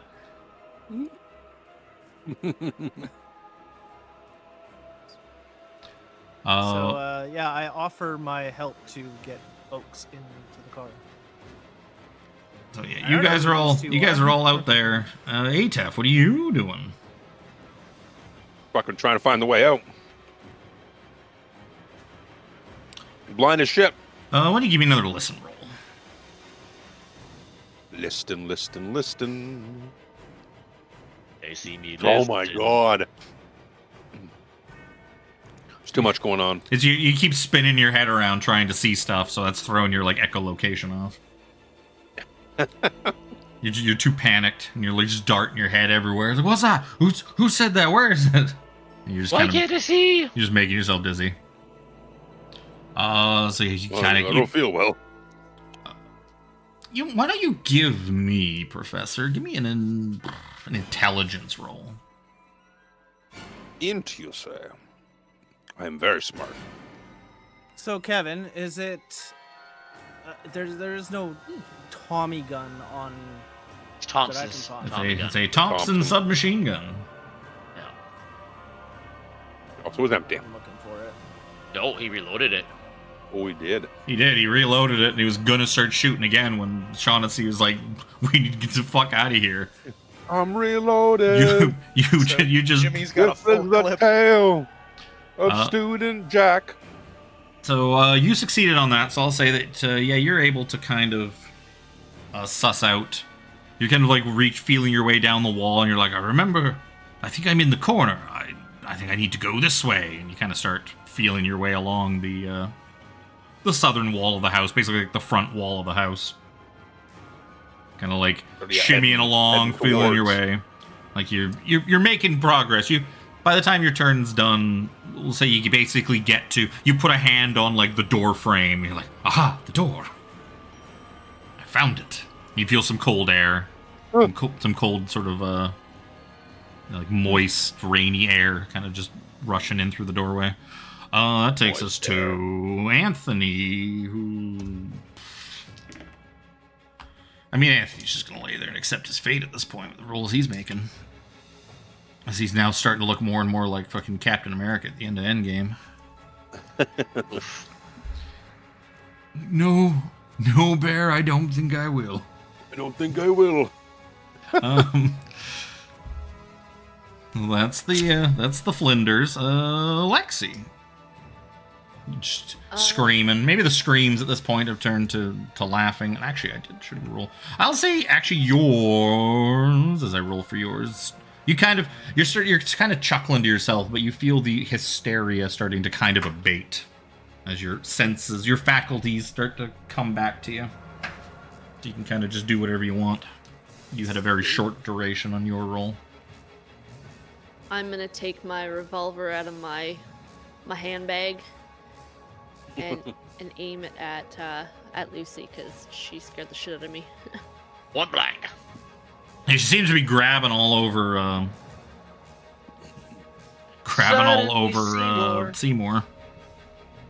Just pointing at her? And shooting. Oh, okay. Are you just doing Are you just doing a single shot with a bonus? Yeah. Okay, because just one single shot you will get because most of these guns you can rapid fire with, but there's penalty dies on rapid firing. With a single, there will be no penalty, but you get a bonus die because of the range. You're in point blank range. That would be a 44, right? Oh, you rolled it twice. Sorry, 45. 45. Yeah, well, the bonus die is just the first. It's just the first number. Yeah. So it'd be 45. I mean, you could spend a luck if you want. You can spend luck on combat rolls. I will spend one. Okay. Blam. You just fire around into the back of Lucy, and you see her gripping up all over Seymore, Cecil, Seymore, Cedric. That guy. The hell he is. Seymore Cedric Waterson. But call me Cecil. So yeah, roll your damage. Got Seymore butts. 5. Well, that's pretty good. I'm gonna say with a 5, yeah, you just blam right into like her back, and her grip around Seymore kind of just goes limp, and Lucy drops to the ground. The fucking dagger kind of clatters out of her chest, and blood begins to just kind of pool underneath of her. Fuck you, bitch.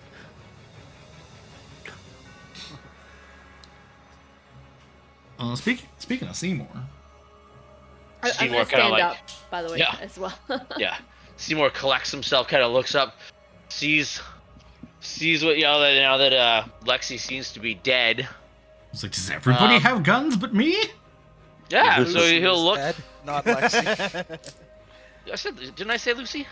Nope. Whatever. These That names one. are You hard. did say Lucy. Or no, you said... You said Lexi. Thank you, Tiffany, for clarifying. Oh, no, because even Kevin called me Lucy earlier. I know. It's wrong with everyone. Learn your Well, name. these Lucy and Lexi are very similar names. Where's Seymore and Cedric? Cedric are not. They both start with C, Kevin. Yep. So Wait, what? Fucking, I'm gonna take Seymore sanity will loss look for that around. one. Good. and he's gonna reach down. He's gonna grab the dagger out of Lucy's chest, so at least he has something. And then he's gonna turn and start running for the door, back door. Get your fingerprints all over that thing. They don't have fingerprint technology back in the 20s. Sure they did. Well, it was around the 40s, I think. Oh no, it was maybe a little bit earlier. Regardless, I mean, all you just Yeah. put ink on the hand and stick it on a piece of paper. yeah. Can do that. Finger puppet. Seymore is running for the back door. Snip dagger in his hand. It was pioneered in 1892 in Argentina. Wow, it's I that was long, just eh? looking at that. Are you serious? Well, Wow, I mean, it's you. Fingerprinting identification started as early as 300 BC. I mean, it's ink on your hand and you stick it on a piece of paper. Like you can't get more low tech than that. Yeah, okay, yeah, but putting a fingerprint, sure. Recognizing and matching it to You somebody. just hold a that- magnifying probably glass have- up to it. Yeah, magnifying glasses. They used to look at it by, Yeah, magnifying glasses. Yeah, They before didn't always computers have existed. technology. Yeah, before computers existed, they would just have both fingerprints side by side, and they would just compare them with like a magnifying glass. Yeah, no, I know that. Again, I was thinking that was more like 1930s, 1940s type. Yeah, same. Because a whole lot of like Jack the Ripper and other crimes couldn't be solved because they didn't have the tech. So I assumed it was later. Usually Jack it's wore for like, gloves. He Well, didn't need you would need like the suspect's fingerprints to go with it, like because they never had Yeah. a suspect for Jack. Yeah. But if they didn't have a hauled database Seymore in, like took they his do now. fingerprints and the fingerprints from the knife, they could compare the two. Seymour's Jack the Ripper. Yes. Oh my god! No, it wasn't me. That's why his name was Cedric. Oh, it was Seymour. Actually, Jack. who's next on initiative? Definitely not Lucy anymore. Lucy did. For now. Walt. So let me get this straight. Walt's already paranoid.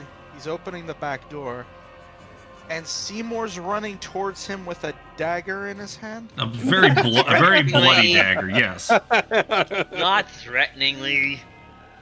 You're still running at me with Sounds a like- dagger. Sounds like Chris' character gonna get shot in the head again by a teammate. I mean, that is the situation. Yes, you see Seymore running up on you, just Oh, he's covered. yelling, He's got "Run! blood on his chest. He's got this bloody dagger in his hand. And he's running. He's got this panicked look on his face. Yelling, run! He's running right at you, officer. He was running Remember, right for he's me. shouting his actions, what he's doing. Run! Blink! Blink! Blink! It's like, hey, what do you want to do, Walt? You tell me, Kev, what would you do if you saw that? Oh, I If you had a mean, revolver in your possession, and you're paranoid. Because every time I Bro, pull you that, have- it seems to be the You wrong. have shot everyone at every opportunity you had the chance to do so. Well, there we go. Yeah. You What do being you This is think? fair. What do you might think's gonna happen? well, You being paranoid might actually come into play. so yeah. The only real question is, would would Walt try to, like, would Walt just rapid fire that thing at him, or would he just, like, try to, like, shoot at him once to stop him? You know, a warning suplex. I mean, shot. Asshole. Am I still, like, in the madness I mode, would say you'd that... probably... Yeah, I mean, yeah, you're still crazy. You're absolutely still crazy. It would probably be more realistic that you would just shoot at him, like, once. Yeah. Because he's not... Okay. He is not threatening looking. As paranoid as you are, he's not, like... If it was... He was bearing down on you, and he was this big, huge guy, and he was more of a threat, maybe you just gun him down with everything you had, but this is more like... You're still a normal human being, you're just paranoid and scared. So, like, you don't want to kill him, you just want to stop him so you can get away. Yeah. So go ahead, roll me a, give me a firearms handgun roll, with a bonus die, because he's awfully close. He's within the, like, 15 yards or whatever a revolver's range is.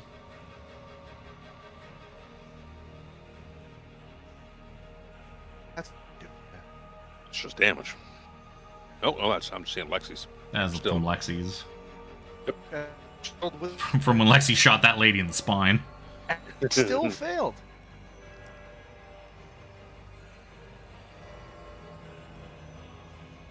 Thank goodness. So what now? Oh, he did. He managed to. I see the 2D, the percentage. So yeah, you can you fire at him, and you just raise your gun, shoot, and it just wings past Seymour's head. He was, what are you doing? I'm not dealing with this shit. You understand? I've been dealing with this crap all day. I don't know what kind of crap you people are pulling, but it ends here. All right? I am nobody's fool, nobody's monkey. You get me?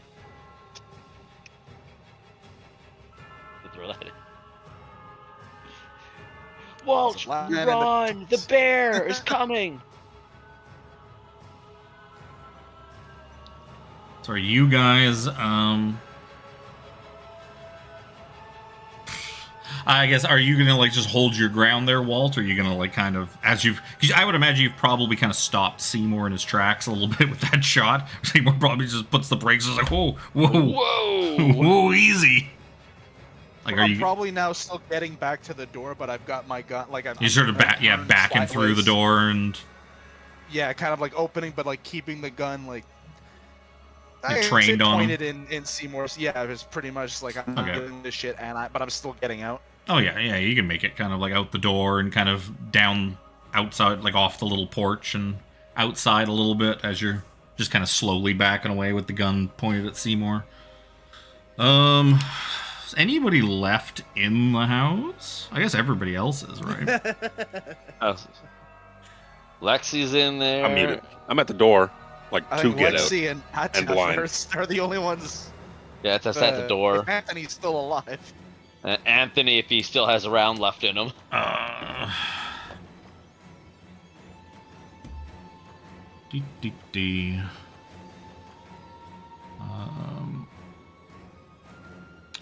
Oh, perfect.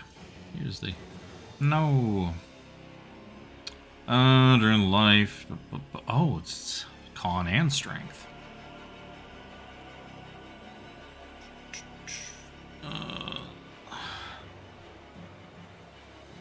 So, Lexi, you're the only one in the room to really see this, but yeah, you just kind of watch as this thing begins to just kind of tear into Flinders, and you see just all the life kind of just drain out of him, and he just kind of collapses as this, like, shriveled husk. And his eyes kind of just begin to glow like a pair of burnt light bulbs as this form kind of twists and trembles around. Can you give me a sanity roll? Oh, no, not like... I really don't want to. Well, yeah.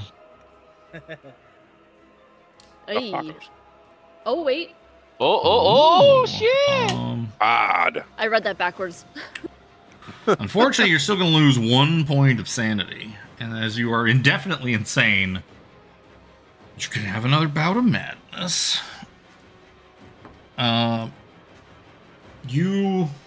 Oh, there you go. Flee in panic. Your eyes go wide, and you kind of just start scrambling backwards away from this thing. And the only thought in your head now is out. Get as far away from this thing as you can. Oaks and Shaughnessy are going to... Shaughnessy is going to wrestle Oaks towards the car. And he's trying to... He gets him to the car, and he's trying to, like, force Mr. Oaks into the car, into, like, the passenger seat so they can get the fuck out of there. Jack, what are you doing out there?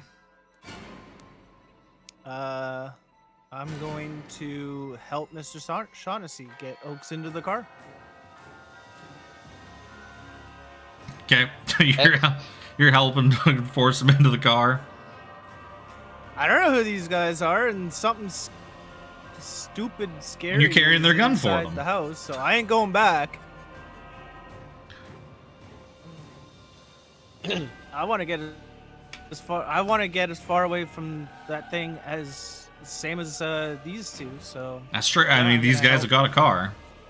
Yep, and I'm picturing it. Jack successfully helps get Shaughnessy get Oaks into the car. Jack hops into the back seat, regains his consciousness as they start to drive off. I mean, regains my memory. Be like, oh no. And Charlie has their gun. Yup. Fully loaded. Yeah. So, you can do that. We'll say, on your turn, you guys both manage to wrangle him in, and you get him into the passenger seat and get the door closed on him. And Shaughnessy's kind of, like, he's barely paying attention to anything you're doing, and he's just, like, once you guys get Oak in, he's just rushing to the other side of the car to get in the driver's seat. Like, scrambling kind of over the hood. Because he's parked, like, awfully close to the back of Walt's car, so Walt couldn't just, like, pull out of there. Right.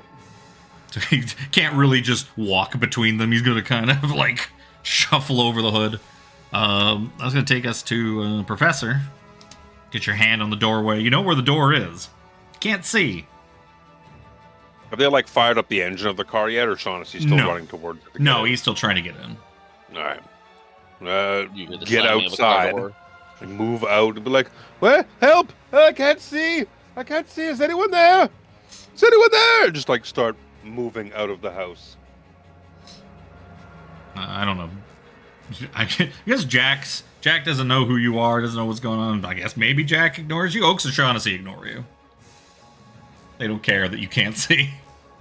They don't care. Let's see. And your other two friends. Odds are even whether or not I acknowledge you, even though I don't know who you are. We'll say evens as to whether or not I kind of acknowledge. All right, I acknowledge that you're there.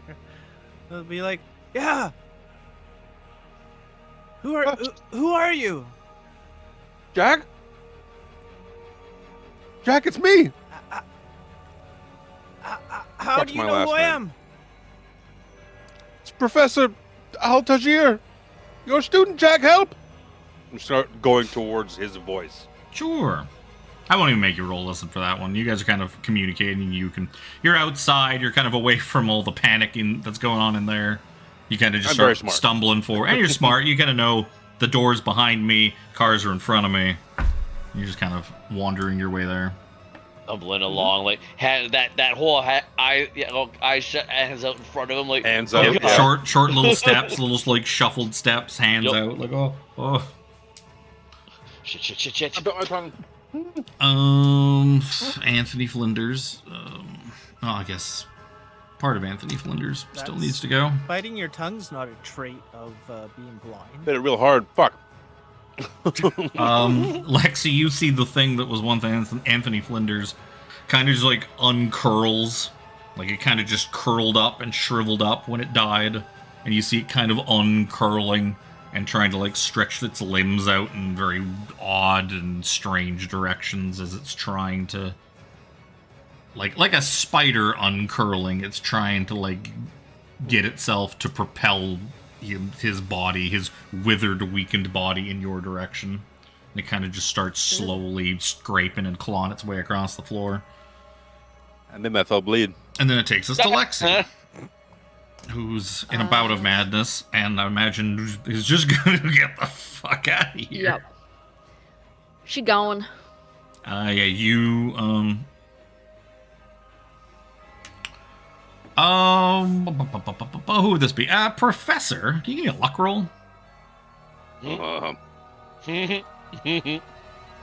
can. You can do it. Yes, I can't roll well on it, but So you feel something just bowl into the back of you as Lexi's running at the just top speed, trying to get out of this house. Just crashes into the back of you, just plows into you, and just keeps going. Sons of keep my feet tumbling into the grass. Give me a dexterity roll then. We'll see if you you just eat shit and go face first into the ground. I eat shit. The professor's just like, face first. I'm not gonna. It wasn't really hard enough to hurt you, so I'm not gonna give you any damage for that. But yeah, you're just having been such a bad day, man. He's already a little Welcome to my unstable. luck with Cthulhu.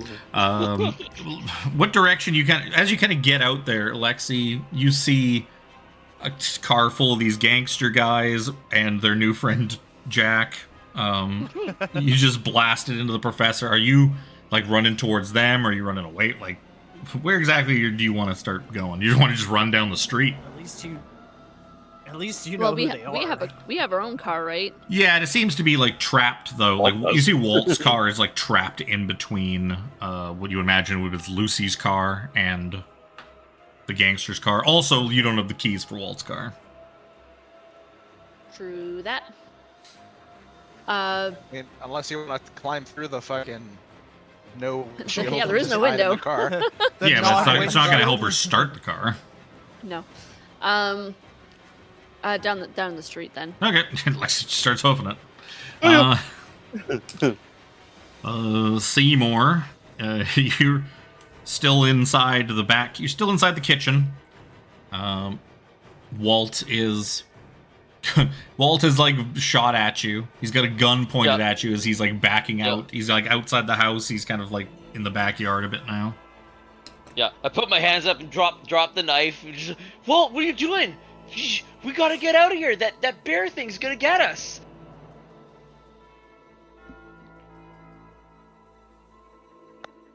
I'm trying to reason with Walt.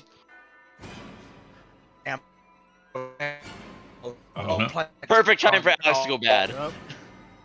Yep, Alex is going robo. Yep. Oh yeah. Oh yeah.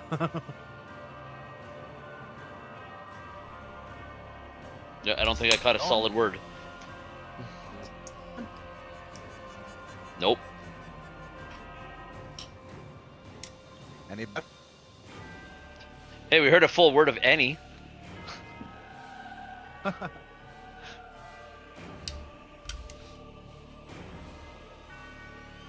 there he goes.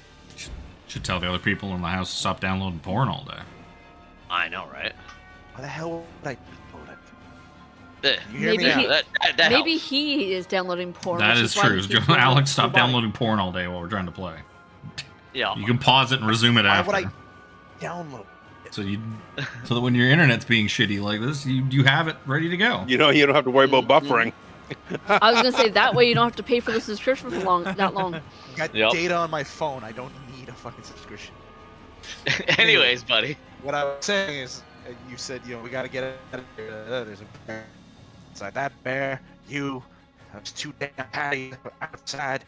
Oh, you gotta go. I ain't falling for it, Steve. Ain't doing it. Not this time.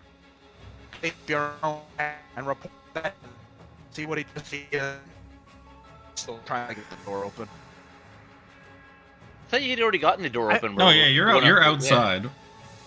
Oh, okay. Well, I just like hold the revolver with the point up and like kind of just turn and walk. I was like, I'm not dealing with this. I don't know what problem are responsible for it, and I'm just walking away. Yeah, so yeah, well, Walt keeping an eye on Seymore, kind of gets the hell out of there. I imagine Seymore kind of at the same time, Seymore just starts kind of just like leaving as well. Probably heading around. I'm gonna take us back around to Jack and the gangsters. So Shaughnessy finishes he gets over the hood of the car. Oaks is still kind of going nuts, kind of fighting against it, but he looks like he's starting to calm down a bit. Shaughnessy gets in the car, starts like starting it up. Yeah, I'm outside. I'm not in the car.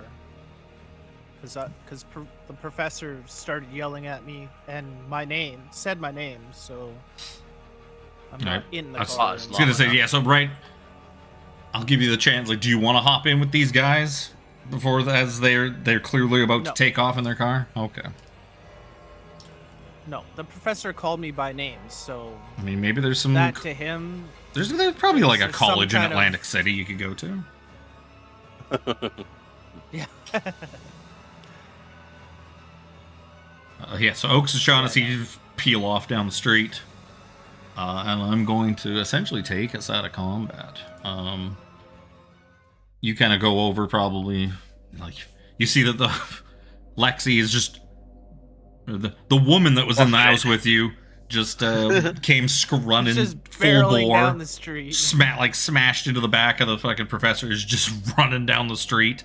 The car with the gangsters in it they just peel out past her, also going down the street.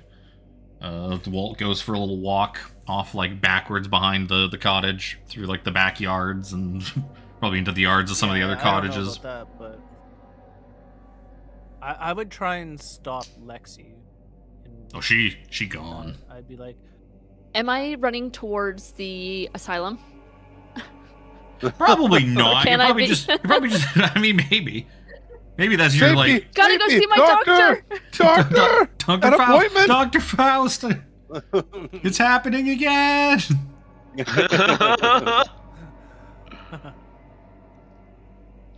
But yeah, after a few moments, you all kind of regain your faculties. Professor, as you're trying to, like, pick yourself up off the wet grass on the front lawn. Oh. You can see again. Yeah, you pick yourself back up, you can see again, you see your fez is, like, lying on the ground. No! Dust it off. Wipe it on my jacket. What? We got to, turn, like, look around, see the house behind me. Like, so, like, scrambling away. See Jack somewhere nearby. Professor, Jack. come this way. Jack's got a fucking Thompson submachine gun in his hands. Like, oh my! Yeah. Where did you get that? Those two gentlemen, they dropped it. I picked it up. Yeah, so you kind of regain your faculties. Same with Walt. Same with Lexi. Walt eventually, like, you just come to, like, like 100 yards or whatever away. And you're just kind of like, huh? Well, gotta go get my car, I suppose. Just start walking back, probably. Finally calm down. It's like, maybe they weren't out to get me. Seymore sees Walt and he cringes a bit and he like shies away and like hands up. I'm sorry, Walt. I'm sorry. Lexi eventually kind of jogs back. She's like now all like sweaty and her like makeup's running a bit. I need to go back home. I'm sorry, son. I'm sorry. It's just I think I just got let my emotions get the best of me. I like put the revolver away. I slowly pat Seymore on the shoulders, like, you okay? I didn't hit you accidentally, did I? Didn't clip you? No, Jesus, I thought you got my ear for a minute. It's a good thing Walt is really bad at shooting his gun. I know! He's not Eddie, I'll let you know that. Eddie was a fucking crack shot. Oh, Jesus. Maybe we should get back to the others. We'll leave the house alone after this. Yep. Enough shit.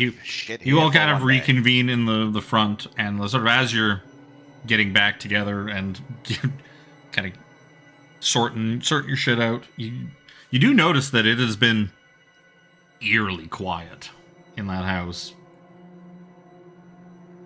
Like You have not heard a single peep, single sound from the inside of that house since the nonsense. Something really All right, strange look. afoot. I know we've been through a lot, and there's a lot of questions that need answering. But I'm not going back in that damn house. I'm telling you right now. I'm not doing it. Yep, I'm good with that. We know Lexi- that he found something bad. Lexi feels to run to make sure she still has her gun on her. Yep, still got it. Whew, thank God. I don't have to go back in. Walt notices the fucking Tommy gun that Jack currently has. Like, now, hear me out, Jack. Considering you are now the most heavy armed and the most Physically group. jacked? Yeah, but she did there. Walt appreciates a good pun.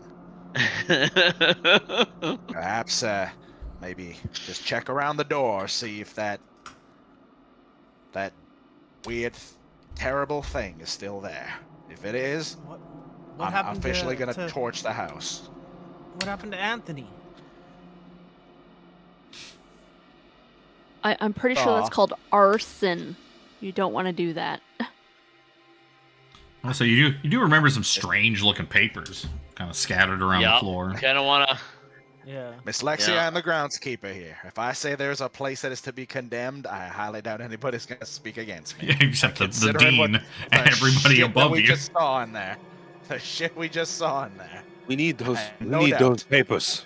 You don't imagine Young you don't imagine you'll Anthony have a job at the fucking university for very much longer if you. I don't think I want to have the job anymore after what I just saw. All right. Who's gonna buy your bologna sandwiches? I'll retire on a pension. I don't think you get a pension if pension? I don't think you get a pension if you're fired. I know. Hearing I'm what gonna. everybody's saying, I'll hang out and. I'm gonna try and like, I guess, sneak my way in to grab like the papers, as long as I don't see anything like right in the way. Yeah, like peek your nose around the corner just ever so slightly. So, kind of looking in, you don't see hide nor hair of whatever that strange thing was that. Hide nor hair of the bear? Yes. Ah. You do see what looks like a shirtless, looks like a 120-year-old man, like just like curled up in a ball, shirtless, with like all these cuts and stuff all over him. Big old satanic goat's head necklace around his neck. I would be able to tell that that's. Yeah, it is very clear that something seems to have just sucked all the life out of Anthony Flinders. You also see the corpse of Lucy, who it's just blood everywhere. Right. She's also lying there. There's papers just scattered all across the room. Some of them are like blood all over them now. And I'd like to gather up as many of the papers that I remember seeing, like when Anthony was doing his ritual. I'd like to try and gather up as many as I can. It's going to take you 10-15 minutes to kind of find them all. They're just everywhere. Is the bear gone? Is the creature bear is nowhere. Nowhere is the bear. That is what I care. That had no hair. About. I will go in as well, and yeah. If Jack gives us the okay, we'll cautiously proceed back. Where did it come from? And where did it go? We'll have to ask Cotton Eye Joe. No, we wouldn't want to bother him at this hour. The pages, they seem to come to life, and the ink ran out of the pages into that thing. Don't be foolish. Ink doesn't have legs.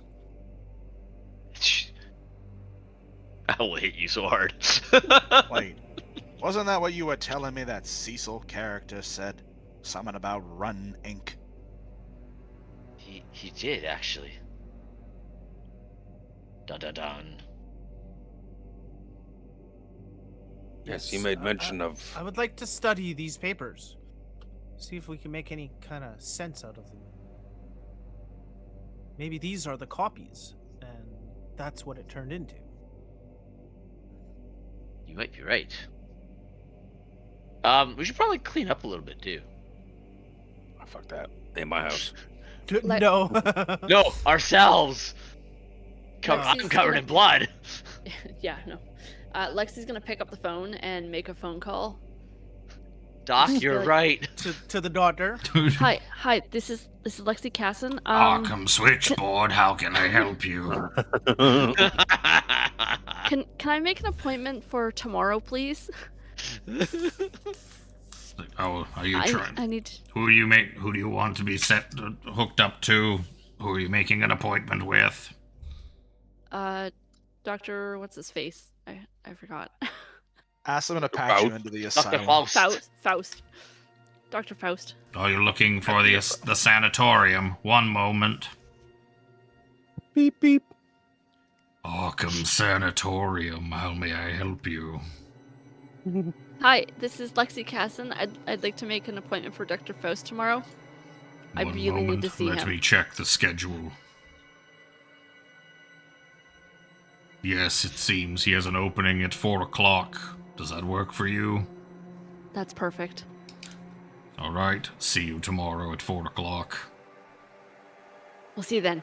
Click.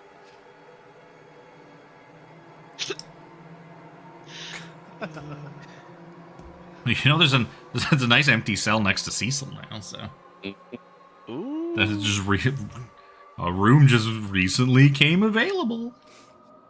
I'm not that insane. So you think.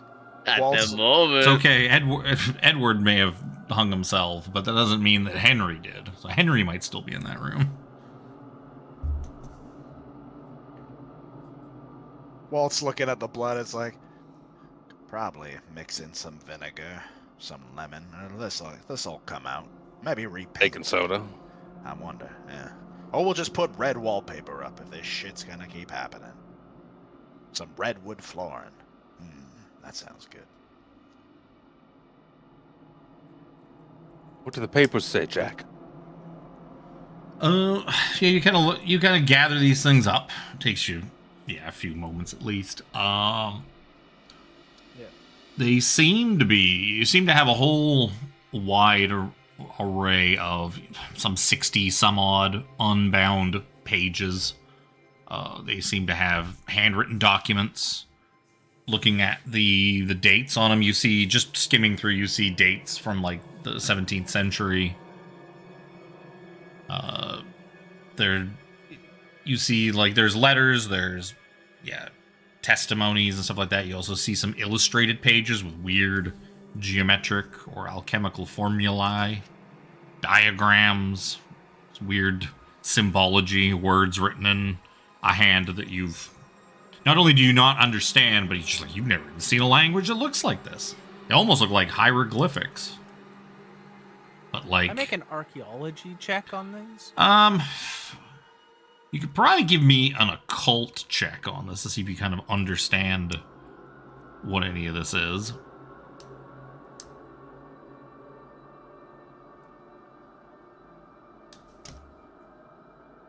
Damn. I'm going to spend some luck on this. Okay.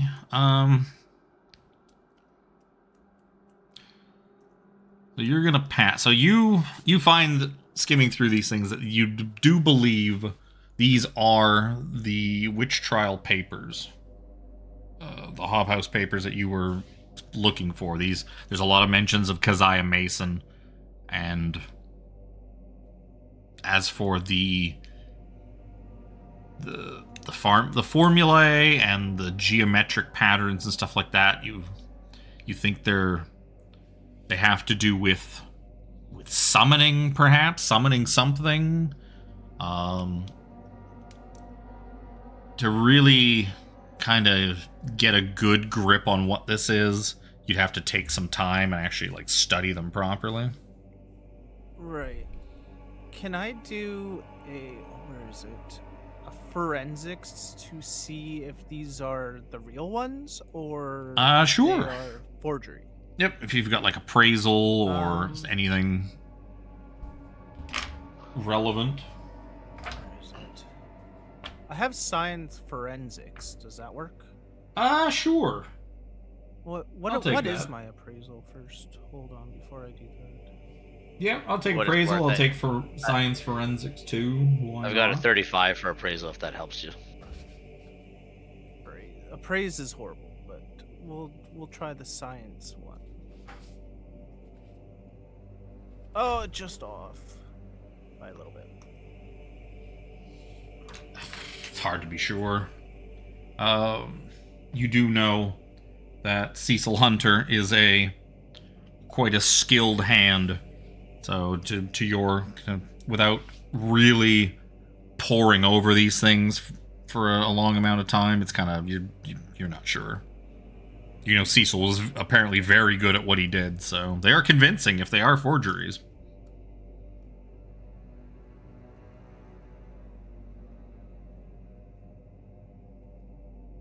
Yeah. Well, what are we planning on doing? Are we planning on getting cleaned up to go to the dinner thing? Well, I have to have a change of clothes no matter what. It's probably something. Set out to find these papers and return them to the university. We seem to have these papers. Should we go? I am not equipped to deal with whatever that was in this room. I mean, I don't think any of us really are. No, so we take these papers, go back to the university, hand them over to the dean. Let them deal with the monster. Let them deal with the monster. Exactly. I am almost 50 years old, and my inventory contains a pencil and a slide rule. Surely, if that thing runs amok in the university, it won't come all the way over to my classroom. Absolutely not. I teach physics and math. Why would it want to bore itself with such things? That is my opinion. We were hired for a job. We have the papers. Take the job back. Let's collect our money. But are they the real papers? Seymore will kind of... They look pretty real. Regrettably, Jack, do you want a hand?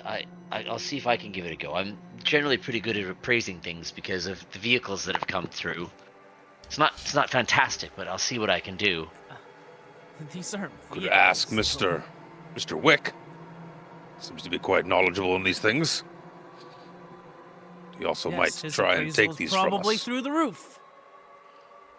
Seem very, very keen on this kind of artifact and item. Yes, but we did promise the dean that we would return them to him. The university's reputation is at stake.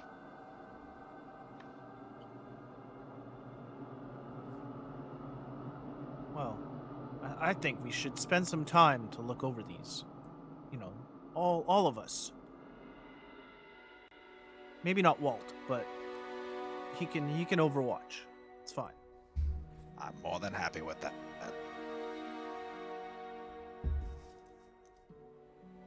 So, should we spend some time? We don't have to do it necessarily here, but we can go maybe to Professor's classroom instead and overlook these papers and see if we can find out anything else from them.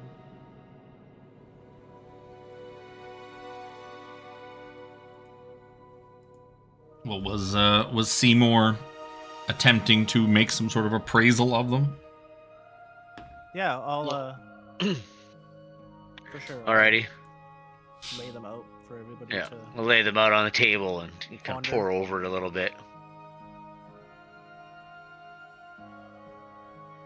Oh. I don't know if they'll really want to succeed, though. With a success, I mean, you kind of like put aside, like, you kind of dab some of the blood off, like the blood-soaked ones, and you're looking through these things and looking at them with a close inspective eye, you believe that these are indeed forgeries. These are not the real papers. Uh-huh.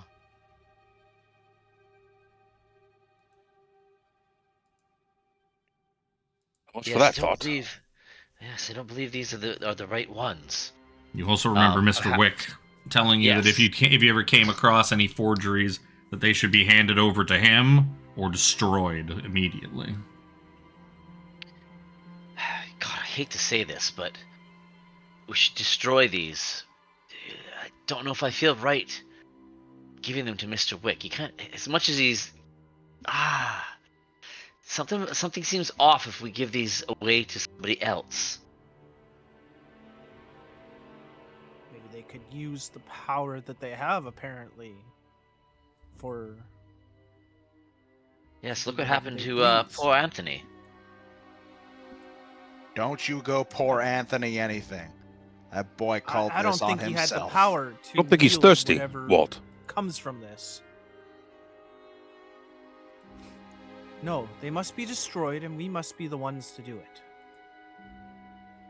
Well, there was a fireplace there. Light him up. Okay, we'll gather it all up. Oh God, I hate thinking about this. We gather them up and toss them in the fireplace. I don't smoke. Does anybody else have a light? We'll see. I'll take a step back so somebody with a lighter can get in. Of course, it's 1920s. I don't have one. Go light it. My cigarette lighter. So you light the stack. You light the stack of papers. You watch as they catch fire, start to burn away, as that telltale kind of hiss of like paper just eating it, or fire just eating its way through paper. Like you listening in is like it's almost like the paper's screaming. Is that right? Like that seems weird. That can't be right. Paper doesn't make screaming sounds. You hear that? Hear what? Paper. It's got a screaming out in agony, screaming. I've heard some weird things today.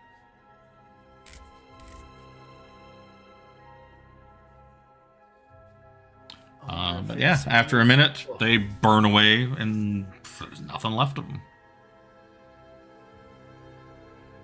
Now, what do we tell Mr. Wick we found? Nothing at all. Or that we did find them and we burned them. Those seem to be our options. Yes, I think that would be best. Well, he did say that any forgeries must be destroyed, so if we just tell him that...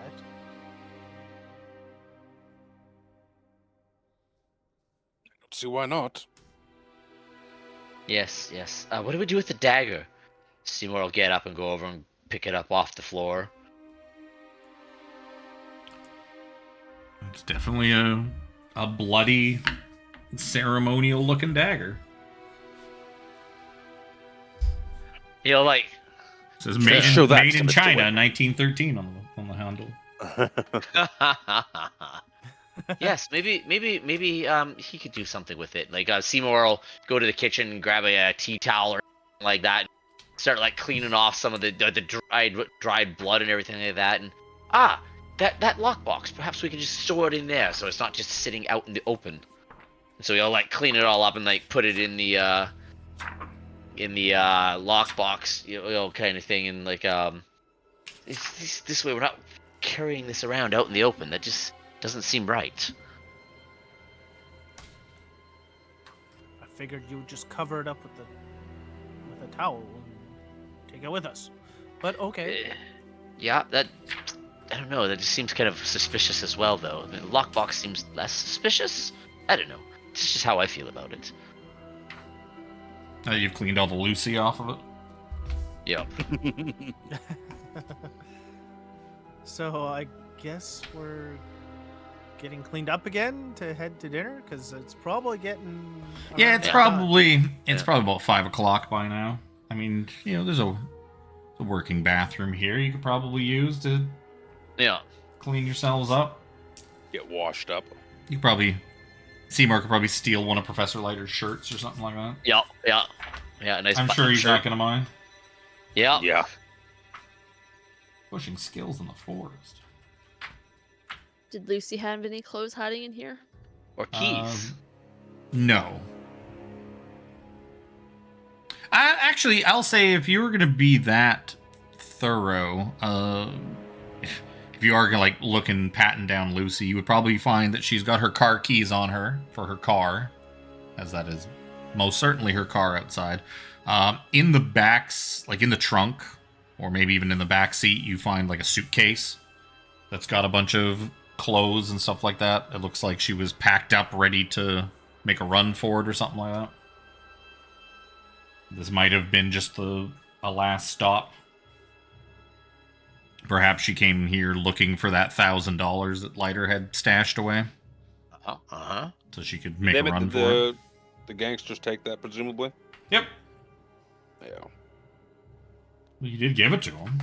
I did give it to him. I want to make sure they didn't drop it in the flurry of shit that was going on. As soon as you gave it to Shaughnessy, he stuffed it in like his trench coat pocket. With a hearty felt thanks of, now where's the rest of it? And then it's like, well, okay, 10,000 more. Now the rest, if you please. Oh, Jesus. Oh. Even though that wasn't so bad for a Cthulhu fight, that was still incredibly stressful. No one died. Yep. Surprisingly. Yeah, fuck it. Except poor Lucy and Hey. poor Lucy and Anthony. Yep. Maybe not so much poor Anthony as he was sacrificing her to Satan. I He's came just a awfully misguided close. boy. To Stan. If Sacrificing I her to didn't Stan. Yep. Can't I find If I didn't roll weapons an in the even book? number to the professor, I would have gone with the. Yep. Yep. Yep, you would have left. If Alex rolled better, he would have shot Chris between the eyes. Or if he'd spent some luck. Yep. Yep. I did that. That's what I did to shoot you between the eyes to make it an extreme success. Because he was cuckoo. I don't think it really mattered at that point, though. He was cuckoo. Yeah. I just can't find weapons. Oh, it's after. That's what We don't know. Still don't know where the real papers are. Yeah. We have a dinner and an autopsy scheduled. Yep. Yeah. You know, some Lexi some pretty has an appointment lady was tomorrow. there asking Cecil about him. That had gone and visited him like a few days prior. Yeah. So That's could that have true. been? There's a mystery woman we haven't met yet or don't even know of. Wouldn't consider Lucy pretty, would we? Lucy, Lucy was attractive. Yeah. No, I'm just thinking because like when we were at, I had forgotten about that until you said it, but I was thinking that perhaps Lucy had come by to try and ascertain if Dr. Leiter had told her about or told him about the originals, or if he knew where Dr. Leiter would have gone with the originals. I mean, But she also whispered something to him about that causes craziness, so it would mean that she would have had to know like what all this shit was. Yes. She didn't really give you the vibe that she was really in on any of this stuff. That she knew. Yes. Charles was doing some like forgery stuff and with Cecil and Abner Wick, but she's just like, it's all above my head. I'm just a waitress for speakeasy. Yeah. As long as he buys me some like a nice dress and takes me out for a nice dinner with all of his forgery money. Sweet, sweet forgery money. Yup. I just don't know what we're gonna ascertain or what to even ask the Wick guy. We're still looking for the papers. You had some papers, but yeah, you don't have them anymore. Something strikes me about what Cecil said about the walls with Mr. Wick. Like he's hiding something, maybe. But I could be just speculating.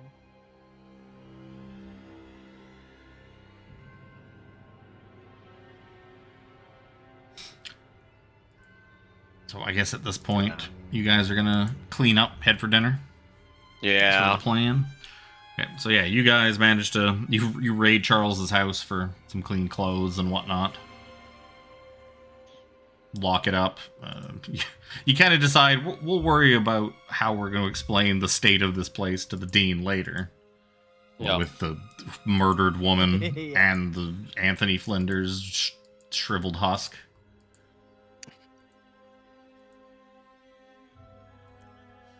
Bullets from a bullet in like the wall in the kitchen from Walt. And yeah, that bullet holes all over the wall from the gangsters. How do we even begin to explain this? Like, do I just go bury a hole in the back and like put him in there? No, like he's gotta have family, right? Like, how the fuck do we explain this to the dean?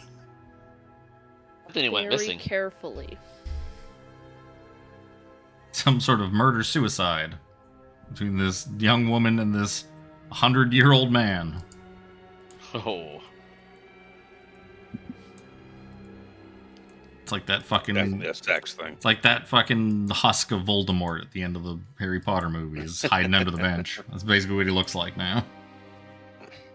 Rough. Literally. Walt, what is that? Something beyond both our help now. Yep. So, yeah, you guys get yourselves cleaned up. You get in the car. You drive off downtown Arkham. Off to... Where's my Arkham map? Let's do the nighttime version of Arkham. Why not?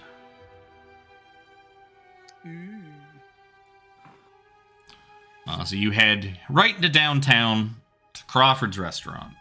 Walt manages to... Luckily, there hasn't been much rain. It hasn't really cleared up much. It's still pretty yucky outside. But in your windshieldless car.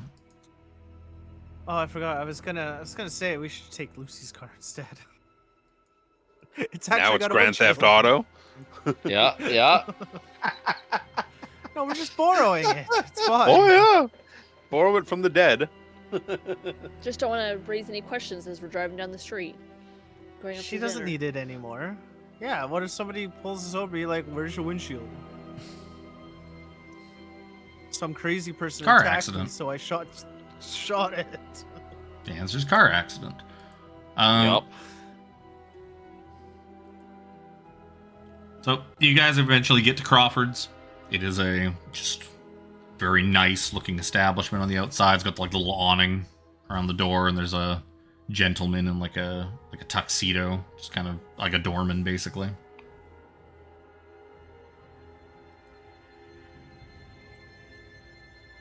We have reservations, don't we? Or do, Yeah, would you- well, we know we're Mr. Wick meeting. has yes. Mr. Wick has Yeah, reservations. Mr. Wick's party. Ask for Mr. Wick. Yeah, so as you guys are kind of approaching, another vehicle pulls up along the street behind you, and you hear a door open. It's like, my friends,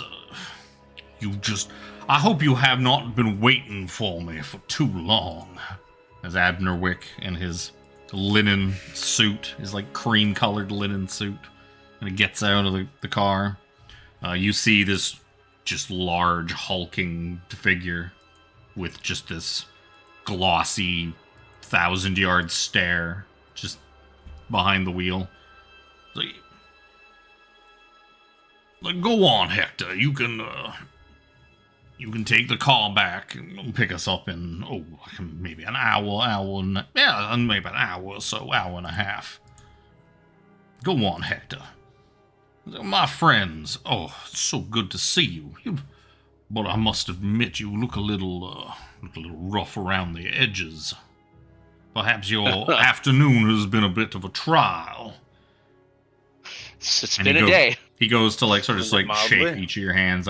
As he kind of approaches that overwhelming stench of lavender from his perfume or cologne or whatever it is just assaults you. Like he seems to just be emitting it, just oozing this lavender cologne. As he kind of like shakes your hand, and like kisses Lexi, like takes Lexi's hand and kisses her on the hand.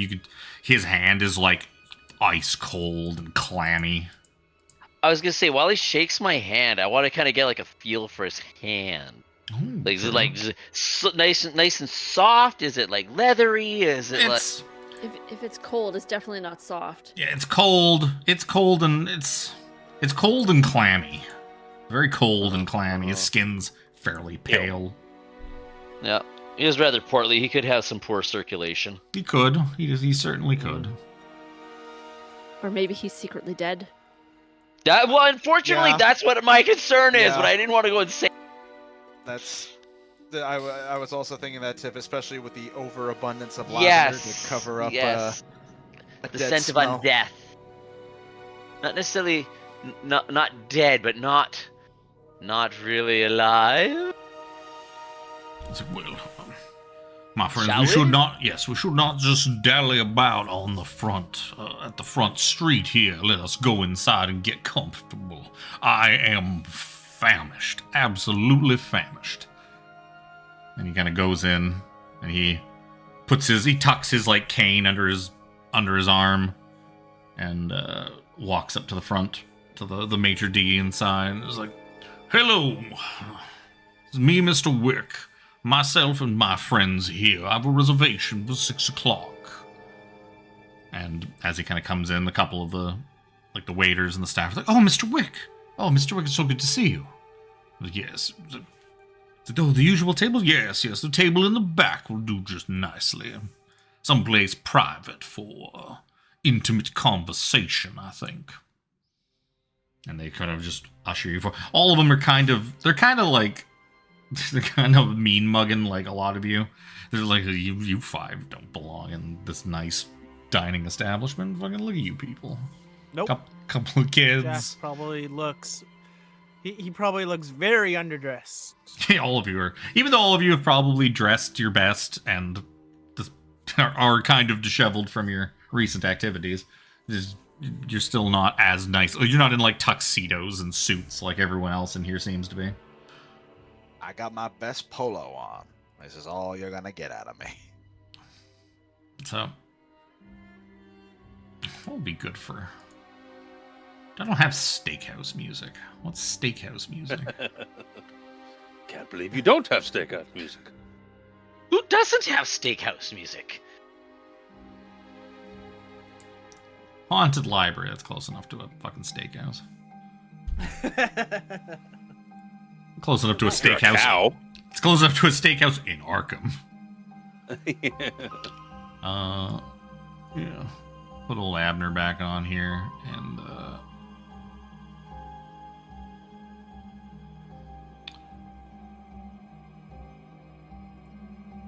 do I not have?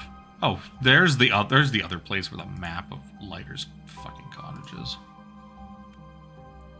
Where's the picture of?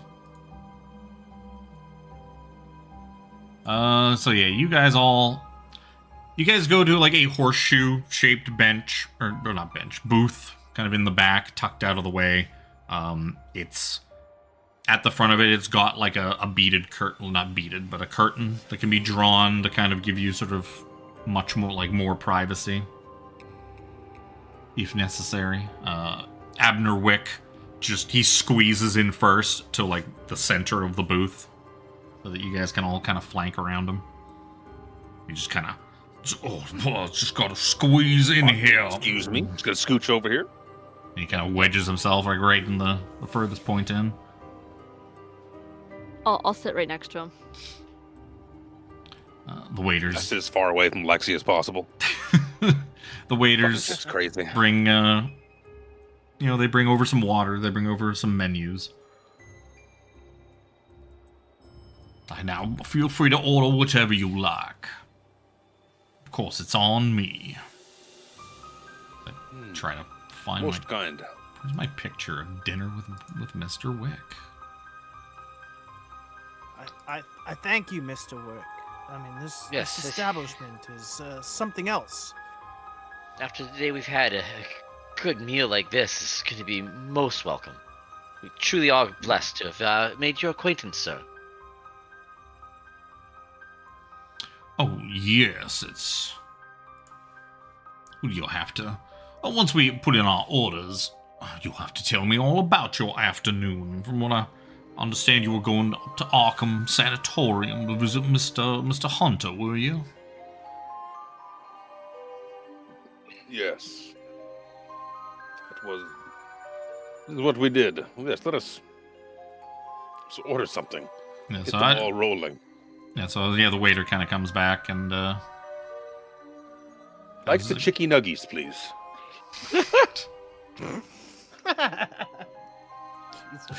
Well, that's what Luke would order at a real, like, ultra expensive steakhouse. Listen, I bleed through a little bit into all my characters, all right? Yup, you did. You did.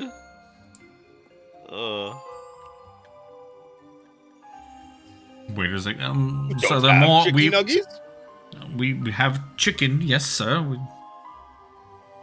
Perfect. Apply it to nuggy form. Bring around, 6 to 10 of the bitches.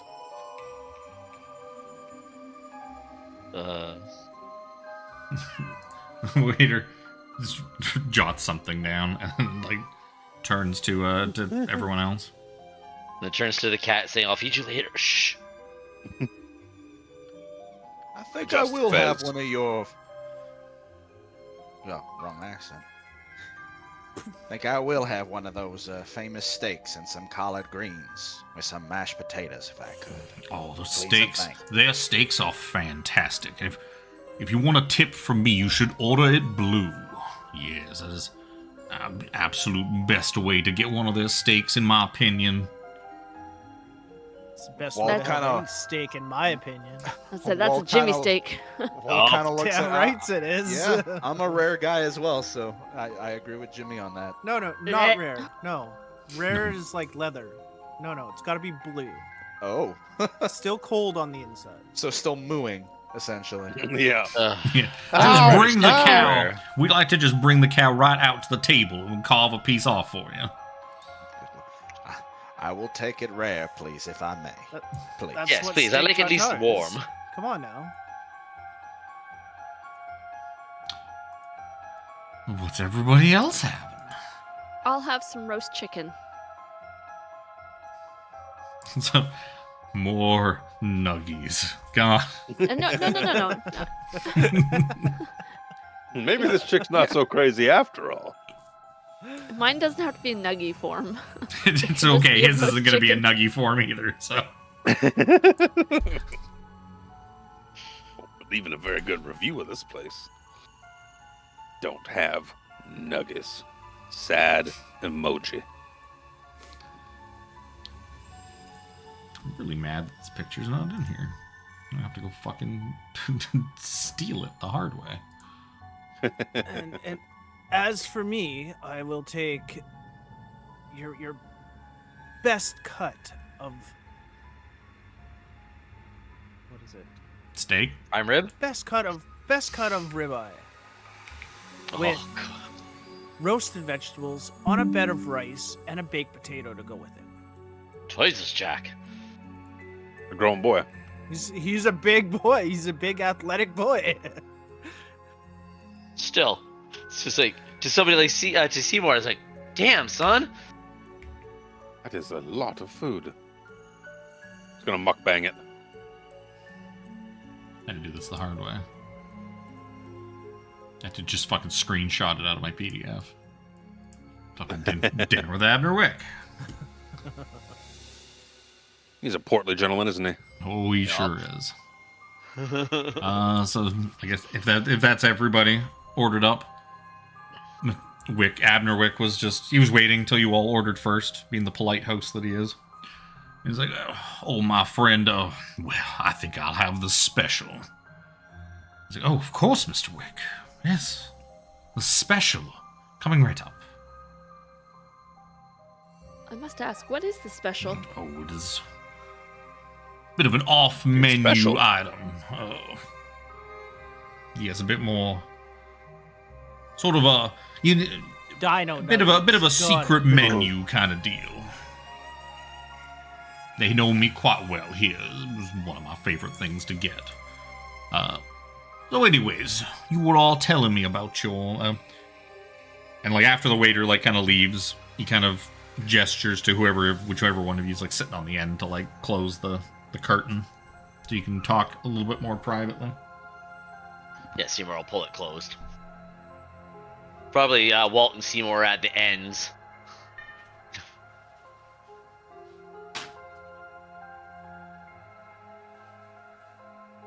Just give me a sec.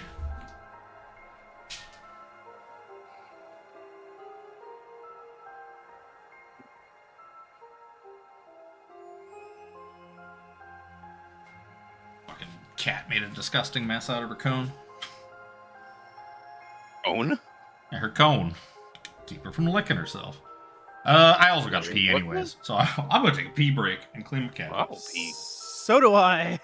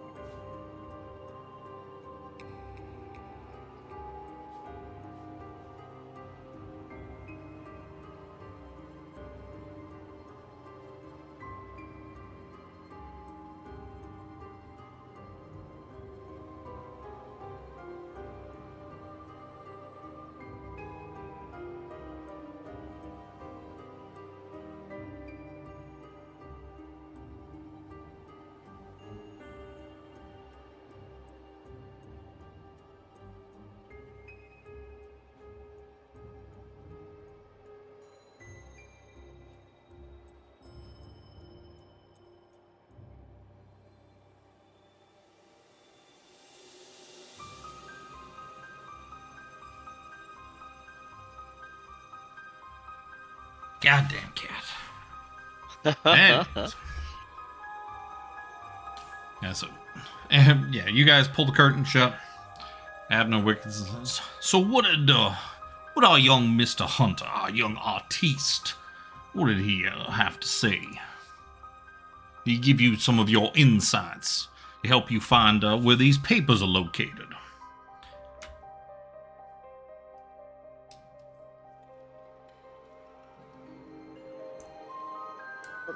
Luke's still in the bathroom. I don't know if anybody else is back. I Never left. just got back. I'm still here, but I wasn't the guy that went in and dealt with him. Yeah. So I feel I'm not the one to answer. It would seem that young Mr. Cecil chewed through the ligaments in the back of his hand so that he was no longer able to make any more copies of anything ever again. Apparently, how ghastly. Although I have found myself hungry enough to chew through a leg or two myself sometime. I kid though. He said that he did see the papers that Professor Leiter had shown him and tried to copy them, but he didn't do it well. Yes, and it had some rather frightful side effects on his mental well-being, I'm afraid. Yes, I believe.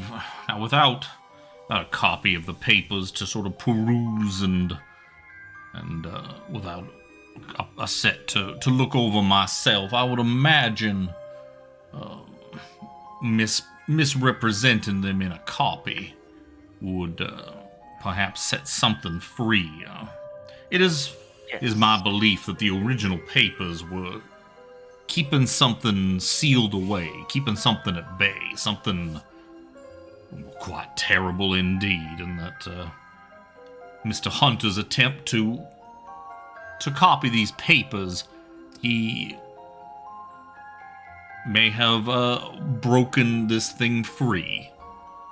Perhaps not entirely, but is allowing it to reach out into, well, this world. He said that the letters on the pages, the words, the letters, they're more than just that they're chains, that by copying it, he may have broken one of those chains, and that something may be coming. Yes, I imagine something quite terrible indeed. That may have been what befell our good professor. I couldn't imagine what kind of terrible thing might be let loose by these things. And that is just from from the papers themselves. I would imagine if one was so determined, with the original papers, they could set this thing free entirely. They would no longer be bound to the papers at all.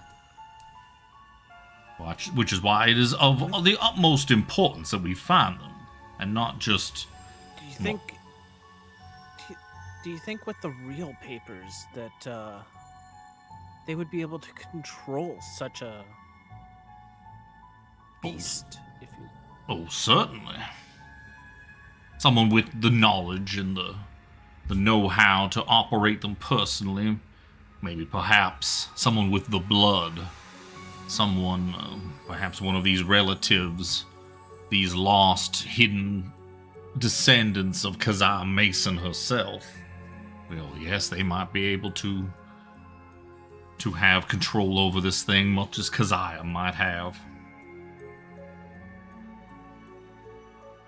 They may not be the most intelligent of the group here, but why would anybody want to unleash such terrible horrors? Well, there are many terrible and horrible things in this world, my friend Walt. This is not the worst of it, nor is it the best of it. But when it comes to power and knowledge, true power and knowledge, well, people will stop at nothing.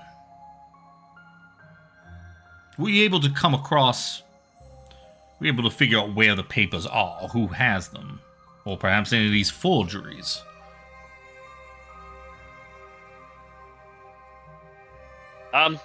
What did we do with the lockbox? Did we leave it in the car? Did we bring it with us?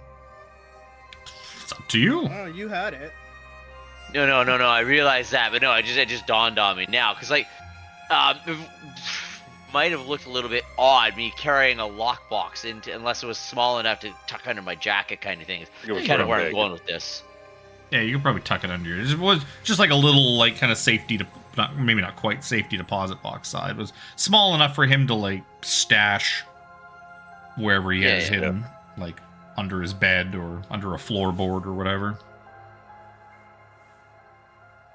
Little lunchbox sized thing. Yeah.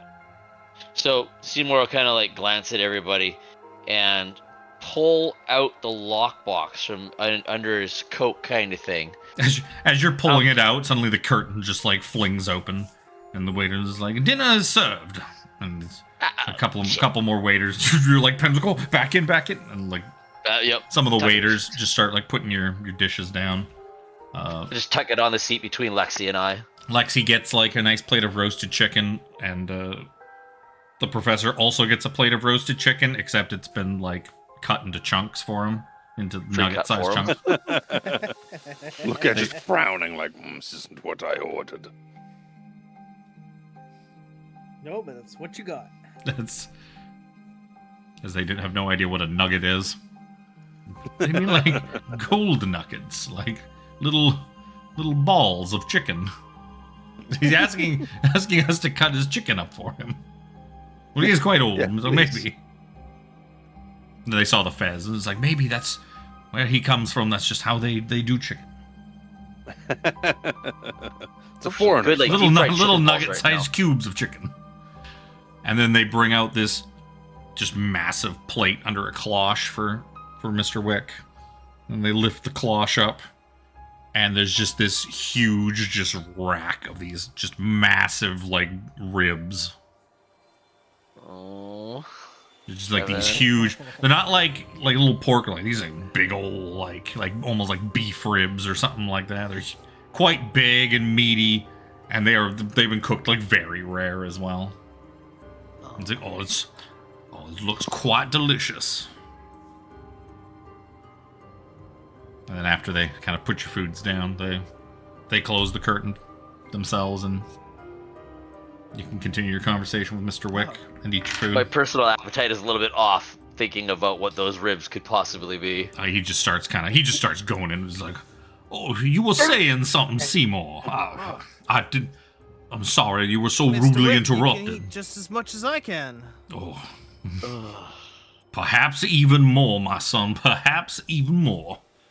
He just starts licking his. He's going to town on these things. Like there is no like demure Jack's gonna do the same. Like he's just sucking the meat off these bones and just making a mess. What animal did those come from? My lord. Quite the delicious one, my friend. Quite the delicious one. Perhaps we'll enjoy our food while it's warm, and then continue once we are more or less done. So if you're you guys eat your food. The food's delicious. Whatever you ordered is like the best steaks, the best chicken you've ever had. Like bar none. It's very good. It's a very good nuggies. Never had them like this before. This must be American style. American nuggies. I get it now. And Mr. Wick just goes to town on his huge plate of ribs.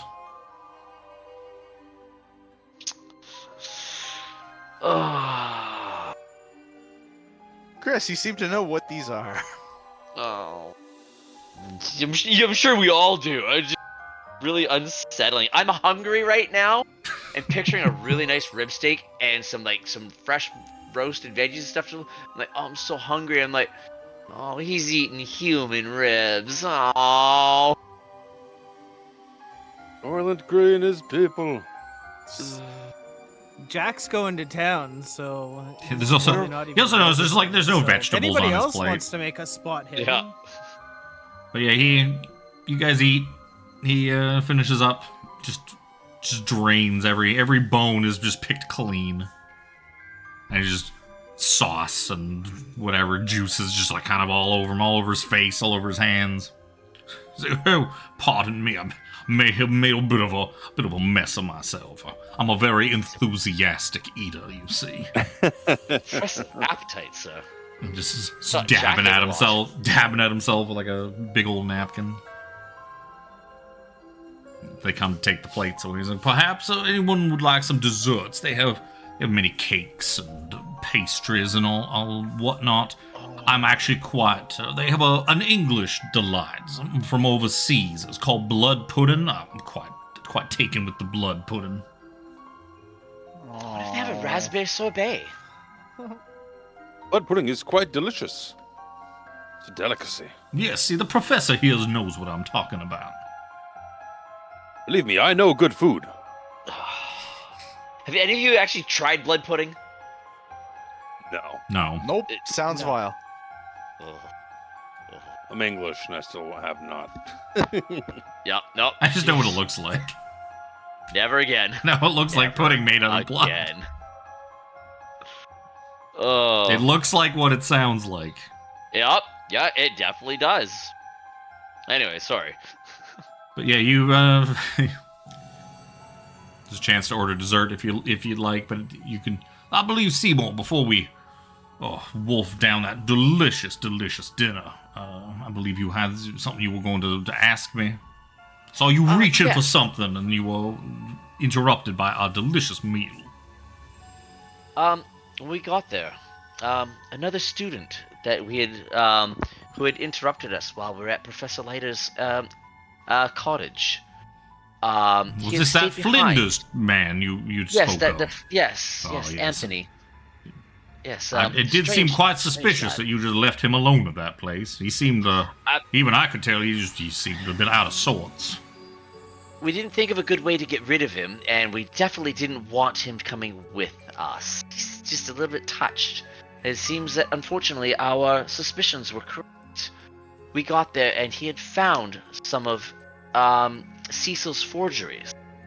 Oh, so you did find a set of the papers. How interesting. Do you have them on you? He kind of sits forward, do you have these papers? No, I'll get to that in just a second. It would seem Mr. Flinders took it upon himself to try and enact some sort of ritual that was written upon the papers. Rather horrid mess. He was in the process of trying to sacrifice Professor Leiter's girlfriend, Miss Lucy. How dreadful. Oh, poor Lucy. I met Lucy a couple of times. You're a very sweet girl. Yeah, he I'm pushes very the sad to hear lockbox she got across the table. Sorry. I'm very sad to hear she got mixed up on all of this. A very nice girl. Yeah, so it didn't go well.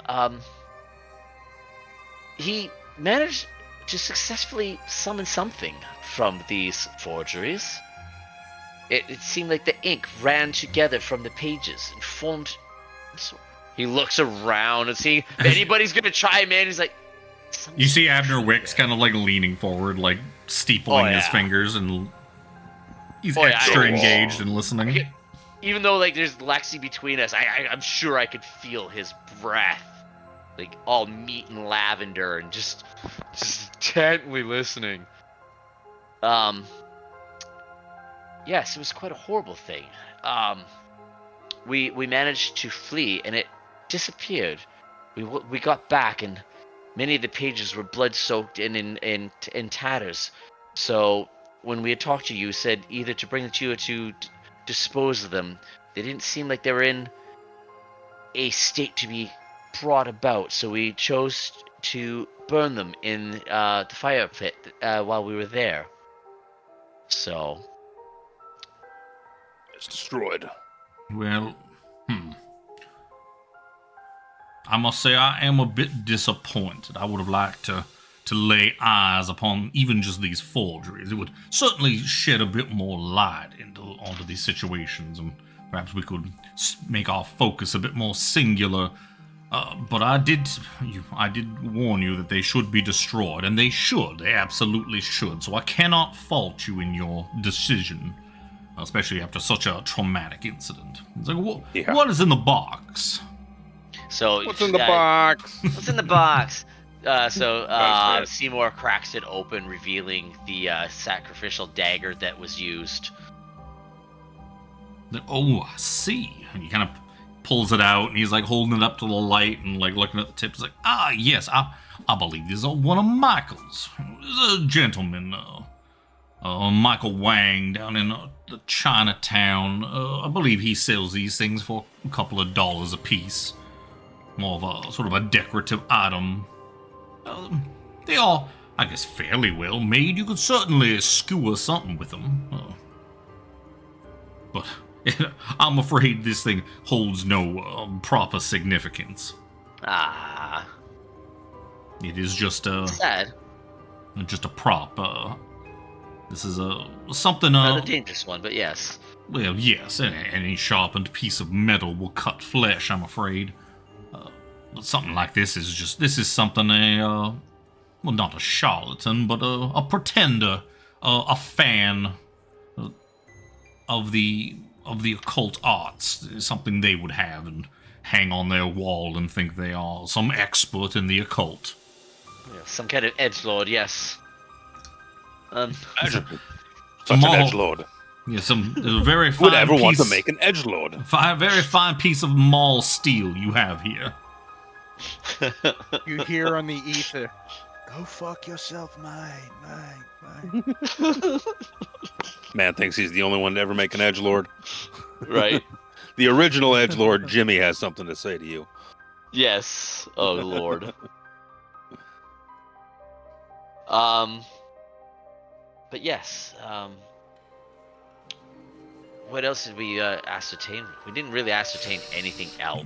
Well, as for what you experienced, if Mr. Flinders was doing, I think you mentioned before he was some sort of Satanist. Yes, his goat medallion and everything. Fanatic of. Yes, unfortunately, poor Lucy ran herself afoul, I guess, of someone who just had some passing pretender of the occult. His whatever he had done had no bearings on what we are speaking of. Anything that happened to have come forth from whatever nonsense he was performing was coincidental. I assure you that our young Mr. Flinders did not succeed at summoning anything. Perhaps all he did was ring the dinner bell. Sir. He just kind of licks his lips. Is like, paid his life for it, so... Dinner. Delicious dinner. Yes, I didn't actually mention about anything that actually happened to the kid either. I guess, do you tell him about the weird bear thing made of like blood and worms? Well, I said that it had coalesced into some kind of like bear, like the ink of some kind of bear thing, but I didn't actually say anything else about that. Should probably kind of mention that too. Yes, something that coalesced in the ink. This would be, I believe, the thing we are speaking of. Now, again, this is all conjecture. This is all my best guess without a hard copy of the papers in front of me to double check. I would imagine that, yes, you saw a manifestation of this thing that was trapped in these papers, the thing that poor Cecil Hunter has set free. And something like that kind of bears itself like a curse. It marks those who have come into contact, not just with the papers, but even a copy of the papers would probably be enough. People like Mr. Hunter, people like Professor Charles, like Anthony Flinders now that he, and, well, to be frank, all of you as well, now that you've gotten your hands on these forgeries.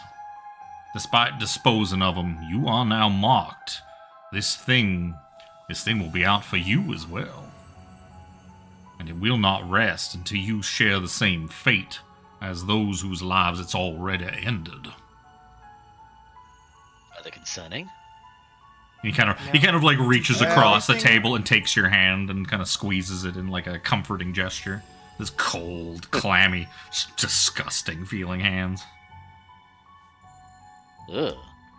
Mr. Wick, do you know anything about glowing eyes and impossible mathematical equations? Well, there were rumors that, yes, there were all sorts of diagrams and formulae in Keziah's paperwork, and that is what is in the papers. Exactly what they are or what they contain, I could only speculate, as not having laid eyes upon them myself. As for these eyes, these sound like, I remember you describing that Professor Leiter had not, well, he had a very strange appearance when you visited him in the morgue. Perhaps more answers will avail themselves to us when we go to his autopsy.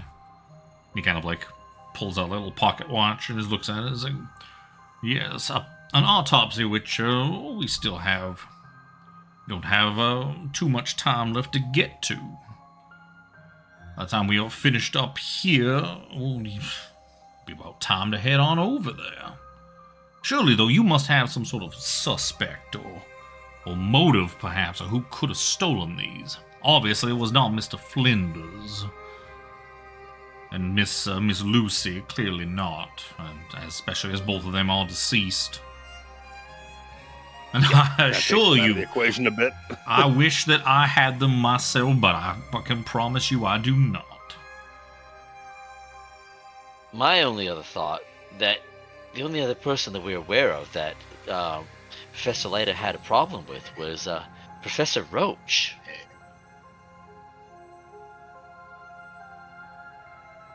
I think it That's could true. be. He wanted his office real bad. Well, didn't you say that this Professor Roach, though, was also looking for the papers himself, him and the dean? Yes. But again, he's the only other person that I know. Again, I'm Dean? quite new to Dean this. in on it? The dean is very adamant that we find and return these papers to begin with. I mean, Anthony, for all his weirdness, seemed to think so. The black sex magic. I was gonna say, yeah, was it Anthony? But that you would thought imagine that too, though, Roach that if the dean, if the dean had the Yeah. papers, he wouldn't have hired you guys to find the papers. Yes, no, He would exactly. have just left well enough alone. Or he sent us on this wild goose chase as he performs said ritual. Yeah, but why send you on the wild goose chase? Why- Why yeah, just, why why not just inform not us tell anyway? In case we anybody? accidentally found it, yeah.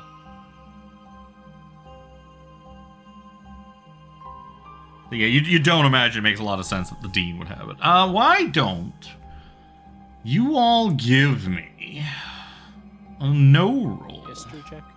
No, a no roll. No things? Yeah, I think no is, it's skill. What is no? I think no is that edu? I think it's edu. I think it's edu. It's on the actual... Education. It is on the real character sheet. I have a real character sheet anywhere in front of me. Education. It is edu. Let me see. My edu is my I highest. realize stat. Walt has 75 for education, which is surprising. Yes, for a general. Oh, Oh, I wow. thought I Shit, did Lexi. fucking good. With a 2 Holy under shit. 90. Jesus, Tiffany. Lexi knows her We shit. all succeeded. If that's something. You're all... all of you start thinking, it's like the three of you, Jack, Walt, and Seymore, start remembering, it's like, oh, that's right, miss. Like, they said that Mr. Hunter was visited by some young woman, and then you remember that you remember that Hunter, Cecil Hunter, told you, he was like, yeah, some young woman, some pretty woman came and visited him a few days ago. What? I'd even said, like, what was her name? Alicia? And then Professor and Lexi are probably just look at each other across the table. They're both just at the same time. It's like Amelia Court. Yes. She's a young, pretty woman. Yes, Miss Amelia. I'd even said, like, I thought at one point, what's her nuts? But yeah. Abnewick just kind of strokes his fucking greasy-looking chin. Wow. His whole face and hands are all kind of a little greasy now, too, from his dinner. He's just kind of stroking his chin. He's Now like, that I think- Miss Court, yes. She would know quite a bit about these things, and let me think. Let me peruse my memory. The name Court is not really one of the old families of Arkham. That's just more of a lesser known. Oh, she very well. Now that I think of it, she really didn't want to come with us. She was quite adamant to.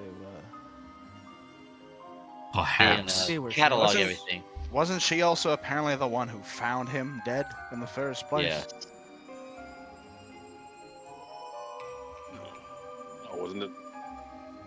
Yeah, it was You Miss. gotta check. No, it was Lucy. Amelia Court. It was Lucy. No, Lucy. Lucy knew she was dead when you guys talked to her because the authorities had told her when she called in about him. My women's mixed up. Well, Amelia found him with help from like a security guard letter into the office, and there he was, like lying dead on the ground. Seems like Miss Court could, if she was Leiter's assistant, she certainly would know quite a bit about these papers, and perhaps that's what drew her to be the professor's assistant in the first place. A desire for... Yes, she could be. Could be one of these lost blood relatives. It all does sort of make a perverted kind of sense when you think about it. Yes, we may have just mistaken her over-concern for the papers and Dr. Leiter for something else. Yes, if she Just thinking about... if she has them, if she is looking to, if she does have them, if she is the one who took them, and she is perhaps one of these descendants of Kazam Mason herself, she may be looking to finish something that her family had already started. She may have something far more dangerous in mind for these things. What a terrifying thought that is. Well, is it perhaps... And he kind of just is like wiping his hands on like under the front of his shirt a little bit. And perhaps we should go to this autopsy.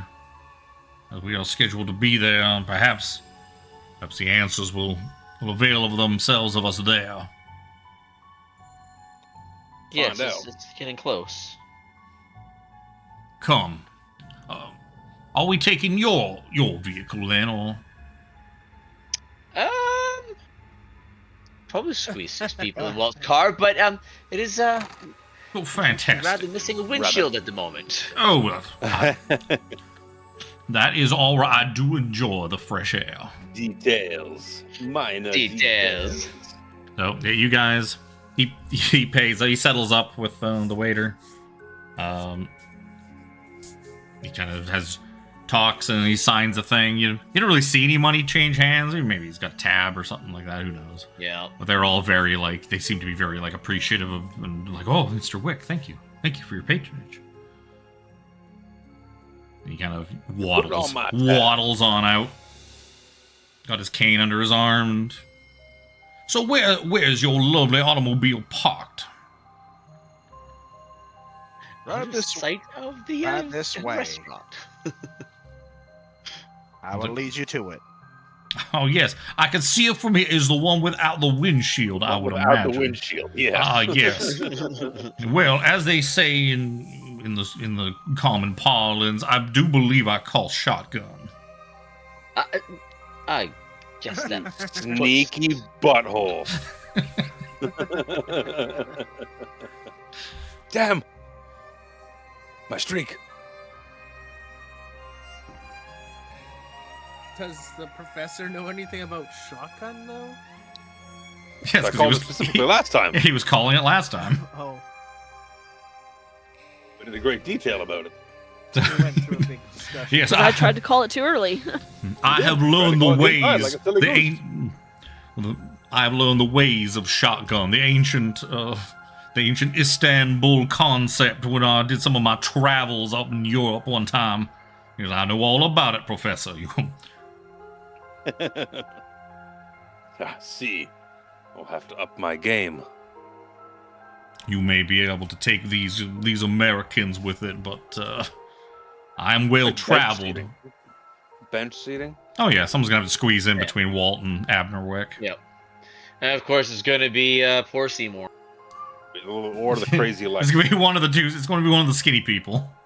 Yep. So definitely not. I was gonna say Lexi's fine if you don't want to be in between them. Why don't you sit on up front with us, Miss Cassin? That seems much more appropriate for Miss Cassin. Okay. He kind of pats the seat next to him. Right here. Right on in between us.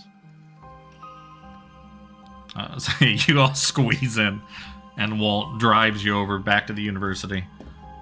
You make it back to the medical building.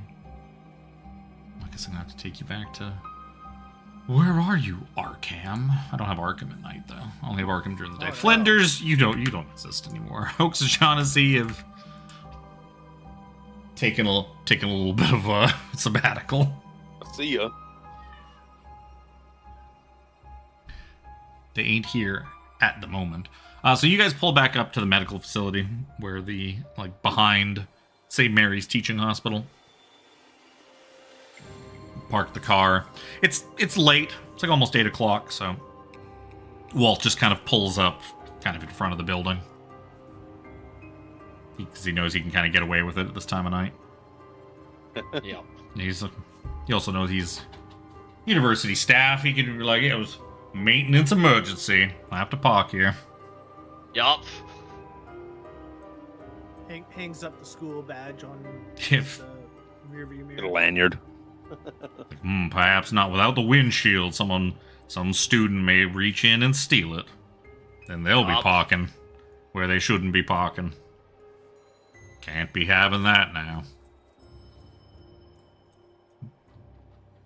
So, you guys head on inside.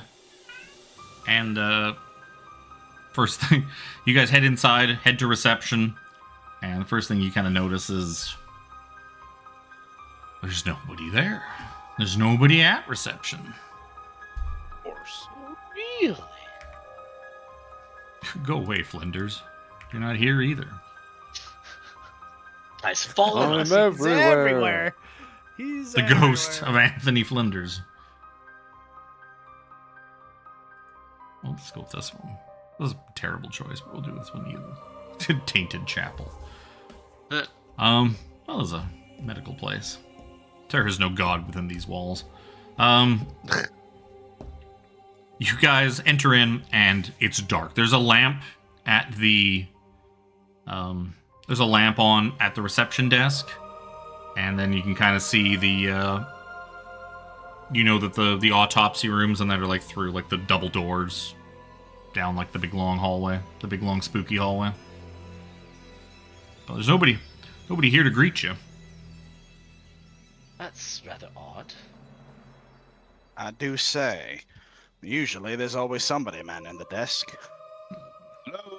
Is anyone there? Well, it is quite late, perhaps. Perhaps your Dr. Wheatcroft just simply sent his man home for the evening.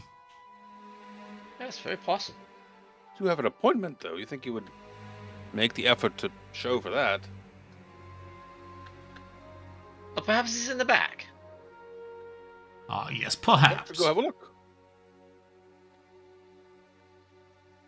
Shall we? Let's go and fetch him out Shall. there, Seymore. Let's go.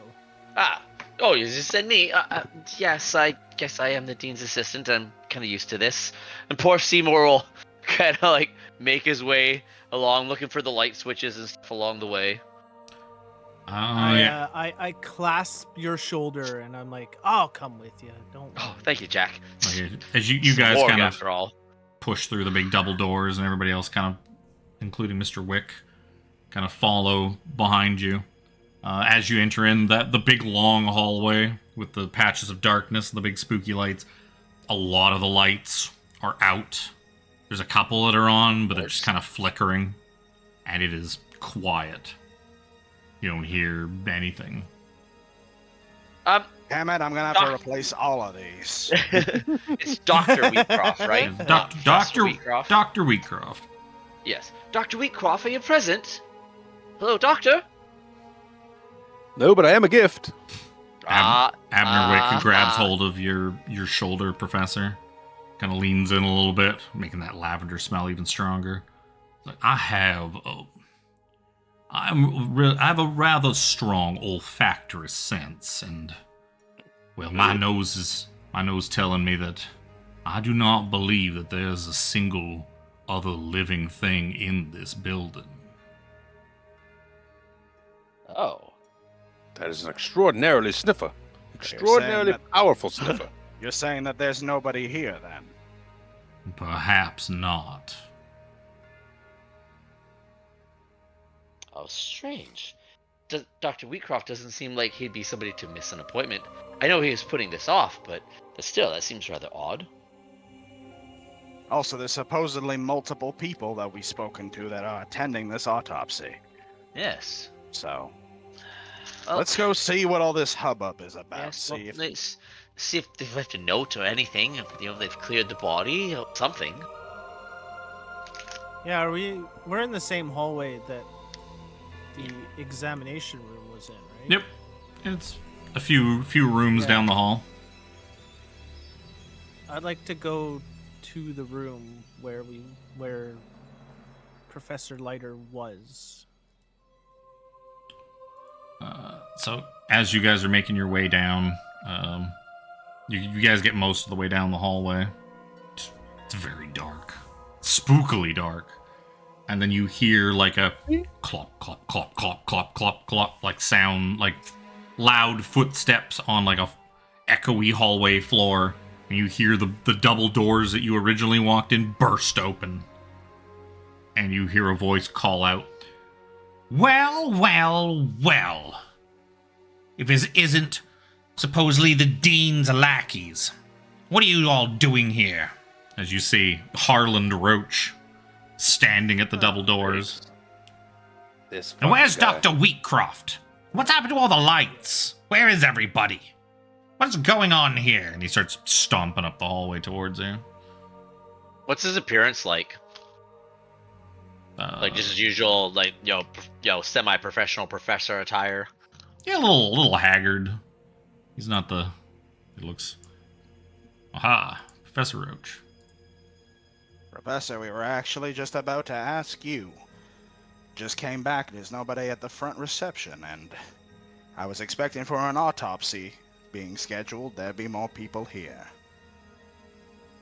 Yes, that's why I'm here. I came to supervise this autopsy myself. I want to know what's going on. Have you found those papers yet? No, but we called out to Dr. Wheatcroft, and there's no reply in here. And who's this guy? Why does he stink like lavender? Oh, I'm no work at your service. I'm just a humble associate of these fine ladies and gentlemen right here. And he kind of holds his hand out to like shake Roach's hand. Roach doesn't bother shaking his hand. What an asshole! You must be the lovely Professor Harland Roach I've heard so much about. Worthy successor to poor Professor Leiter's research and work. He's just kind of like looking at you all. He's like, I don't have time for this. Where's Wheatcroft?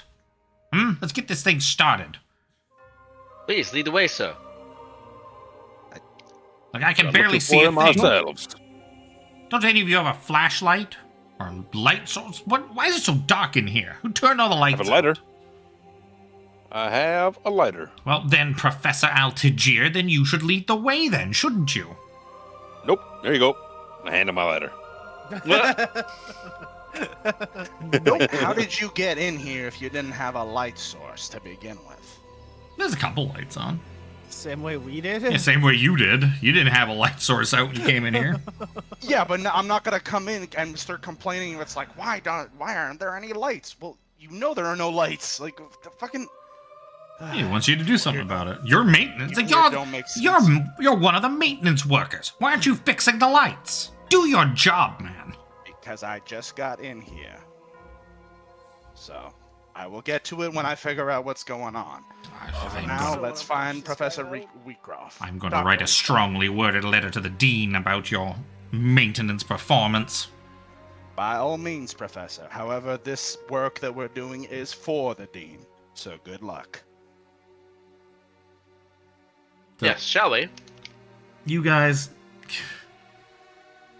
So Professor Roach just clicks off the lighter and puts it in his pocket. He now owns a nice lighter from Professor Ataf. Yeah. I've been needing that back. He's very flustered. Don't be... No takesies backsies. Well, apparently I had a flashlight when I was reading the newspaper, so I'm going to assume I have that. Yeah, on as my a note. maintenance guy, I could see you having like a little flashlight. Oh, that's right. I got rid of my C-3PO How Rude sound clip for the... Yep. I knew I had that soundbite somewhere. Once you kind of approach the door to the examination room, or what do you want to call it, that Professor Leiter was in, you notice that the door is slightly ajar. There seems to be, is that blood? Some sort of red liquid kind of smeared on the door. Could be blood, could be red paint. Who knows? Well, you get your light on that. Is that blood? I shine my light on it. Could be blood. Certainly blood looking.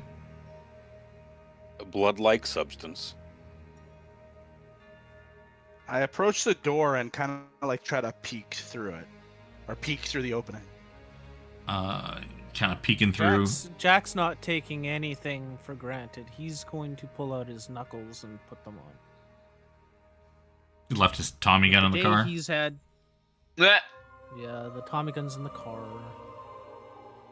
I mean, when we were at dinner, I'm not going to be carrying a Tommy gun around, so I left it in the car. Say hello to my little friend. Not with that attitude. Peeking in, I guess you shine your flashlight around. You see... No, Walt, yeah, you weren't here before. You see an examination room. There's like some tables. There's a bunch of tools set up next to a gurney, like a kind of a... That's probably more of a table than it is like an actual like rolling gurney, but... Yeah, one of those like stainless tables they use. Yeah, and there's a bunch of tools set up as if somebody was prepared to do an autopsy, and then there's just like a sheet, like a big sheet that's just like lying on the ground. On the ground? Oh. That's concerning. But no body. He probably just turns back around, shrugs at you guys, because he doesn't know what this room looked like before. He wasn't here. Let's get in and explore. Try the lights. Like, is it well lit now, or is it like poorly lit? Yeah, you flick the light switch, and nothing happens. Damn it. Autopsy by Leiter. Walt also pulls out his revolver at this point. He's like, well, gonna have to get ready to do this shit again. Is that a gun? Why do you have a gun? You never know. Personal safety. And I slowly open the door wider so that also everybody can see, and I shine my light in like fully.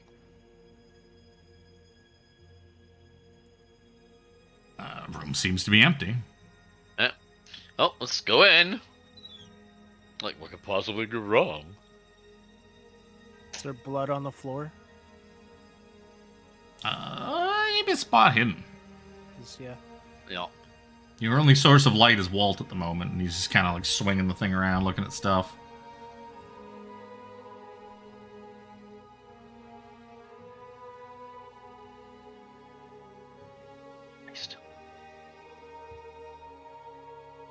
Are we all rolling that one? I guess you could. Looking at stuff. I'll roll Looking at stuff rolls. Looking at stuff. Alphabetical order. My spot hidden's decent too. Yeah. Good job, Professor. Yeah, you guys see... Me and Crazy Lady see everything. You guys see some... Wow, nice. Looks like some spots of blood on the floor. Perhaps Lexi and the Professor can see that maybe it looks kind of like, some of them might be heading towards... There's a side door that leads into like another room. A side door that Jack remembers that he found in like a little storage area that he found Anthony Flinders originally hiding out of. He was hiding in the closet.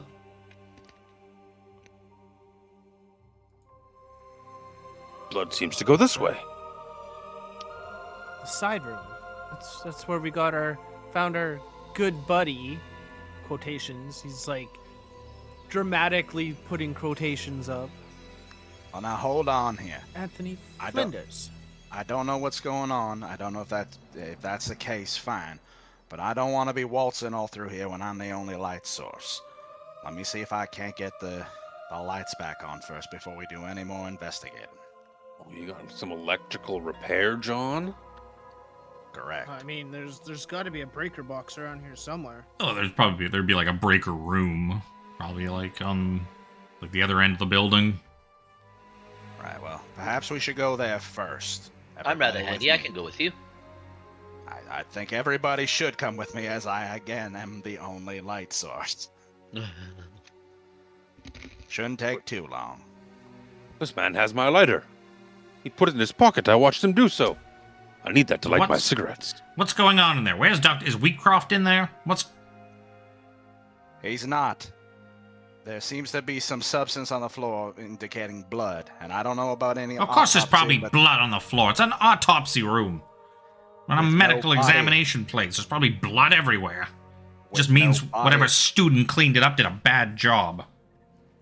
Professor, I understand your impatience, but until we get a light back on, we can't do much else. So if you'd like to accompany us to the box, I can see about getting these lights back on. Oh, you want us all to just go traipsing around the entire building in the dark, like some sort of large conga line? Considering I'm the only one with a light source, or I can leave you here in the dark, Professor. Which would you prefer? Come, Walt. There's no point in arguing. Let's go. That, and we might run into, Dr. Wheatcroft or anybody else around here. Well said, Jack. So let's head over. I've had enough of this. You're all a bunch of idiots. Why would the dean trust you to do something this important? He pulls the professor's lighter back out and just pushes his way past all of you and goes back into the room to look around. Leave him be. Perhaps all those smarts gave him lights for eyes. Anywho, let's head over to the generator. Traipse. Okay. You guys start walking down the hallway. As you guys get about halfway down the hall to get to the other end of the whole building, you just suddenly hear the sound of Professor Roach just screaming at the top of his lungs. Probably saw his own reflection, that one. Now, considering all the stuff we've gone through, human in me wants to go back and see if he's alright. The smarter part of me says, fuck that, and let's try to get the lights back on again. Admiral's just kind of following behind. I'm quite impressed by all of your lacks of humanity. It's quite a refreshing, very tasty, your lack of humanity. The more you deal with that man, the more you'll understand. Does anybody want to go check that out? You tell me. You want to get the lights on, or you want to go back and see what happened to the professor? This is a fellow professor teaching at this school. It is our He is still a person, as much as we may not like him. He's a penis, but you still want to... He may not be a person anymore. Yeah, we'll see about that. That is a statement that only in Call of Cthulhu can instantly just fucking change. I would also may not be a person anymore. I would also like to point out that Anthony was also a person, and look how well that shit turned out. Because we left him unsupervised. You left the crazy Satan. You also knew he was a crazy Satanist before you left him unsupervised. Fucking whoop. Jack would be like, Walt, come on. Either give me the flashlight or let's go. Let's go check Swapsies. Swapsies. How about Walt and I fix the light? There we go. Yeah, I'll give you the light. Lexi, you still have a revolver on you? Yes, I do. All right. Well, why don't you guys go together? Here. I'll leave. Actually, you know what? I'm going to keep mine. So, you go check it out. If it gets too bad, you come running back this way. Seymore and I are going to see about getting the lights back on. Now go. Hurry. Sounds good. Grab the flat. Am I grabbing the flashlight from you? I'm giving it to you, yeah. Okay. Wouldn't you need the flashlight in order to see what you're doing to turn the lights back on, though? I've been in this building for years, my dear. I'll be able to find my way around. He knows that when he goes downstairs into the basement, into like the underneath the building, and when it's the most pitch dark of pitch darks, so he'll be able to grope his way around and find his way. Surely. Of course, right? Ain't nothing. I guess I'll take the flashlight. I'll take the flashlight and start heading over.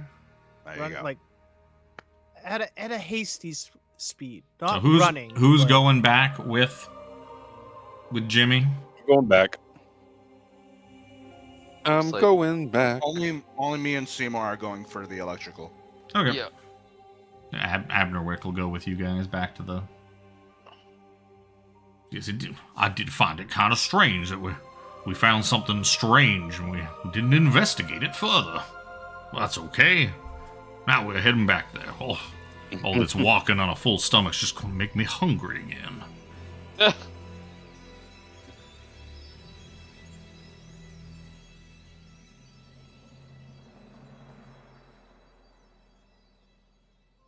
Oh, okay, yeah, it does have that.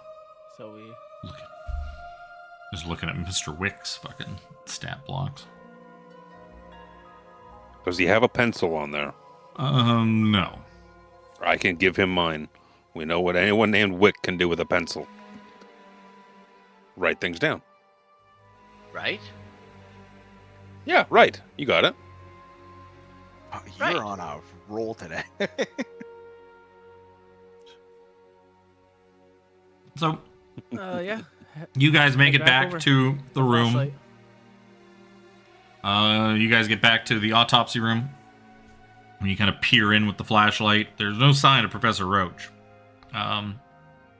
You do see the professor's lighter lying on the ground. Open. The flame has, gone out. Professor, you lost this? I pick it up and hand it to him. It's been more than 30 seconds since I've had a cigarette. I need to have one right now. Spark up a smoke. While you guys are in there, the other two of you, you reach kind of the far end of the building and find the stairs that lead down into the big sprawling basement area. The big spooky basement with the tunnels and the poor lighting and the things around every corner. And the ominous music. Yeah.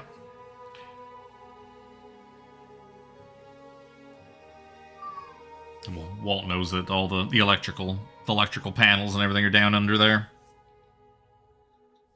Pull out my lighter and give it a flick. Hand it to Seymore. Is like, while I'm working on it, I'll need you to hold the light. In case for whatever reason I can't, then we'll switch. Not the first time I've been asked to do this, trust me. There we go. Also, I got a weird feeling. It's prickling at the back of my neck. Could just be soreness, but just in case.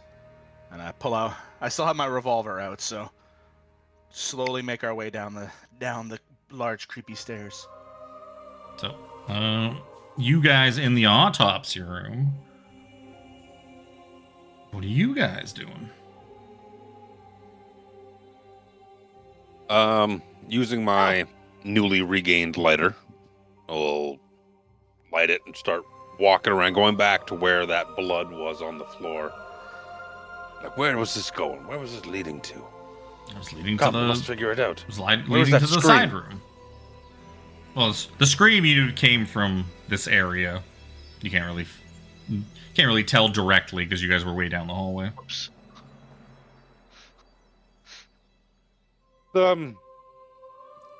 Brain fog there. What's the name of that teacher? The other one? Roach? The deck? Roach. Yeah. Harlan it was a bug. Roach. It was a bug. Was on the tip of my tongue, but I'm barely staying awake. Where? Roach! Roach, where are you? No answer. That's not the slightest bit of ominous at all. shine the flashlight to the other set of doors that lead to the storage room. Yep. There's a door there. We should go over there. We should go check it out. It's where I found what's his nuts. Anthony Flinders. Abner Wick's just kind of like admiring the tools and was like sitting there by the table, like such well maintained and sharp instruments. Are you a fan of medical procedures and surgeries, Professor? Nope. Absolutely. I knew that was gonna come up. Absolutely shitting bricks at the moment, actually. It's amazing how well a scalpel can just slice through Oh, meat. please stop. Please stop. Like a hot knife through butter. Nope. Butter. It's always Please stop.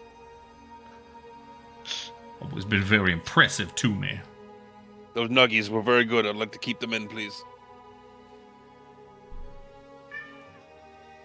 I'd like to head over to the door and open it up with the flashlight shining in. You push the door open, and you shine the flashlight around, and you see there's a figure. You actually see two figures. You see one figure lying on the ground, not moving, just completely still. That figure seems to be dressed awfully similarly to Harland Roach. You see a second figure, stark naked, back to you, just seems to be staring at like the wall. And as your light kind of shines over him, you kind of recognize, it's like, you're pretty sure that's Charles Leiter, or at least his corpse, standing there. No. And then it slowly begins to turn around, its eyes glowing like burnt light bulbs. Not again. I guess we're gonna move into some sort of combat order.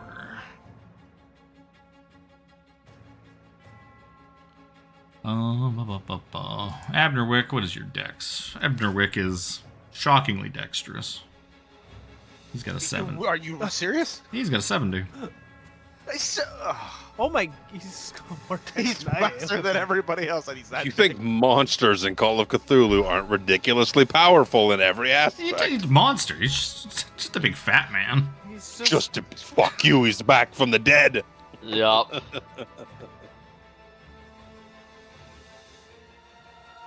Charles, I've not seen you in quite some time. You're not looking well, my old friend. You're not looking well indeed.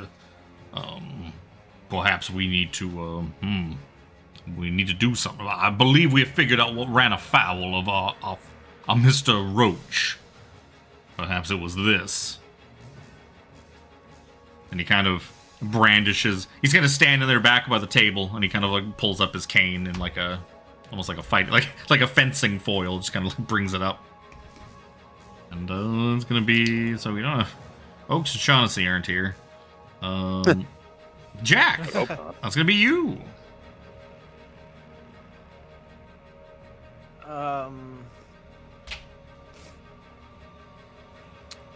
Being right there, I'm going to.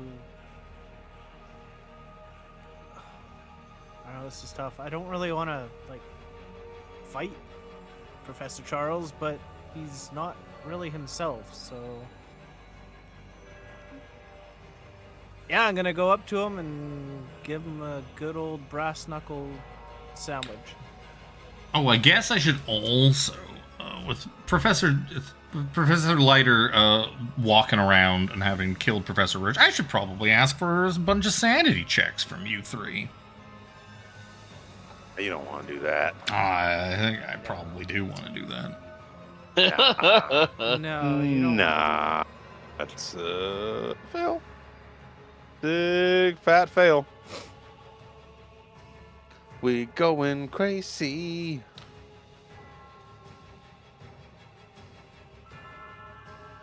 So that's a failure for Seymore, failure for the professor, and a success for. I'm gonna say with a success. What? Why is? Oh no, Seymore because there? Seymour's not there. Oh yeah, That's from earlier. we're waiting for Lexi. That's who we're. I'm waiting for a third person. Yes. I just assumed it was Seymore. We deal with a very simple situation that was made more complicated. So the professor and Lexi are going to lose. Oh, look at that! 4 points of sanity. Shit. I didn't mean to roll that again. You guys are going to 4 points of sanity. Yeah, I rolled real good on that D4. I'm going to say my sanity is so low. I'm going to say, Jack, that you I'm going to lose none. Normally I'd probably go for a 1, but because you guys have had a bit of experience with dead things coming back, I'm just gonna give you the 0. Yeah. I'm reducing this one slightly from what I normally would have it on both ends. Normally I would have probably done at least a D6 for the sanity damage. But 4 is plenty for these two crazy people who are going to. I have lost 23 points of total sanity in this adventure. That's pretty good. Pretty good amount. Go crazy? Don't mind if I do. Welcome to America. But I don't have a gun. Yeah, so everything's fine. Everything's fine. Let me just kind of glance over at this. You have anything in your... nah, damn. I was hoping the professor had some significant people, but I don't think he does. So I'm just going to switch these rolls. There's no significant people listed. Nope. I think he's married.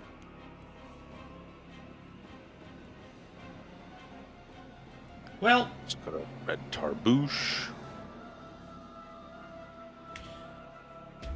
Let's roll on this table. Who's not married? What was I reading?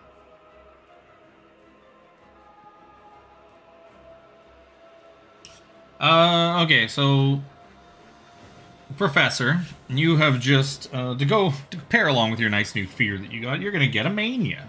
Mythomania. Mythomania being that you now have you lying or exaggerating to an abnormal extent. You just can't stop lying and exaggerating. Like, about everything at all times. And I'm gonna say Lexi's gonna look in, and instead of this big old naked corpse man, she's gonna look at it and she's gonna see, what was her name? What was his name? The creepy occult shop owner that Luke played in Deadlight. Warren Weast. Warren Weast. That's what it was. Yeah, you just look and it's like, it's Warren Weast, your old friend that ran that occult shop. That I mean, you thought he died in that whole horrible incident you went through, but maybe must not have. He's right here. What? You? Oh.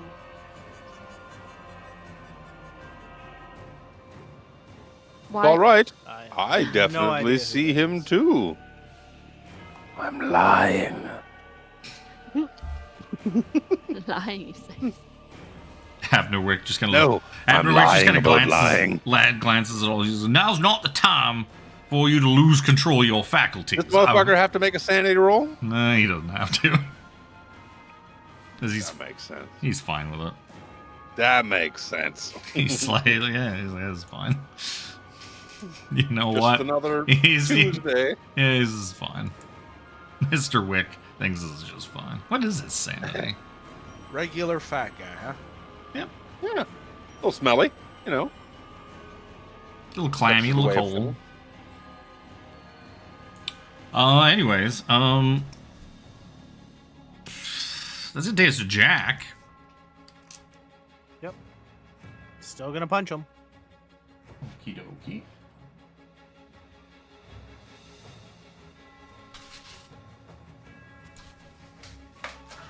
No, I'm not.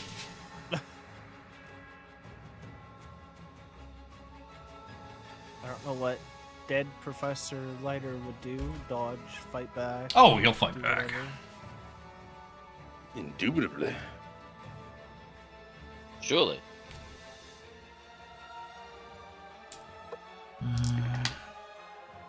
No, he won't. That's a spectacular fail. An attempt was made. You just go to punch him, and yeah, he's just kind of flails at you. What's gonna be Lexi? Jack's punching your good friend Warren Weast. What an asshole! I don't know who that is. I truly believe that it's Warren Weast? Yeah. All right, then. Is this from another? From Deadlight. Yeah. Did you play Deadlight? That's the one I shot Chris in the head in. No, Jimmy wasn't there for Deadlight. I think that was I just. have no idea what you're talking about. Was that just me? Oh yeah, no, that was just three of Chris, us. Tiffany, and I. Yeah. Yeah, if you're attacking my friend Warren Weast, I'm gonna just kind of like go and like run into you to kind of push you away. What are you doing? This sounds like a fighting maneuver. You give me a fighting brawl roll. It's probably not going to be very good. And Jack can choose to. Jack, you can fight back, or you could you can dodge it. It doesn't matter. I'm gonna dodge. Sure, roll me a dodge. It doesn't matter either. That's fine. I just run right into you.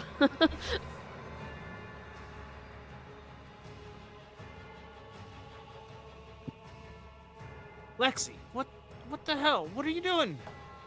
That's my friend. Professor Leiter is your friend. No, that's Warren. Who the hell is Warren? Hello. Warren Weast. Oh, actually, I think I skipped. Extraordinarily I skipped Atev's handsome turn. in my own mind. So Atev, you can go. Actually, should have been your turn before Lexi's. It doesn't really matter too much, I don't think, because I have no weapons. You got a whole autopsy table full of stuff there. Yeah, I was gonna ask you what's you said there was a table with instruments set up and whatnot. Roach. So you said where Roach is. His body is on the ground. Yeah, but like Roach is in that like storage cupboard, like on the ground, not moving.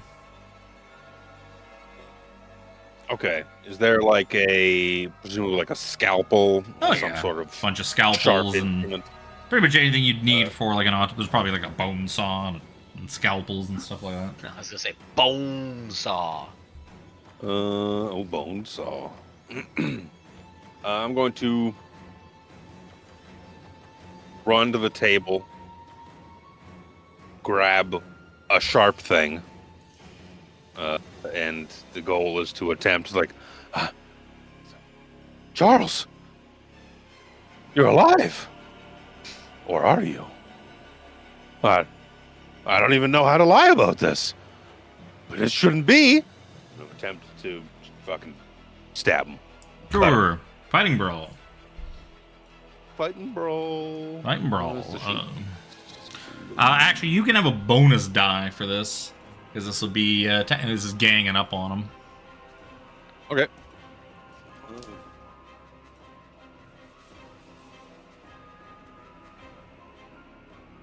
Stop! He's already dead. That didn't roll with a bonus die, of course. So I'll just roll a d10. If I remember correctly, I think you can only fight back on the first one. Oh! That will be 19 with the bonus die, under 25. Oh, he's gonna fail his dodge, so you can roll 1d4 plus whatever your damage bonus is if you have one. Do I have a DB? I do have a DB. I have a 1d4 damage bonus, so that's 1d4. You said, so it's be 2d4. The scalpel is basically like a small knife, small size knife. Yeah, 5 damage. Yeah, you definitely stab into him. I had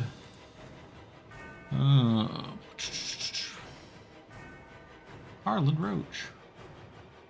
I was thinking of like, how do I lie about this and say, like, Charles, you're alive. But he looks alive, but I know him to be dead.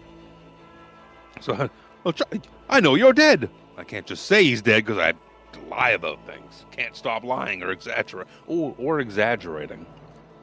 You look so devilishly handsome, Charles. You're so well endowed. You're so handsome and well endowed, and It's so warm in here. Your skin looks so smooth and inviting. I need to look up a monster stat block.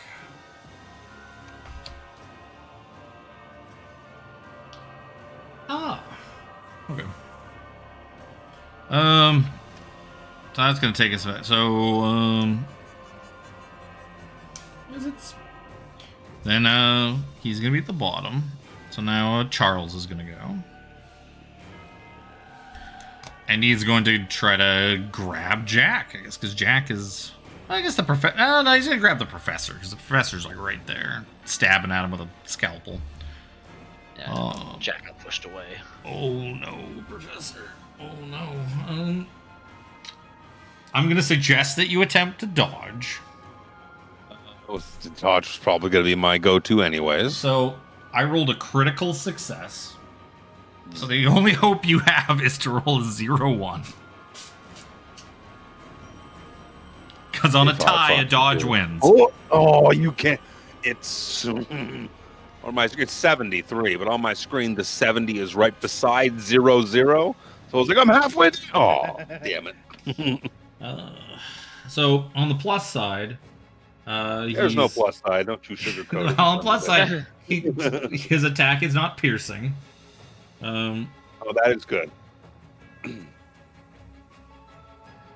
Oh, he's actually only going to do... does he get a damage bonus? I think he does. He doesn't. So he is actually just going to do 3 points of damage to you. As he just grabs hold of you. But you are kind of... As part of this, too, he's going to sort of just wrap himself around you. And he's gonna start, you can feel him trying to peer into your eyes, peer into your soul, and he's kind of grabbing at your head so that he can kind of get in there and stare you down. But that's gonna be all he does. I have a surprising number of HP with this guy. He has 13 max HP. Abner Wick.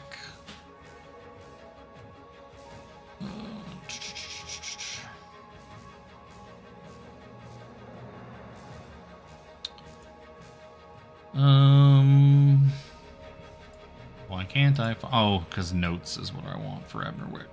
Misclick, ignore that, please. Animal head? Animal handling. It seems there's a squirrel. Trying to handle this hog. There was a squirrel chewed its way through the power cords. Maybe he thinks the bear's coming back. It's probably the rats. Weird. They all have glowing eyes too. Oh, possibly. Get the light just right.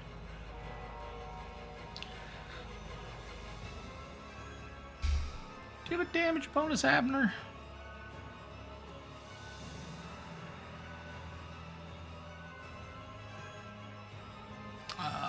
So Abner Wick's going to come over.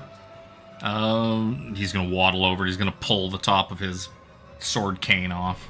And revealing this big long blade. It's like butcher knife sized blade. And he's going to attempt to just kind of... I do apologize, Charles, for this indignity. Punch, punch, punch. Slash, slash, slash. He is going to hit him. Stab into him. Do you have a damage bonus? It just says plus damage bonus. I don't like the way... this is why I like doing it myself. I don't like these pre-generated ones anymore. What's his build? Can you see his build size?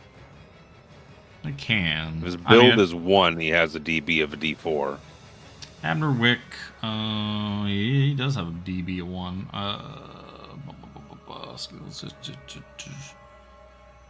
Skills. Like your DB, your damage bonus is based off your build. I'm pretty sure.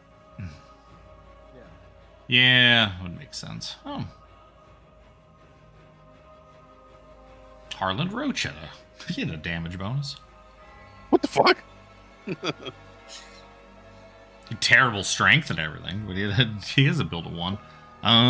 Okay. So yeah, he's gonna just stab into this thing and do some damage. He's gonna kind of back away. He's like, I'm trying to give you all the assistance I can, Professor.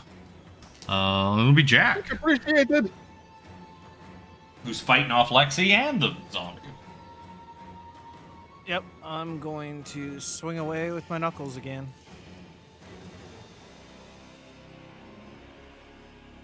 No, I'm not.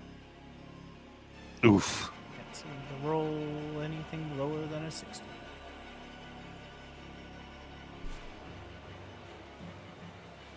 Oh, excuse me. It snuck up on me. It'll be Atef. Fuck it. We stabbing, bro. We stabbing. We keep swinging. Fighting brawl. Nah, it's a big old fail.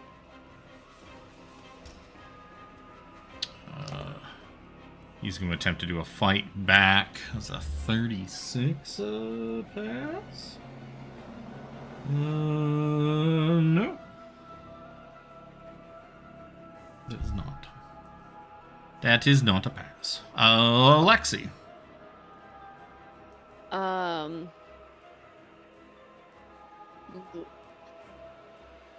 gonna now attempt... who are you gonna try and pull off? Because all 3 of us are engaged now. Well, Abderwick stabbed and then stepped back. He came in there with a fencing thrust and then stepped back again. Thrust. Retreat. Shit. Repose. I don't know what to do. Got one friend on one side and... Warren's just looking at you with sad eyes. Like, why are you letting them stab me, Lexi? They just keep stabbing me. It hurts. Is this because I shot our other friend? He deserved No, it. You know he did. He was such a penis. You know it.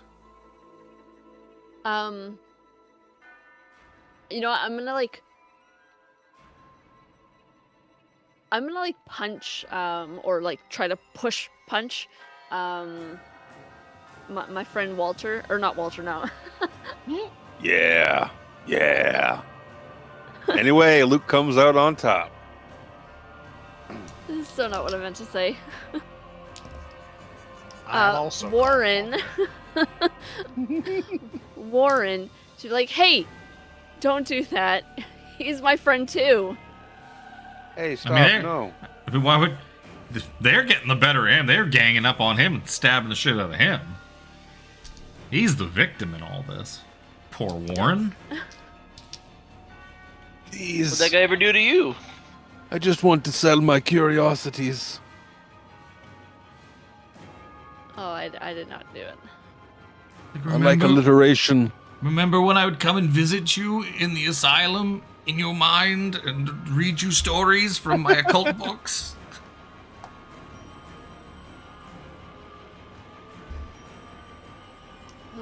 Yeah, I didn't do it. Well, I'm not. Well, Charles is gonna stare. He's gonna stare with his glowing eyes into Atef. Can you give me? I need an extreme power roll. No, don't close the sheet. Open it. Oh, how did I doodle on the screen somehow? Interesting. Browser. I'd like you to Browser. I'd like you to cooperate, please. Pow, pow, pow, pow, pow, pow. Power wheels? These character sheets are not helping me. Well, it's pretty close. Nope.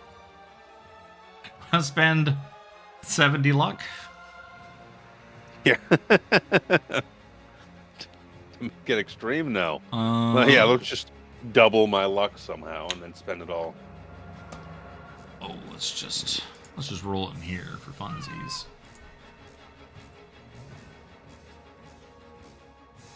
Oh, you're gonna lose one more point of sanity. God. Now what happens? Another is you feel your mind essentially being you feel your soul being burned by these lights. Well, I lost more sanity. Doesn't that trigger more shit? Well, no, because you're already insane. You already had your bout. Fair.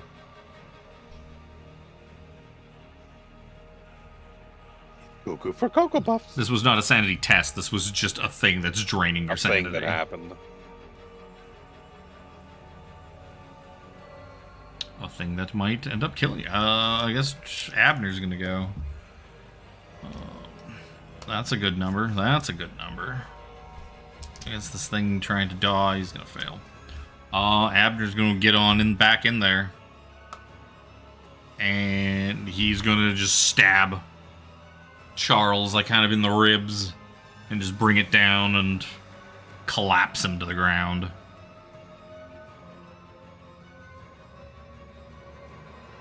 And, yeah. What we learned with Bazit is that you need extraordinarily powerful NPCs with you at all times. That goes back to Harshnag, too, even in Storm King's Thunder. Well, I believe that he's not going to get up this time. At least I hope not. What a dreadful business. He kind of like, you see him kind of like peek his head in to the other spare room there. He's like, well, I hope none of you will be missing Mr. Roach. Does not appear that, he that with him screaming. Is he dead? Oh, most certainly. Most certainly. Maybe I could get that new office. A little far from the math department, though. It's what I've always wanted. The mania, I get it. So, while this is going on, the two of you manage to wind your way through the maze-like corridors in the basement underneath, eventually finding the big electrical panel, sort of like probably the electrical room. It's not really maze-like. In my bio, it literally says I know this place like the back of my hand. So. No, it's maze-like for anybody else. That's why you're able to. Description to begin that's why I'm not making you roll for it to find it. You know where it is, but it's like two lefts, and then we go forward a couple of passageways, and you turn right, and you turn left, and you stay right until you come to a left, and then you ignore that left to take the first right. That's how I remember 360, do a squat, jump up and down, and walk straight. So yep, you are now standing in front of. You're standing in the electrical room in front of like a whole bunch of like breaker panels and cables and conduits all running up into the ceiling that go throughout the building. All right, time to do a hard reset. Seems the whole building has a lighting problem. So let's turn them off and on again. Why don't you give me an electrical repair roll? Can I give him some kind of assistance for that? You can certainly hold the light for him. All right. All right.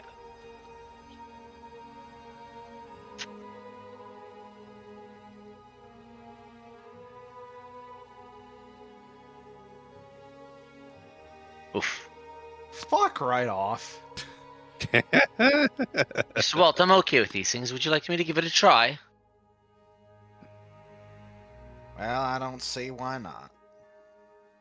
Seymore will kind of crack his knuckles, crack his neck, crack his back. Oh my god, my back! Just like a car, right? Yeah. You said the word back and mine hurts. Alright. Lordy, that's fucking terrible. Oh, jeez. That was so Was that a... No, that's so one off. Close to a... That's one off a fumble. Oh, as soon as I saw the 9, because like the two dice on my screen, the 9 stopped first, like the 9-0, I'm like, oh no. I mean, certainly a fumble trying to repair like a bunch of building electrical breakers and stuff. I'm sure nothing would go terribly wrong. Nah. In Cthulhu, what could go wrong? Well, we tried. Let's go home. Yeah, I will say, since Walt does know these systems pretty good, and he's like, you're looking at it, and you're like, yep, these are fucked, all right. Seems the electrical systems, it's like something's kind of fried it. You're like, well, it's like maybe the building got struck by lightning, and then it surged and shorted everything out. Who knows? But looking at it, you're like, yeah, this is gonna take a couple hours, probably a couple of guys to fix this. Shit's fucked. Well, we tried. At the least, we're in my area of the building. I can at least grab some more flashlights or lanterns, which I'm assuming would be down here. Well, that would probably make a lot of sense. I highly doubt I only have one flashlight for the entire building. I think that's a luck roll. That's definitely going to be a luck roll. Do you specifically keep flashlights in the electrical room? Maybe.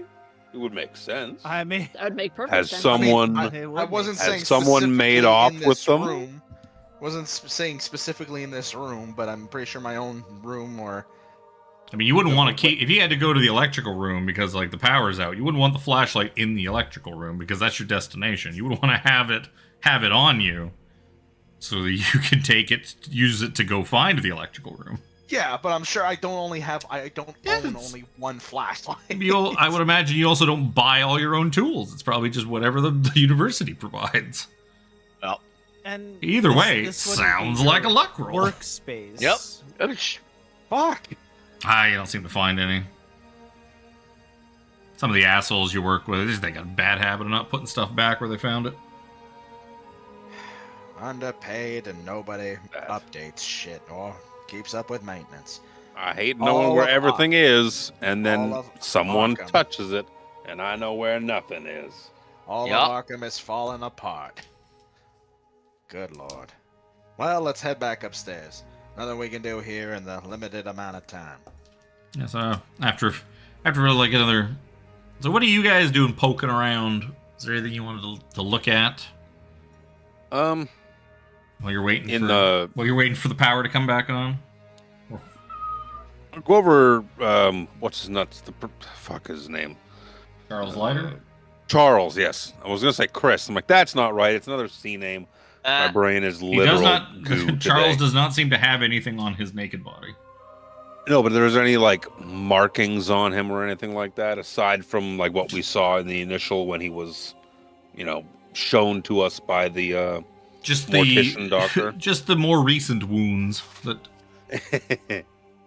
you guys have given him. Okay.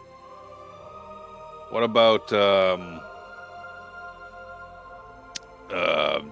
fucking the other guy, the other professor who was taking his job, taking his office? Oh, Roach? Do you have anything? Roach.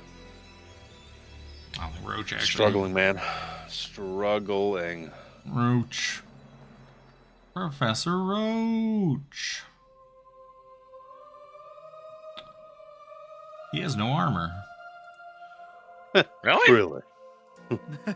His armor is 0. I don't think he had... He did have 1d4 damage bonus. Yeah, he doesn't really have anything. You could tell kind of... It looks like he was... probably bashed over the head. It looks kind of like... He looks like he was kind of like punched and choked to death.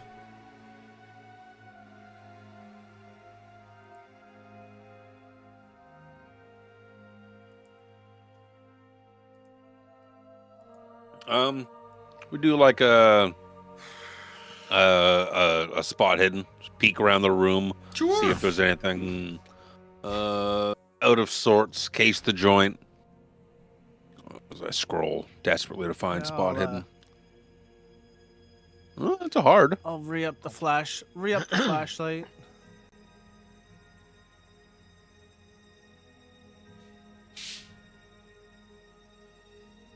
Success, brah. With a hard success, you can see that there's the locker that presumably that they found Flinders in. You see that the door seems to be a bit ajar. A jar of jam, a jar of jelly. Jelly. Oh, okay, good. No seeds. What a waste. No seeds. No seeds. I like the seeds. I do prefer jam. Professor Atef does not. He's a jelly kind of fellow. Yeah, no, I can see that. Because you can't jelly your dick into her. Yeah, we'll go to that locker and see what's inside. Inside, you find the collapsed body of Professor Wheatcroft. Or Dr. Wheatcroft. The doctor. The doctor. He's got kind of this nasty head wound. And he's just kind of slumped in the locker. It's Dr. Wheatcroft. He's here. Can I put my fingers to his neck? Presumably he's dead. Looking at him. You give me a first aid. You give me a medicine or a first aid. Roll. First aid is, I'll go 30. What's medicine presumably is going to be 1. First aid. That's a pass. 21 under 30. So you definitely can tell he is still alive. He seems to be badly hurt. With that successful thing, you see that he's got like a pretty bad head wound, and you're kind of able to. We get some pressure on this. You kind of like staunch it. Maybe you grab some supplies. You're in a supply closet essentially, so you can grab some stuff and bandage some bandages. Just kind of and pack some packing like gauze in there and just wrap the shit out of his head like a mummy. By the time like Walt and Seymore kind of get back here, you've kind of got him patched up and managed to get him to come to. He's like, oh, what's going on? Oh, Professor Atef, what is... What happened here? I don't... Oh God, Professor Leiter, Charles, he got up off the table. He came at me. I'm damnedest thing. I've never seen anything like it. Something. His eyes were glowing, and it was terrible. It smashed me over the head with something. And he kind of like poking. He's like, "Oh, did you do this, Professor? Oh, it's quite good." Yeah, forgive my hack job, but I just had to get pressure on the wound. Where is he? Where's Charles? What's... He's on the floor in the room beyond here. He probably looks around, probably sees like the legs sticking out past the door. He's like, oh God. He's like, but is he dead? Is he, he was already dead. Is he dead again? I mean, he was dead, so... Dead twice? We had some assistance here from our good friend. Abner Wick probably just kind of squats down. He's like, Abner Wick, it was very nice to meet you, Dr. Wheatcroft. Yes, you're fast friends with your colleagues here. I was an old associate of Charles and I came for the autopsy. But, I guess it's a good thing we all came when we did. Messy business. Oh, perhaps we need to get you over to the hospital next door, get you checked out. He's like, oh yes. Seems the autopsy came for us. Yes. Yes. He kind of like looks back and it's like, oh yes, I don't even want to be in the same room with it. Oh yes, let's get out of here. Mr. Wick, what is going on here? Like, I believe that curse, I suppose. And so he kind of, as the doctor kind of lets himself out and kind of limps off to go next door. Well, go next door to the hospital. Get his head checked out. He just kind of waits for the door to close behind him. That curse I spoke of, I believe it has something to do with that. Anyone touched by the papers or come into contact with them seems to be some sort of, whatever this thing is, this horror in ink, seems to be able to possess things, living or dead. How do we... There must be a way to stop it. Well, yes. We must find the papers, presumably. Yes, well, we'll need to We need to find these people. You believed it was Miss Amelia Croft. She must be doing... This thing seems to be... Amelia Court, that's right. Amelia Croft was a rather nice old lady I sold a rather fetching footstool to some months ago. You imagine my confusion. Yes, the similarities are striking.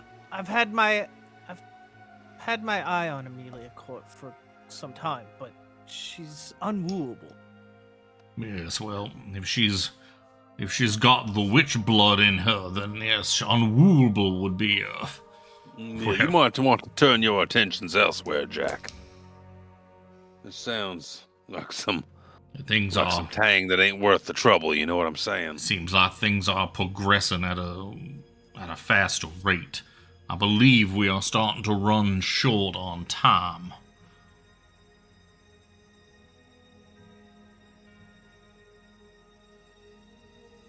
Oh, you said we caught up, right?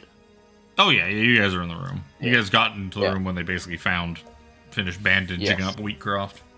Yeah. But where would she would have to take these papers somewhere remote to do this. No. She wouldn't go back to the Cobb House, would she? The Hob House Manse. They do have a connection to the papers. I would imagine the taint of a Kazaa Mason is probably rich through those walls.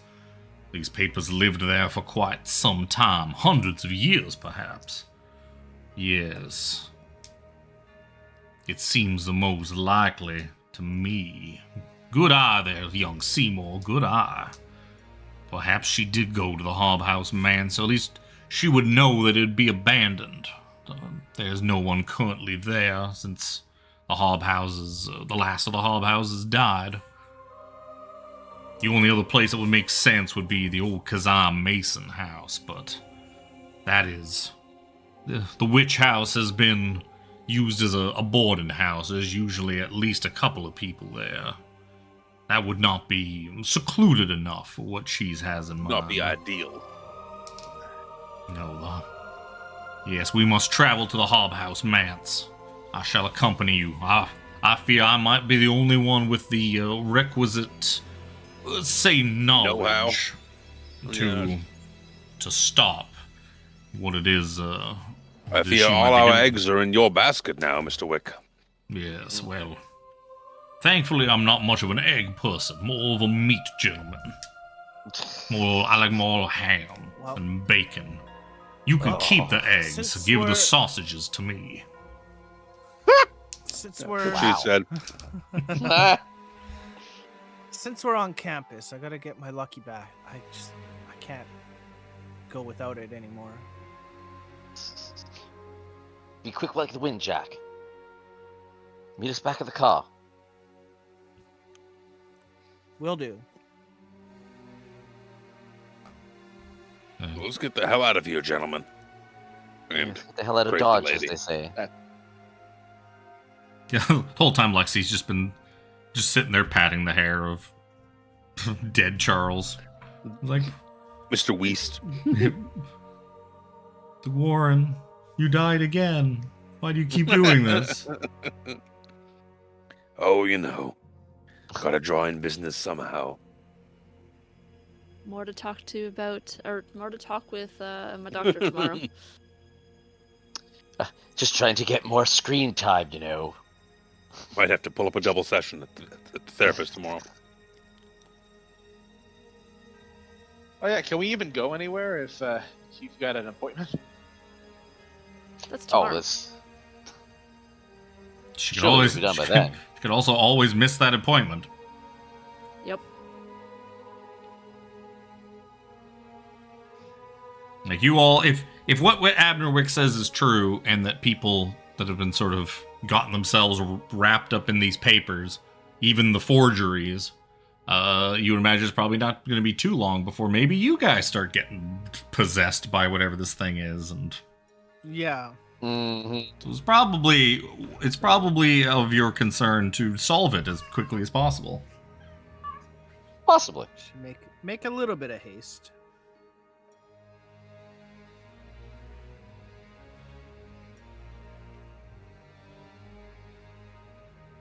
What am I looking for? Jack meets us back at the car. I come back to the car. Says Hello Kitty backpack. Lucky bat in hand. Yes. Oh, you said bat. I thought you said bag. Oh, bat. Okay. My lucky bat. That's good. It's far stronger than the Tommy gun. I'll hold the Tommy gun for you. Fucking little Seymore sitting there with a fucking Tommy gun on his lap.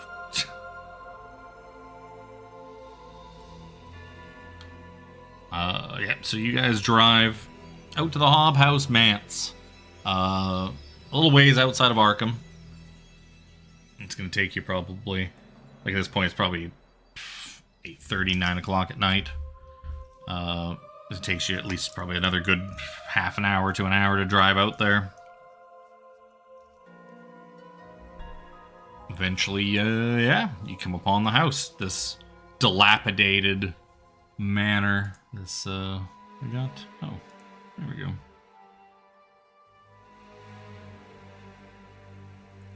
Oh, wait. Oh.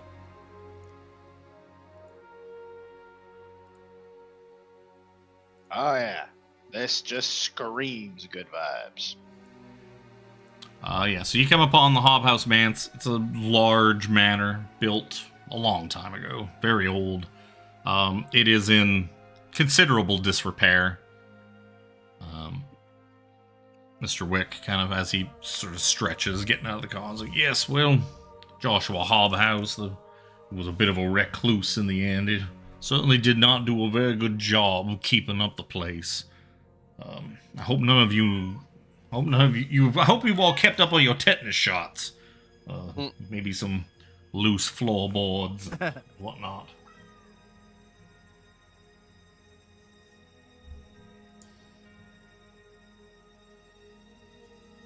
I'm not sure what it is we're going to find in there. It's going to be dangerous. I hope you are all prepared for that. I hope your minds and your sanity are also equally prepared. Right? Nope. Nope. Nope. But we're gonna do it anyway. These problems have persisted for too long. And Walt, we're all in it now anyways, so... So yeah, you guys Oh yeah. barge in through the front door. You see large set of stairs leading up to like a little foyer and second floor, as well as hallways that branch off to like either wing of the house. I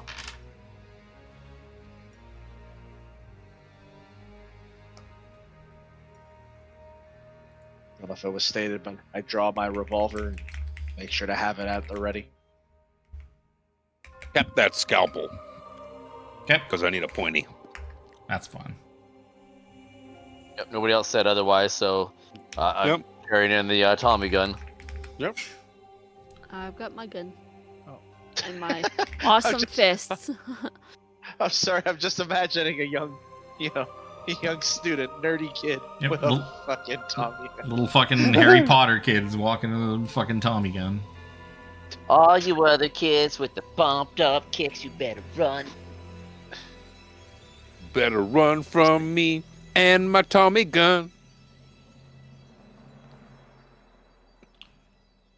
Let's case the joint. Alright. Let's look around. Alright, gang, let's split up and look for clues. Look for clues. Velma, Daphne, both of you come with me. Shaggy and Scooby, why don't you guys hit the kitchen?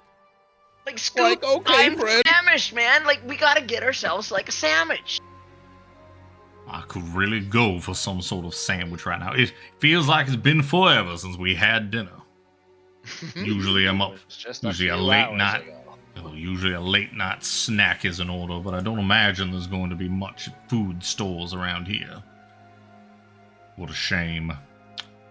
Could go for a nice piece of steak or something right now. Okay, we gotta talk about food. I'm like famished for real right now. So who's going where?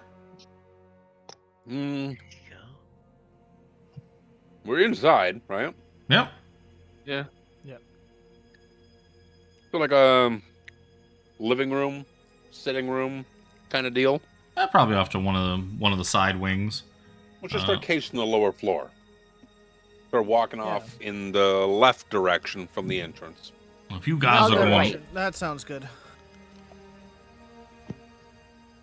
I'll stick I'll- with the professor on this one. I'll go with you, Miss Cassin. You seem to have a mighty firearm there. I'm sure you can keep old Abner Wick safe with that. I can sure try. My safety is in your hands, miss. Seymore, perhaps you should go with them. Provide extra fire support. I will go with the other boys because they don't have a ranged option. Alrighty, sounds good. Bring all the firepower this way. That's Lex why is I'm like, going with I the don't other want to get two. killed again.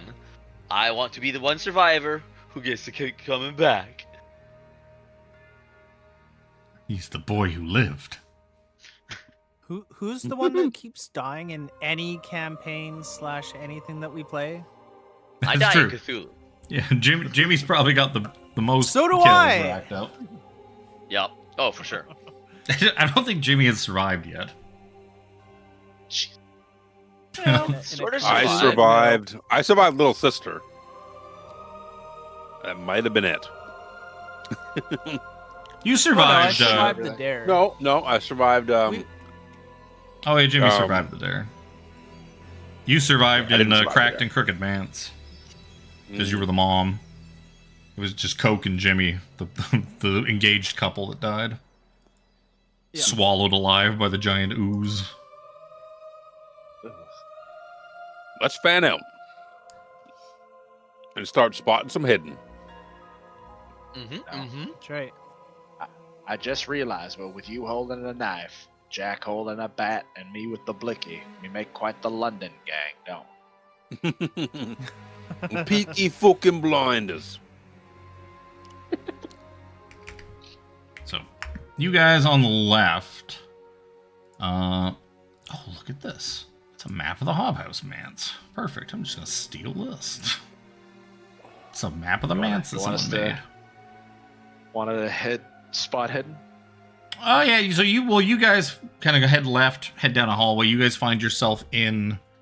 You manage to find, like, the sort of the dining area, maybe a parlor in that. And, yeah, you guys give me some spot hidden.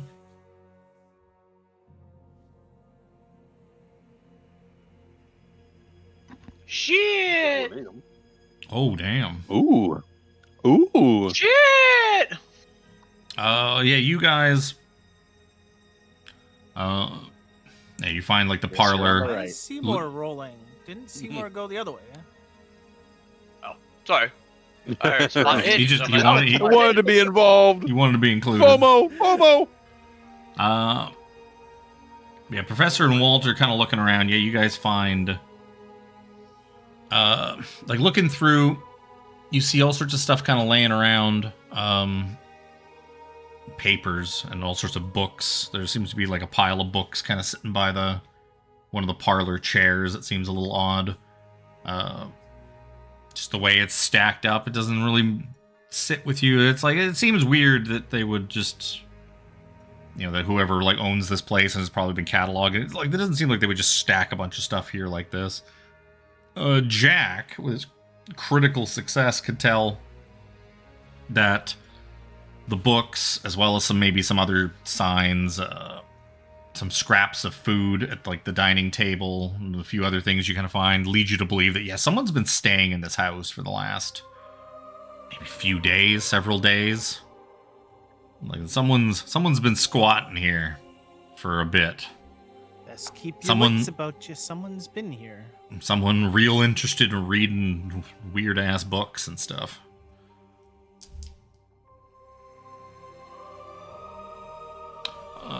You people on the right, you guys are kind of walking through, and you kind of wind your way down some hallways. You find a couple of, like a small sitting room that's with nothing of note, and the two people with guns and Abnerwick.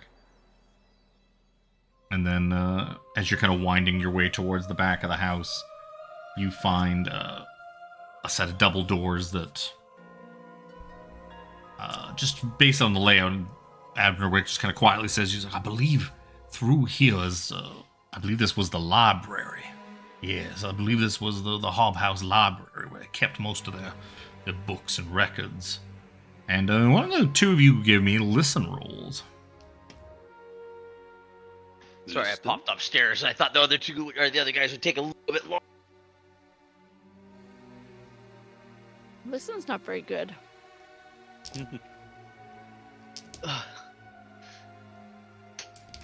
Lexi just doesn't fucking listen. My life be like. Maybe that's why she's crazy. He kind of looks back at both of you. He's like, "Do you hear that?" You just kind of look at him like, "No." Nope. Well, perhaps better ears, maybe. I'm very good at smelling things, very good at hearing things. Just, strong senses, my mother always used to say. It sounds like chanting. It sounds like I hear a voice, a woman's voice in behind here. And my spidery sensations, they seem to be all aflutter.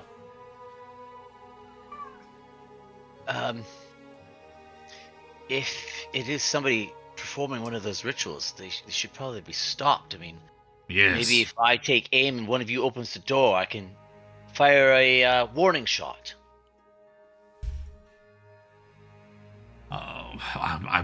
We do not wish to kill her. If we kill her, like just shoot her mid ritual like this, it'll essentially wedge the door open. No, we need to stop her without harming her. Well, without harming her too much. Yes. And we need to gather up. I would imagine she's probably. He's like trying to peek through the crack. He's like, oh, I imagine she's probably got the papers spread out. We're gonna need to gather them up, and it's gonna get a bit hairy. I take it you two have my back. I will see if I can grab her and subdue her. We can gather the papers. Yes. We're here. All right. Allons-y! And he just boots the door open. And yeah, you see in the middle of the room, it looks like bookshelves have been kind of tipped over. A lot of the bookshelves in this library seem to be vastly empty, as most of the contents have been emptied out and were kind of sent to Miskatonic as part of the Hobhouse's state paperwork. So these empty shelves have been just kind of cleared out of the way to create this big space in the center. And there you see Amelia Court, who seems to be in the middle of doing some who's-its and what's-its. She's got all of the paper, like 60 some odd pieces of paper just spread in this intricate pattern, like just all over this probably 10-foot radius on the floor, maybe more than that. And she's, there's drawings, there's markings, chalk lines drawn into the ground, and she's just like at the center of it, kneeling down on the ground. She kind of looks up, startled as you walk in. And it's like, let's go, let's get her. And Abnerwick just, with more speed than a man of his size should allow, just rushes in. And heads right for her. And I guess we're going to go into Dex order. Amelia Court, what is your Dex? You're the only one I don't have on here. Oh my god, we found her! Yeah, the three of you probably all hear like a crash. Like the sound of a big fat man kicking a door in. Coming from the other side. She's going to go right here. Court. Yes, cat. Yes. I will feed you in a bit.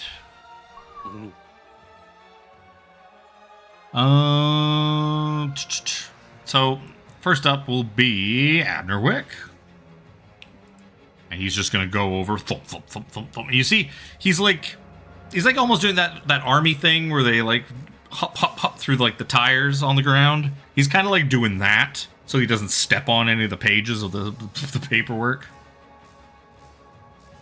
The hop, hop, hop, hop, hop, hop, and then just dives on Amelia. And, what do you have, Mr. Wick?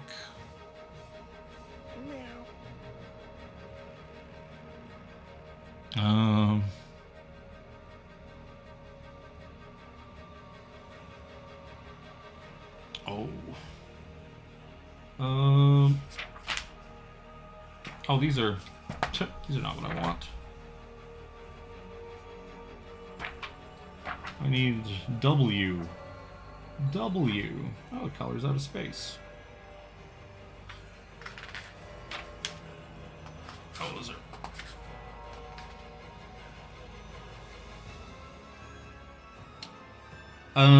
Yeah, you see Abner Wick. Abner Wick starts to, as he's kind of like got his arms wrapped around Amelia and she's struggling, kicking against him. He's gonna just start saying these words, and as he's like saying them, like it's just guttural. He seems to just be speaking nonsense. This just low, guttural, almost rumble instead of words that make like it's not even like a different language. It's like you could barely even tell their words. Opposed power roll as. It's almost like he's casting some kind of a spell. That's really bad, Cthulhu. Amelia Court, you watch as just seizures begin to just rack Amelia Court. Her face, her hands begin to just sort of blister and drip fluid. Her eyes like begin to cloud over, filled with blood. And she just starts screaming in agony. He's like, quick, gather up all the papers. Be quick about it, before it comes. Oh, no. Well, this would be weird. It's Jack. Hearing the commotion coming from the other side, Jack's going to stop looking at all the books and weirdly stacked things and it's like my girlfriend. She's over there. She is. So with his 7 move, he's going to dash over that way. Yep. You can essentially get probably about halfway there. ATEF.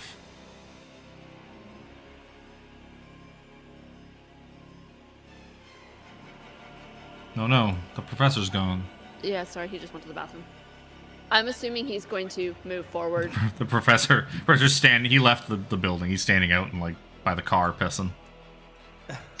Needed another smoke. Lexi. I'm going to run forward and gather the papers. Yeah, you start picking up papers and like do like one at a time, gathering some up. Give me a dex roll. Let's see how many of these things you get. Oh, that's not very good. You get some of them. Maybe you get like a dozen of them gathered up. That looks like I got 93. That looks like an almost fumble. That's what that looks like to me. Yeah. Seymore. You doing, Seymore? Yep, Seymore will run to the other side. If Lexi's gone to say, like, Abner's right, I've gone to the left, and I'll start, like, collecting from the other side kind of thing, so we'll kind of, like, meet up. Yep. You putting the Tommy gun down, or are you I kind of like tuck it underneath my arm. Okay. Give me a dex roll. The more encumbered you are, the harder it's going to be to pick up papers. That was a hard success. With a hard, I will not impose a penalty by the fact that you're still holding a big old Tommy gun. Yep. And you're trying to pick up these things. Yeah, you get probably more than it does. Between the two of you, you've probably picked up about half of them at this point. Lexi, hurry! I gotta wait till my next turn. Ms. Court, who is being racked at the moment. Oh, I gotta roll for how long this is gonna last on her. Oh, that's not very long.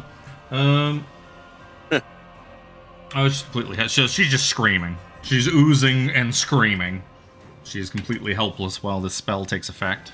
Which is probably a good reason Abner picked it. Oh, I forgot to roll for how much sanity he loses for casting this spell. There's nothing worse than an oozing woman. That's the problem with spells.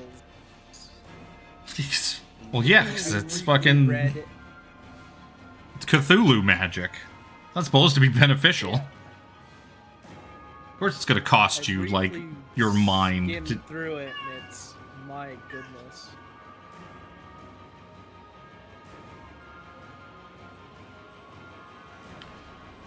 Kitty grumpy.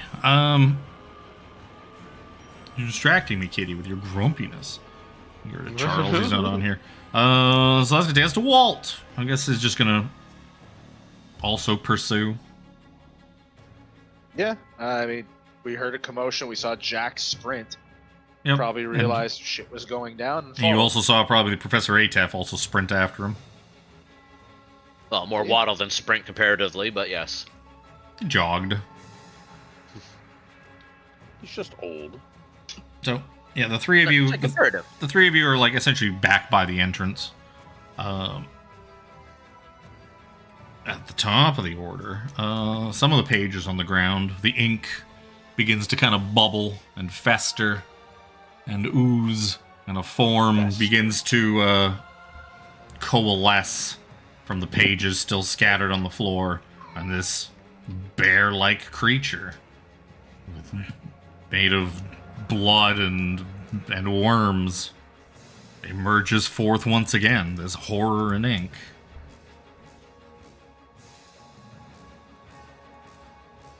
There was enough of them for it to fully emerge, eh? Oh yeah, well, I mean, this is also the real papers. Fair. It don't take much for this thing to show up.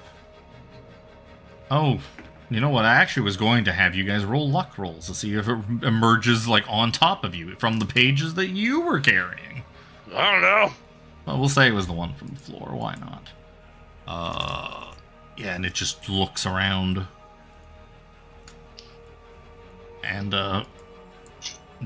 Abner Wick just kind of sees this thing and is like, perhaps you could keep that thing off me. Maybe you distract it with some of your delicious fleshy bits. I'm not going to be able to keep holding her back if that thing begins to devour me or whatever it is, whatever malicious intent it seems to have.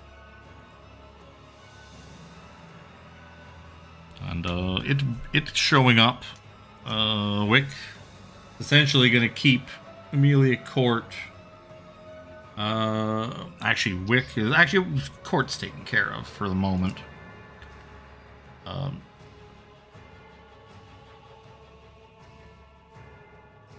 Wick is going to start moving some stuff around. He seems to start scribbling some stuff on the ground. He grabs some of the items that Amelia had gathered and starts rearranging them, scribbling some strange incantations and symbols and whatnot on the floor in chalk. I'm gonna need you to keep her and that thing off of me, and I need you to bring me the papers, the whole stack of them right here. As quickly and as quickly as you can. That's going to be his turn. So it's going to be Jack. I'm guessing Jack, Atef, and Walt, you're all just dashing over, running. essentially. Yeah, so you guys, your turns are essentially getting to... You guys basically get to the door. So you guys are essentially at the, like, mouth of the room, seeing the shit going down. If I had a ranged weapon... Well, no, it's you took everything to get there. I don't. ATF, Lexi. Papers? Yeah, papers. Papers? Dex roll, please. Come on, better roll. Oh, yeah. That's pretty good. Yeah, you managed to grab, like, half of the papers that are still on the ground. It's just like, whoop, piece of candy, piece of candy, piece of candy, as this fucking creature begins to loom. Seymore. Seymore? Yup. Alright, one more time. Jack, we have to get the papers to Mr. Wick.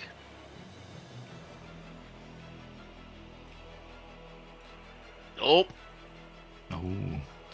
You just kind of bumble around trying to get them. You get most of them, but there's still a few left. There's a few left. There's like 3 or 4 of them left, and there's like a big like animal paw kind of thing standing on top of them. You just gonna stop up short and like, oh, excuse me, amalgamation of evil. Can you? I need those. Can you please just scooch? Can you scooch a bit? Scooch a bit. Just scooch a bit, and then Walt also kind of catches back up, kind of lightly jogs, and gets behind the other 2 that have made it to the door. Well, okay. As we have just said, that Seymore is right by the horror and ink.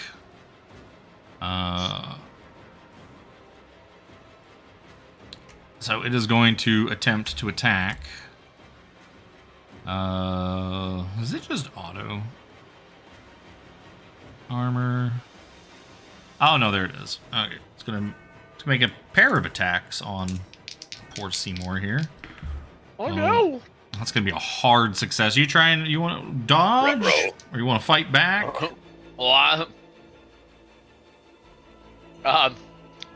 Dodge? Sure. Oh no. Ruh-roh. So it's going to do...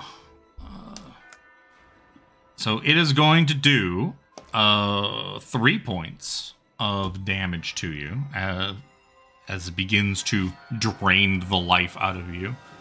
Oh no. And it also drains 7 points of your constitution and... Wait, what? 7 points of your constitution and 10 points of your strength. Woo! What? Oh, yeah. Shit, where do I edit that? Starting to feel how poor Anthony Flinders felt. As your strength and constitution begin to leech away as it drains, quite literally, the life out of you. And it's going to attempt to get you again. Well, I'm not going to tell you what that is. You need to, I guess I can tell you. It's going to be a success. Do you want to dodge or fight back?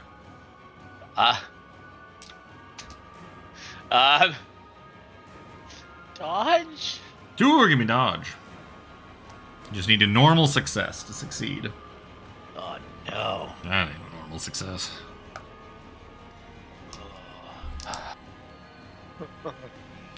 So that's going to be 2 more damage, 3 more con, and 7 more strength. Oh, no. Not good. Not good. No, it's not. Does it have a little special thing for, like, what happens, it completely drains the life out of you? No. You will recover this loss at a rate of 1d10 per day if you survive this. Oh, wow. Something to look forward to. Abner Wick is going to just keep doing what he's doing, preparing his counter ritual or whatever he's attempting to do. Jack, that was going to be you.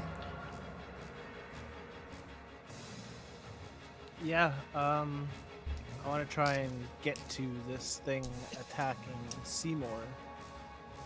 And if I can get close enough, I'd like to play batters up. Sure. Wing batter.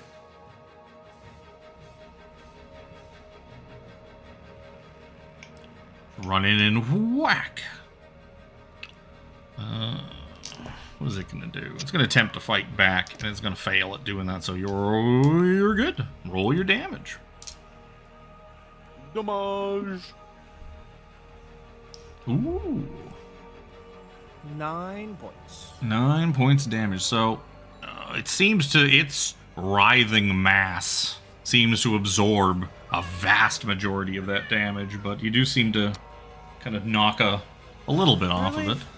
Yeah, it's welcome to fighting a Cthulhu monster. Mm-hmm. It's got resistance. They resist all sorts of shit. Yeah, that's why I always laugh at you guys for always grabbing so many guns, because many things just laugh at fucking things like guns and knives and stuff, and it's just like, I'm an eldritch thing that should not exist. These human weapons mean steel nothing. does not bother me. And we're just Unfortunately, normal human beings with... Yeah. Yep. Yeah. Yeah. Exactly. We don't have anything else, so... Yeah. That's Cthulhu. Yep. We're not Lexi that knows better. Yeah. Oh, I should be giving out Cthulhu Mythos. Fuck. If it comes up, I'll work it out. But yeah, some of you've gone crazy over in Cthulhu Mythos. That shit crazy at this point. That's me. Atef, what do you want to do? I will say too, I guess at this point you see that as you guys kind of got there, you saw that Amelia Court was just like covered in boils and pustules and is like writhing around on the ground screaming, and her eyes all just bloodshot and that, and it seems to be going away. She seems to be getting better.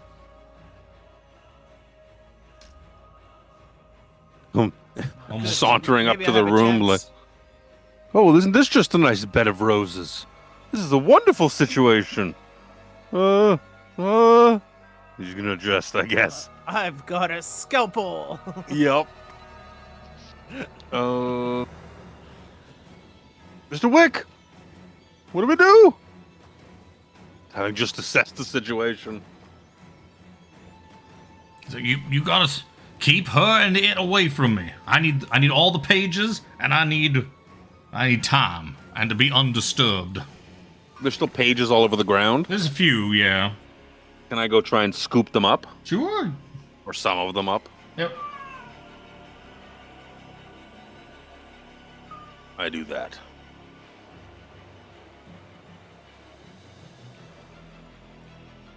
Give me Dex roll. Dex? Yeah. Fuck. It's not a fumble, so and because there were so few of them left, I'll say you're able to kind of grab up these last few pages, kind of reach underneath this writhing creature and just kind of give me that, and I'll take that. And what are these? Look, what over there? If you've gathered them all, quick! You need to get them to me, he says, as it moves to Lexi's turn. Can I take the papers from everybody else and just hand them over? Yeah, or you could basically just give yours to Abner and do kind of something else if you want to. Help the others. You basically just like run over, hand them the papers. It's probably more beneficial for him to have all the papers as soon as possible. Well, yeah, that's why I was saying to like. Well, if I could collect them all from the other two players, it would be a lot of running around because they're all kind of in different areas of the room collecting these things. So I just assumed they were like all over the same table and on the floor underneath. She's kind of spread them out in sort of a large area. So there's like 60 of them. 60 of them or something. Yeah. She spread them out into this big crazy pattern all over the floor of this big library. But you could definitely drop yours off with Wick and do something else if you want to. Yeah. I would say if you wanted, you could gather all of them, but you probably wouldn't have enough. By the time you got them from everybody, you wouldn't really be able to make it back to Wick. Okay. Someone else can use their turn to go gather them from you and take them to Wick.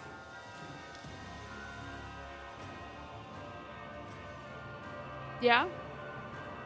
That makes sense. Then whoever's next can just take them from me and give them to him. I'll do that. I'll collect everything from Seymore and from Professor. Yeah, so you grab him off of Seymore as he's just getting waylaid by this fucking giant monstrosity. Grab him off of Abner. Or not Abner, grab him off of Atef. Okay, so Lexi's got all the papers. Now she's like, I could just run away with them. Then they'd be mine. This is what I need. More crazy. She's taking all the crazy with her. Seymore, you got this big old thingy beastie grabbing hold of you. Yeah, I know. And I really don't know what to do about it. Kick it in the balls. You got a tummy gun. Determine what of them is the balls and shoot it. Yeah. Determine something to be balls. Oh, Lord. It's like, I saw... You gotta remember, I saw Mr. Oak empty a clip into this thing, and it just kind of went, meh. Or did he was just aiming in a general area, not specifically at anything. Spraying. Yeah. He was spraying. He was across the room. Some of those bullets definitely went into it. Yeah. So, you don't know how much went into him, how much went into it, how much went into like just the wall around it because he was crazed. I was trying to open that, not click on it. Where the fuck is Amelia? Is there some kind of point blank range for that, or is it a penalty for being point blank with that? That's what I was gonna try and figure out. No, it'd be the same thing. Bonus die for point blank range. It'd be a rifle roll. Firearms rifle. I don't think there's a machine guns. Well, there's one that's Thompson. Rifle. Yeah. Fire. Handgun. Rifle, shotgun. So yeah. I'll try and point blank this with bonus die. And there is this is a submachine. Oh, there is a firearm submachine gun. It's 15. 15's the base, which is what your character would have. Yeah, which is what it actually rolled. So. Okay. 15's the base for a submachine gun. Yeah, if you add Thompson to your character sheet, he has it. Chris has. Yeah. It rolls the proper fighting part. Mm-hmm. Yeah. Okay. So let's roll. It just disappeared on me. Cause back to that. There you go. There you go.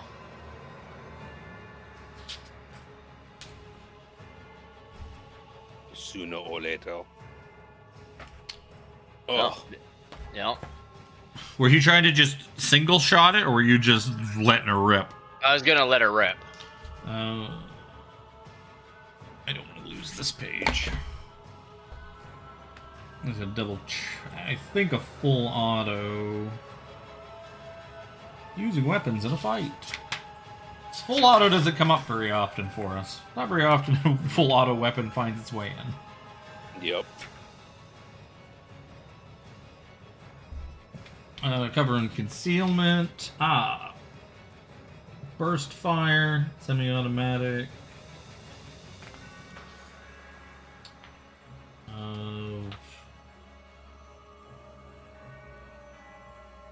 For full auto, the player declares the number of rounds.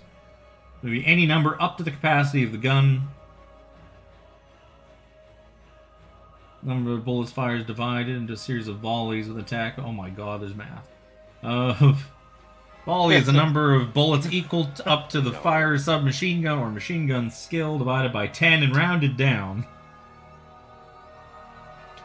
Okay, so I do that twice then, because if I'm reading this correctly, because it goes 20/30/ a whole bunch of jumble. Well, the 20/30, like those are the magazine sizes.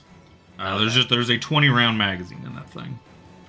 Yeah, that's what I. So I guess my question to you is, how many are you just emptying the whole magazine into this thing? Yeah. Okay. Yeah, my thought was if I could like more. stun it enough to be able to get a little bit of distance between it and myself. So a volley is the number of bullets up to or equal to the fire submachine gun or machine gun skill divided by 10.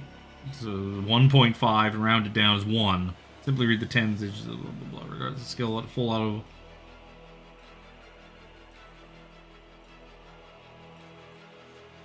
Fire in a single round, their ammunition runs out with a chance. God, the math for a full auto gun is ridiculous. Like, Jesus. Right, note to self, never put a full auto gun in the game ever again. So I'm going to have you roll me a second one. This time without a bonus die. Because you're essentially, the more bullets you fire, you're supposed to... The more bullets you fire, the more sort of volleys of bullets you're essentially supposed to roll for, with each volley getting harder and harder to hit because of recoil. Yeah. Fuck. So you just start spraying. There's probably a couple of bullets that go into this thing, but you're just kind of panicking, and it's just the recoil's just like rips the thing northward, and you're just like shooting it up into the ceiling. That's when you give the little kid a big old .45 caliber submachine gun.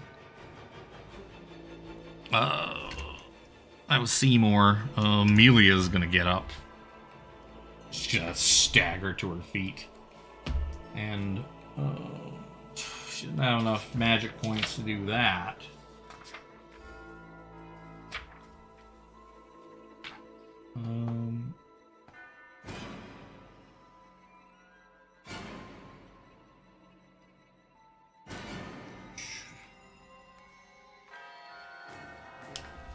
Lexi.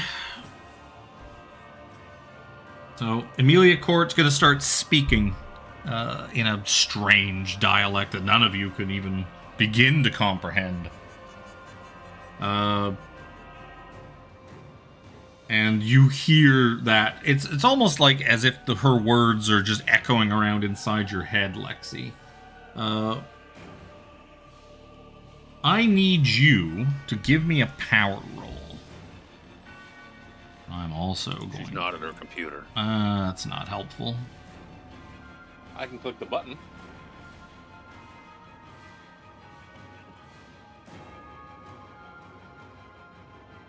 Ooh.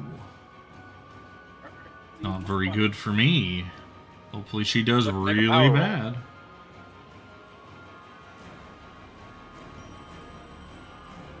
Fuck. Been sitting in this chair for way too long. Vastly in pain. Ooh, hard success for Lexi. So she wins the power contest in the opposed power roll as she hears these just strange words that don't make any sense in her head, but for some reason she knows that they are saying, "Bring me the papers. Hand them over to me." Oh, Lord. And she begins to kind of just shake them off. See, unlike D&D, mental suggestion and that I can cause like suicidal thoughts. It just costs me more magic points. It's just harder to use a bigger spell. You can do. Be like, hey, go jump off a bridge, and they'll be like, okay, see ya. Wee. See ya. So yeah, she casts mental suggestion and tries to basically tell Lexi to bring her the paper as she's still kind of writhing on the floor, trying to recover from the rack spell. Walt.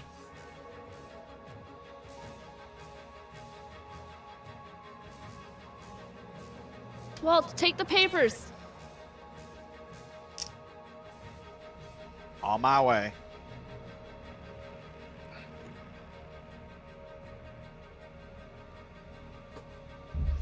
I guess it's my turn now. Yeah. It's your turn. I will get there in due time. So yeah, I kind of understand what the situation is and run over to Lexi to get the papers and deliver them to Abner. Yep. Oh, thank you very much, Mr. Walt. Well, very good. He kind of just neatly kind of takes them and just kind of bumps them against the ground and neatly puts them in a nice little pile. Shuffles a few of them around to put them into some sort of order. Starts saying some words. He's like, now, the hard part. You all need to... I need a bit of concentration on this, and you would do best to survive. Oh, no. Pretty cool. So that's going to be... The Horror and Ink is going to continue going after our young Harry Paul. Well, that's not good. Would you like to dodge, or would you like to... I guess I like to dodge. to dodge or fight back? Dodge? Sure, give me a dodge roll. You need an extreme success. Oh, for fuck's sakes. At least I don't have to roll all these other dice. They'll just be the maximum. Ooh. Extreme would be way too far to try and push on that, too. You can't push. Or not push, but... Not push. Spend luck. Spend luck is what I meant. You could certainly do it. What would I need? I got 26 14. out of 14 more. You'd need 8? You'd need 8, so you'd need 18. Excuse me. 18 luck. Oh god, that would leave me with 11. But I kind of want to survive this, so I'll try it. It's now, I don't know what else you're holding on to him for. Yeah, well that's just it. I don't think I'm going to have a better opportunity to use it than this, but that leaves so low. Yeah. So, you successfully managed to dodge out of it, sapping your life again. It is going to swing out and basically attack you again, trying to leech the life out of you. So you're gonna have to give me another dodge or fight back. Yeah, I don't think my fight back's gonna do a hell of a lot of good on this guy. So, that's a hard success. Hard success is what you needed, so you managed to stave it off. So he just leans its head down and just kind of... If you feel it staring at you, glaring at you with eyes that it doesn't have. And I'm going to need you to give me an extreme power roll. As it uses the same thing it channeled through all those corpses. It's soul burn. Oh, yeah! Ooh, it was on 70 and then slow. Very nice. So luckily, you take less sanity loss. You're only going to lose 5 points of sanity. Oh no, that's bad, isn't it? 5 in one go? Yes. And it could be enough to push you into indefinite anyways.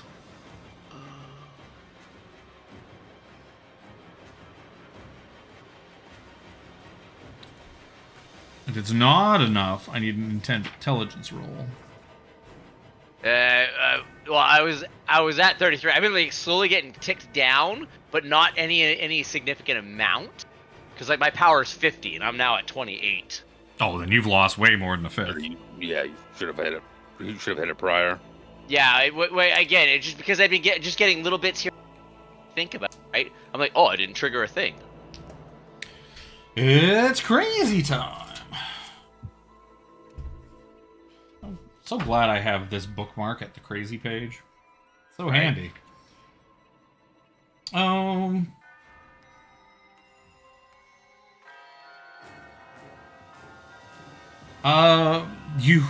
Your eyes begin to, as you're staring into this thing, and your eyes begin to just light up like staring into a light bulb for far too long. The haze begins to kind of recede a bit, and when you look, you don't see this horrible mass of worms and blood and glowing bits. Instead, you see your dad. And he's looking very disappointed in you. And he's like, son, what do you wanted to do all this academic stuff, and I don't know, now you're here at some filthy mansion out in the middle of nowhere, when you could have stayed at the shop, and I could have taught you family business. You could have taken over for me. Come on. You and I we gotta get out of here. Very disappointed in you, son. Very disappointed in you. Sorry, Dad. Trying so hard. I thought I could make something of myself.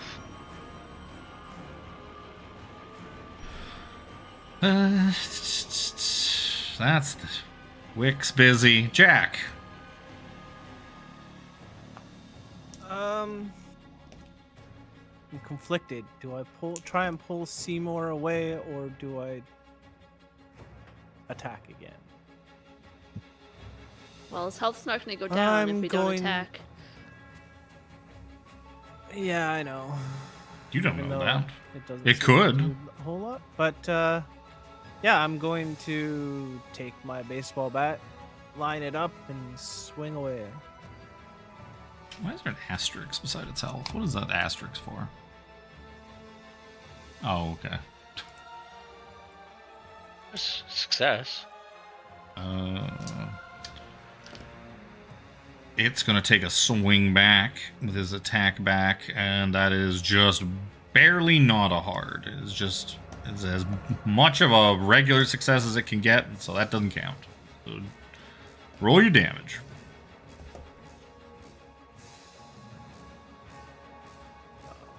Yeah, you just kind of bonk into it, and it just doesn't seem to do anything. Your other swing seemed at least a bit more effective.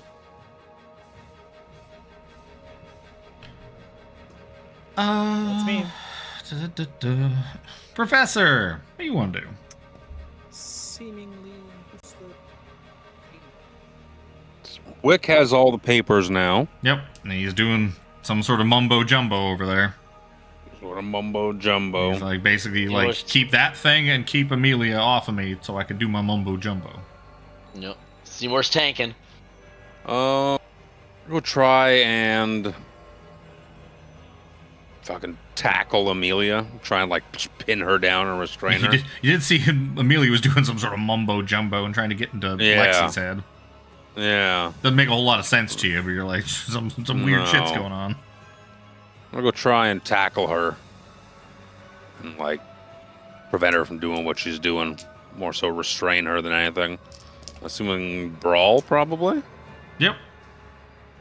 Brawl. A lot of fighting maneuver. Attempting to sort of restrain. Go hard success. It's pretty good. She's going to attempt to dodge this. And just fail spectacular. Actually, yeah. Well, let's see. I'm just going to fish for a fumble because she's in an awful lot of pain still from that rack spell. She's not really gotten up. She's just laying there, and she still looks pretty icky. Not quite as bad as she was, but rack's a hell of a spell. Could stab at her with the scalpel, but I think just kind of trying to restrain her and not let her do whatever she's doing might be just as effective, if not more so. So we must save you, Miss Court. We must save one person. In this. Yeah, that's it for me. Lexi. I'm gonna try and shoot her in the head. Perfect. The professor's holding her down. You're gonna shoot her.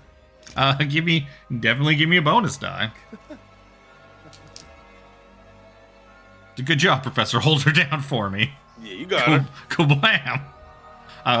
Roll your damage. Oh, yeah. I think it's a D8 for that one. Probably says on the thing. 6. No. The 6 was for my bonus die. Oh. The D8? Oh no, never mind. They both I see what you mean. I thought one was a different number. Yeah, 6 damage.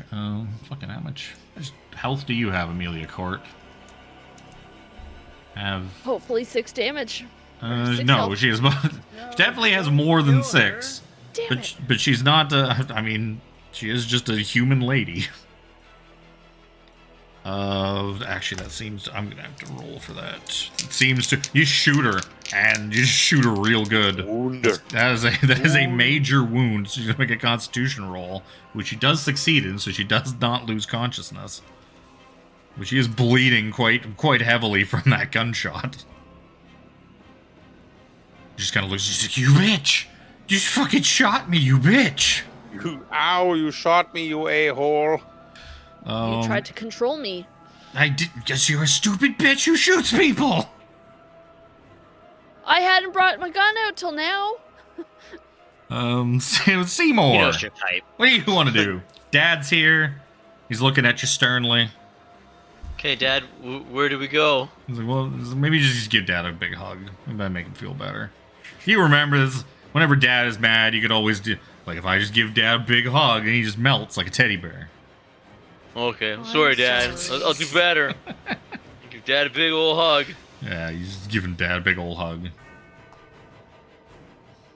It's like, that's fine. You're a good kid. You're a good kid. I'm proud of you as he starts to eat you. Amelia, who's been shot. Oh, she does not have the cast. Oh, that takes 5 rounds of casting. So sadly, mind transfers out the window. That would have been a good one.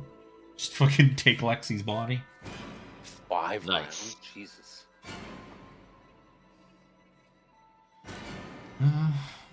Magic ain't easy in real life. Nope. Sure ain't. You see some of the shit that they're introduced for the new D&D? As I flip through my spells? They've introduced like circle casting or whatever, where like you get a bunch of wizards together and cast the same... So you can basically take like, a couple of these new spells that they brought in that have like fireball-sized ranges, where it's like an area of effect around you in 20-foot radius. But if you have like a whole circle of people casting it, you can extend the radius of that spell to a mile. That's insane. You could do like 5d10 radiant damage to everyone in a mile. Fireball. I didn't say how big the world is. I said I cast fireball. Yep. She is going to spit some words at Lexi. Just foul, disgusting words that make no sense. That just drive you crazy to even hear them. I need you to give me a POW roll, Lexi. Sorry, power? Yep, POW. Oh, okay. Pow. I thought it... Power wheels. Power wheels, power makes it go. Oh, that's not good. Oh, I got it. Can I spend luck on that? I don't think you can for this. I don't think you can for opposed rolls, because technically you wouldn't even know how much luck to actually spend. No technically. Problem. So you are now racked by intense pain. Your hands and face blister and begin to drip fluid. Your eyes cloud with blood and become temporarily sightless. You are rendered completely helpless for... 1 round. 3 rounds. Damn it. After which your sight will return, and then in 3d10 minutes you'll be able to kind of get back up and be up and about again. 10 minutes. I gotta make a sanity roll to see how much fucking sanity I lose from casting the spell. Alright, she loses a bit of sanity. As she racks you with rack. See one, play one. That's Amelia. Bleeding on the floor. Takes us to Walt.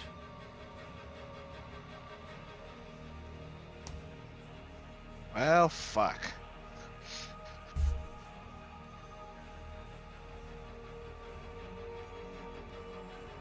I guess just...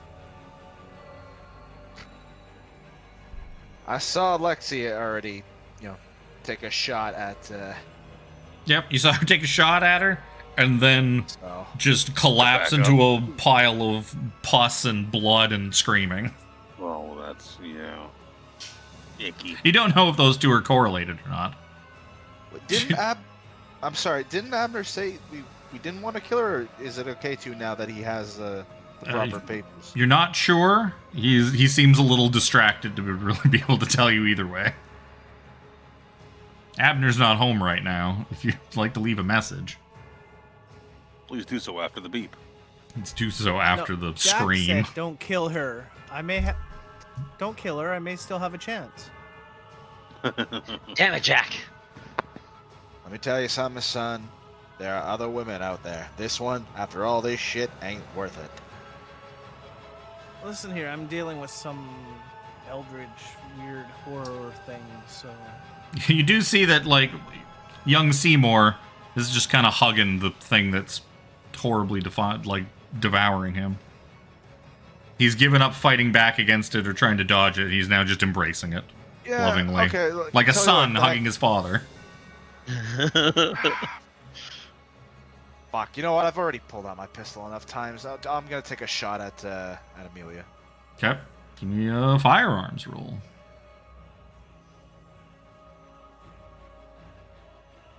And Jack's next move is attack you guys. I'm trying to take her out. No. I didn't trust it. Oh no. Walt finally hit something. Roll your damage. He did it. Walt hit something with his gun finally. You shoot her. 4 damage. She's hurt real bad. She's bleeding like all over the floor. I need to roll Constitution. She clings to consciousness by a thread. It is unfortunate. Bleeding out. You seem like such a nice girl. It was that one time you ran into her the hallway and like she held the door open for you because she saw your hands were full. You're carrying a bunch of tools. Seymour's dad is going to just start to eat him, I guess. Which I imagine is just unopposed because he's just giving him a big hug. That's an extreme success. So you're going to take... I don't even have to roll. You're going to take 4 points of damage, and you're going to lose 10 con, 10 strength. What? Well, I don't have to roll the dice, because I got an extreme success, so it's just the max. Oh, man, I am hurting. It's okay, son. It'll all be over. So that's a miss. It'll all be over soon, but not yet. But not yet. As you feel the warm hands of your father grip your face, and he just looks lovingly into your eyes as he tries to just fucking burn out your soul from the inside. Give me an extreme power roll.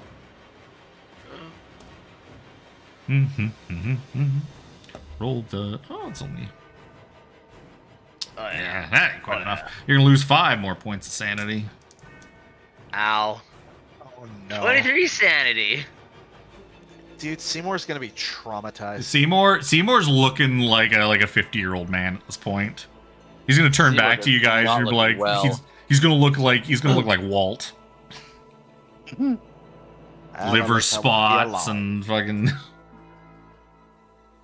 At this point, Abner Wick. Thank you, music cues. Abner Wick manages to finish his incantation. And you feel this swirling rush of air, and the things that the horror and ink was made up of, the worms, the goo, it all kind of just starts to slowly wick off of him and spin around and almost get vacuumed back into like this big vortex, and it gets sucked back into the pages. And with that, it ends up back inside. Abner says a couple more words, and then he just kind of taps the whole like folio of pages on the ground and kind of tucks them under his arm, stands up, and is like, well, oh, that was quite a heroine. Good job keeping them off me. I suppose I shall. It has been a pleasure, Miss Court. I'm sad we could not have met under more pleasant circumstances, but you understand. And he starts to kind of just waddle on off out of the room. So that's it. And she's like mostly dead. She's Amelia's bleeding out on the ground. She's like shot multiple times. She's still under the effect. Her and Lexi are been racked. It takes another moment or two. I don't know if anybody goes to help poor Lexi, who's just looks like she's been boiled alive, pretty much, as she's just blisters from like head to toe and bloodshot eyes and. Oh, I don't really want to get any of that on my coat. Just oozing. I'll go to her and like try to comfort her and like. She can't move, right? So there. Can I carefully pick her up and get her to the? After a few moments, like the worst of it subsides, and she like the blood kind of recedes from her eyes and she can see again. But yeah, she's pretty weak. And you guys can kind of help. Stay still, Miss Amelia. I help Miss Seymore Lexi. up. I'll get you to the car. I guess is Jack going for Amelia? Seymour's weakened. No. Oh, you're helping Seymore? She's a hopeless cause. Yeah, how much strength and con have you got left, Seymore? 23 strength, but my con was high, so I've got still, but my strength's down to 23. I've got 3 HP, 23 sanity, and 11 life. Yeah, you kind of help pick up Seymore, and he's frail. He feels like his body weight's been almost cut in half. His skin's kind of just pale and withered. Oh, thank you. You hear so like much. You can hear as like Abner Wick is just kind of marching out. I was like, "Oh, young Master Seymore will be okay. Just get him some bed rest and some orange juice. He'll recover in time. Don't you worry."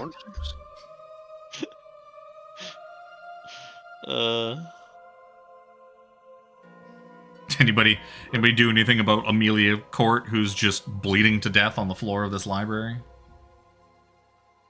Nope. Okay. I'm sorry, Miss Court, but you made your choice.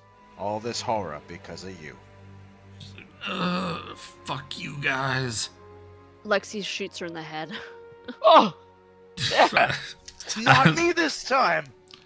Lexi lying on the ground, still just like in pain, fairly as Walt's kind of trying to like pick her up to carry her out, just grabs the gun, just bam, just empties the rest of the bullets that she's got left in the clip, and Amelia is now dead. Fuck you, bitch. More to discuss with your therapist tomorrow. Oh yeah, I think I'll be in there for a bit. If you're gonna be insane, may as well go full balls. Alright, let's get the hell out of here. You guys carrying your injured back in the good hands. Well, Abner Wick's got the papers. He left with them. He's fucking picked them up and left. As you guys kind of reach the front door, you see him getting into quite a large automobile. The same one you remember seeing him get dropped off in front of the steakhouse from. There's this huge, hulking, ghoulish man, Hector, you remember, sitting in the front seat, along with another one who kind of looks a lot like Hector, but if Hector was a girl. And he seems to be getting in the car. He's like, Hector, Carla, we'll have to stop somewhere and get something to eat on the way back. I'm famished, absolutely famished. Put in quite the evening's work. And he sees, like, you guys kind of limping your way out of that. It's like, oh, actually, he's using the wrong accent. You all seem rather, maybe not hale and hearty, but you've had quite the ordeal. But I imagine you'll pick yourselves up. What happened to Miss Court? I have a feeling have expired. Must have died of her injuries, I assume. Yes. How tragic. Well now, I think it is perfectly clear at this point that the university who hired you are certainly not capable of keeping such a dangerous object under their care. It will take someone more skilled in such things like myself to keep tabs on it, to make sure that monstrosities such as that no longer bother the living. And what professional excuse exactly are we supposed to use to the dean when he's requesting said papers? Well, I'm sure that you're all very capable individuals. I'm sure you could come up with something. Hector, Carla, let us go home. I'm very hungry. Is there anything to see if he's actually telling the truth? Give me a psychology. We're gonna get paid. We were gonna get paid. Try psychology. Nope. That's a fumble. Oh, he kind of rolls as he's starting to pulling away, and maybe he hears poor Professor's like, "That's right. I did promise you that I would certainly pay you for these papers if you brought them to me. Well, I may not give you the full amount anymore, as I had to do a bit of the heavy lifting myself. It seems I should be recompensed for my time and suffering. But I will have I'll put together an adequate monetary reward. Swing by the shop tomorrow or later in the week, and I shall certainly have some payment for you. And perhaps I'll keep you in mind if maybe I have some other dealings in the future that might need some rather resourceful individuals to take care of. All right, Hector! Get us out of here! Hector! You son of a bitch. Poor Hector just puts the car in drive. And he putters off. With his two very ghoulish henchmen. You watch Abner Wick just drive off into the darkness. Wait a darn second. If he had an automobile and drive us all this time, what in the goddamn hell did he need me driving him for? The company. Convenience. Yeah. To save on gas, of course. So, as we kind of wrap things up, you guys head back to the university at some point, probably maybe maybe the next day if you've had like a good night's sleep. You come up with some sort of story for the dean. I'm not entirely sure what. You got a lot of things to cover. You know, on the very quiet drive back that you got to explain away Flinders, Lucy, whatever else happened, Amelia out here, and that you all. I think I'm gonna go find those henchmen. Oaks and Shaughnessy? Or Oaks and Shaughnessy, yep. Go work for them. Maybe get employed by them. And I'm a big strapping young guy. And yep. So as you putter on off into the night, you begin to think about how you're gonna sort of just talk yourselves out of this one and explain it all away. And then later on collect your big fat reward for Mr. Abner Wick. Well, that's gonna be the end of Crimson Letters. Yay! Yay! I survived. We all survived. Hey, I survived one. Almost. Is that my first one? Huh? No, Maybe. you survived Crooked Mance. It was Oh, yeah, I survived you, Crooked Sean, and Luke all survived Crooked Mance. I didn't kill anybody this time. Not for lack of Yeah. trying. Right? Which is a really weird thing to celebrate. Lexi makes good on her her appointment and goes. And gets locked. Goes to see the and doctor. gets locked the fuck back up. Real long time this time. And she recovered before. She could recover again. Yeah. This good old, perfectly normal gentleman Abner Wick leaves with the papers. Perfectly normal. Mm-hmm. I guess, yeah, we never figured out what exactly he is. Yeah, none of us are really too versed, except for Lexi, into that kind of thing. So I could tell there was something up, but I mean, no clue what it was. I don't even have pictures of Hector and Carla. I think I do. Just a man. Just as a large individual. It's a very robust appetite. Ready, boys and girls? I need to get the fuck out of this computer chair. Yep. I need to desperately feed my angry cat. Clean up the big mess she made. The last, like, I also need to feed myself. And I'm gonna have to go get something to eat soon. But I'm gonna go lie on the floor first. Thank you, sir, for running us through more. Thank you. Yeah. And next time, I think next time it will be a message of art. Sounds good. 1890s France, fancy art stuff.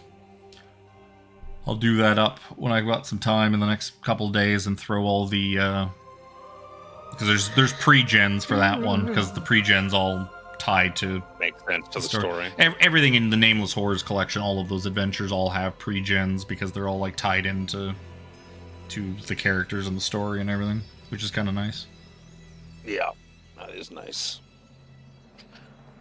We will log off there. And Good night, everyone. Another investigative mission. We'll be back next weekend at 6:30 p.m. for Descendant to Avernus. We will see you then. Have a good night. Love you. See ya. Peace.